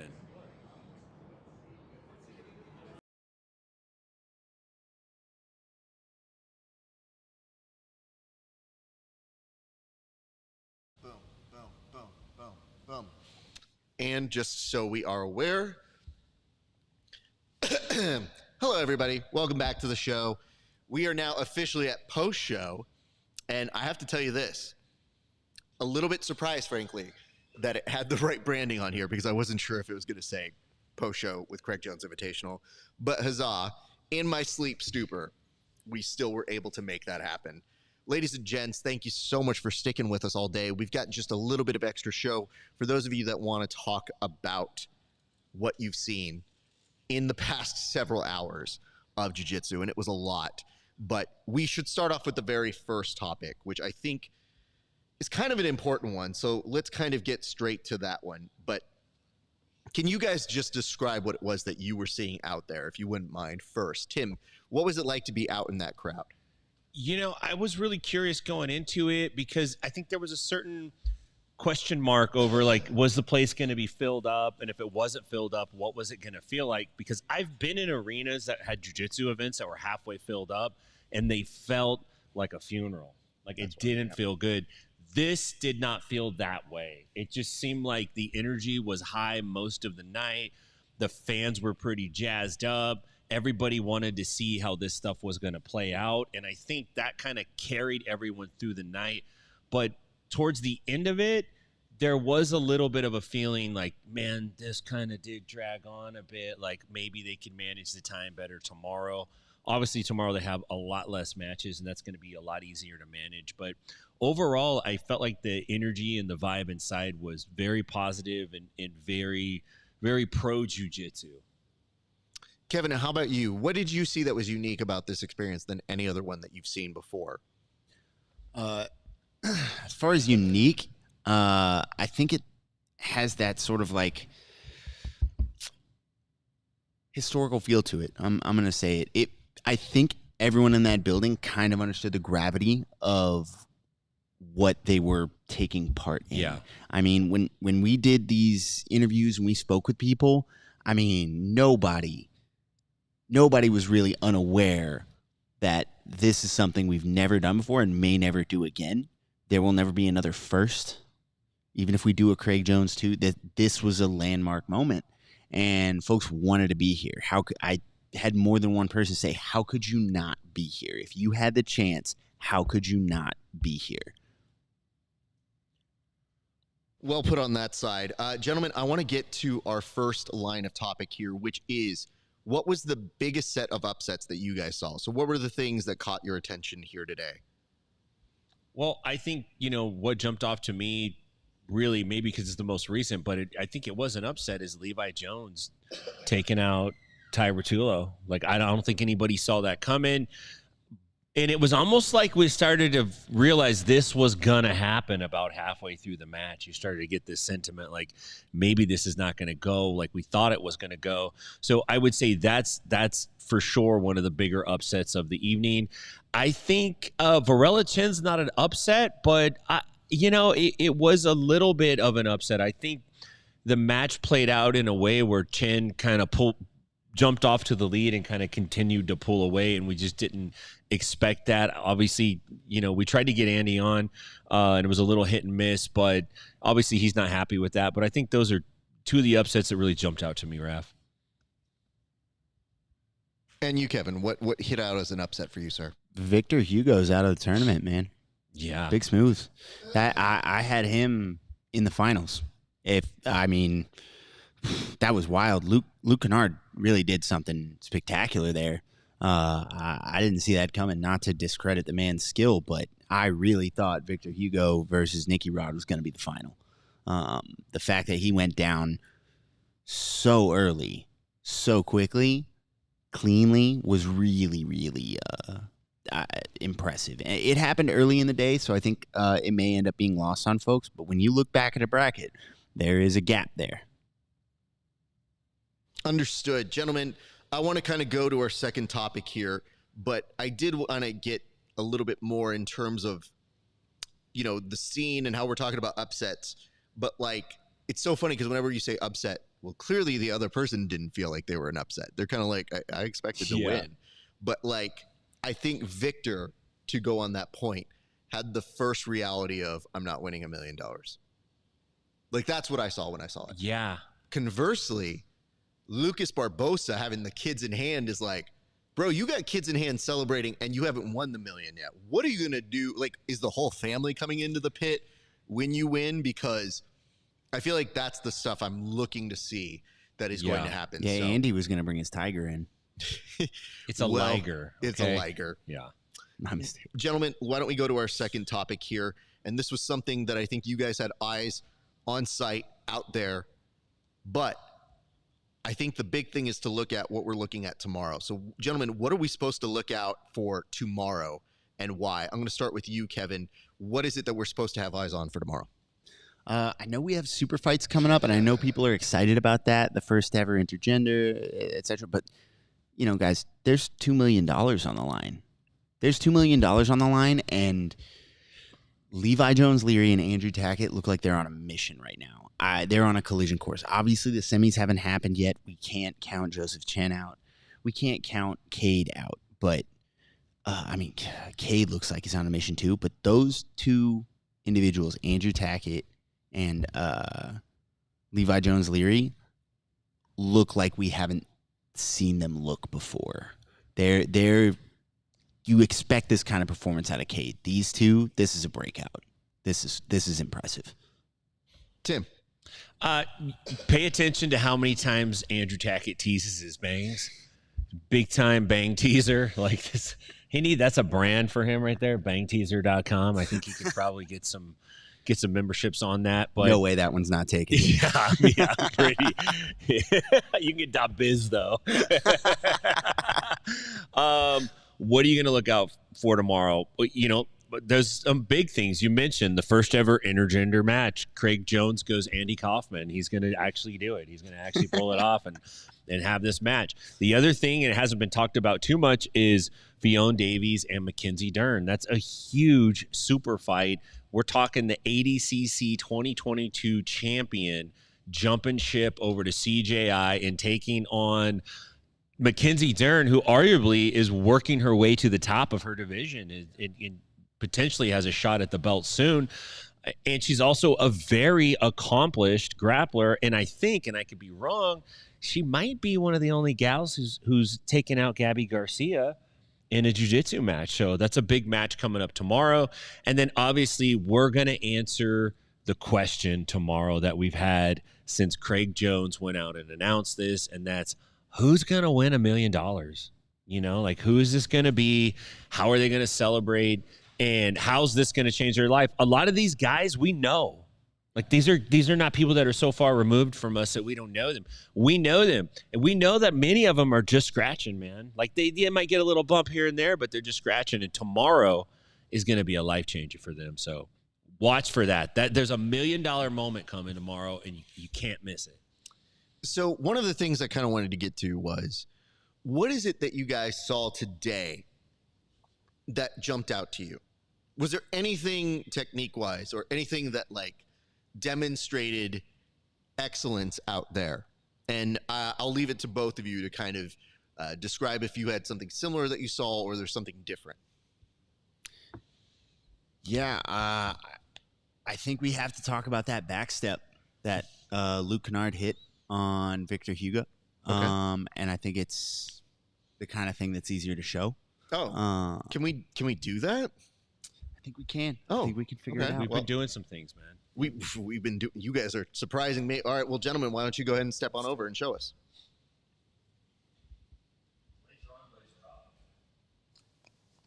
Blazer off, man. This is an informal event. You live? The mic working? Cool. Perfect. Take it away, guys. So, it's kind of interesting. This is not a new technique. This is, at this point, it's a classic. It's been around since version 1. Yeah. This is absolutely. This is leg locker 101. So if Tim's starting right here and he's playing off on a hip, we had Luke Kennard coming in. And I have to tuck this here tie. We had Luke Kennard coming in, and he's looking for a simple back step over this knee, right? He mixes it in with a little bit of a misdirection in order to bring Victor Hugo towards him, committed onto this hip, and then all he's going to do is pivot on this foot, bringing this leg here. Sits on his own shin, pulls it back through, and goes straight for the bite. You can roll forward, you can roll left or right, you can capture the secondary leg. It's super versatile. But the simple pivot here on this leg, as you look, gives you a lot of options to switch off. And then he goes straight to the bite. And that's all she wrote. Big upset, phenomenal, clean work. Anything to add, Tim?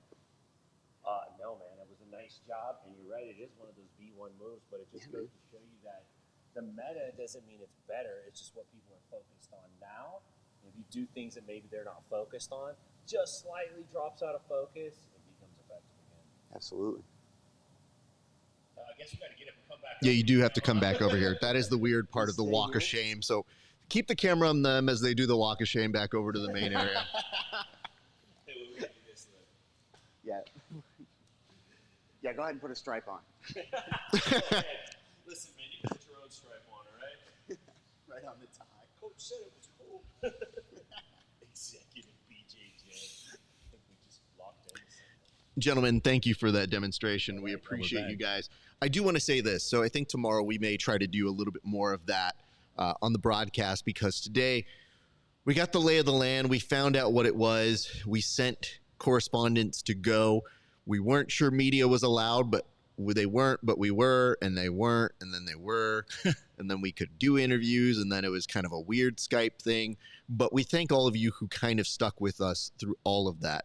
It has been an intensely long day, and I want to break our gentlemen here because it is close to 1 a.m. And that means that tomorrow you're going to see us back here at 9:45, at 10 a.m.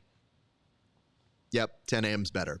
We're going to be here throughout the entire day, so please clear your schedules, make some appointments, cancel them, and then return back here with us, because there's nothing better than canceling appointments to hang out with us.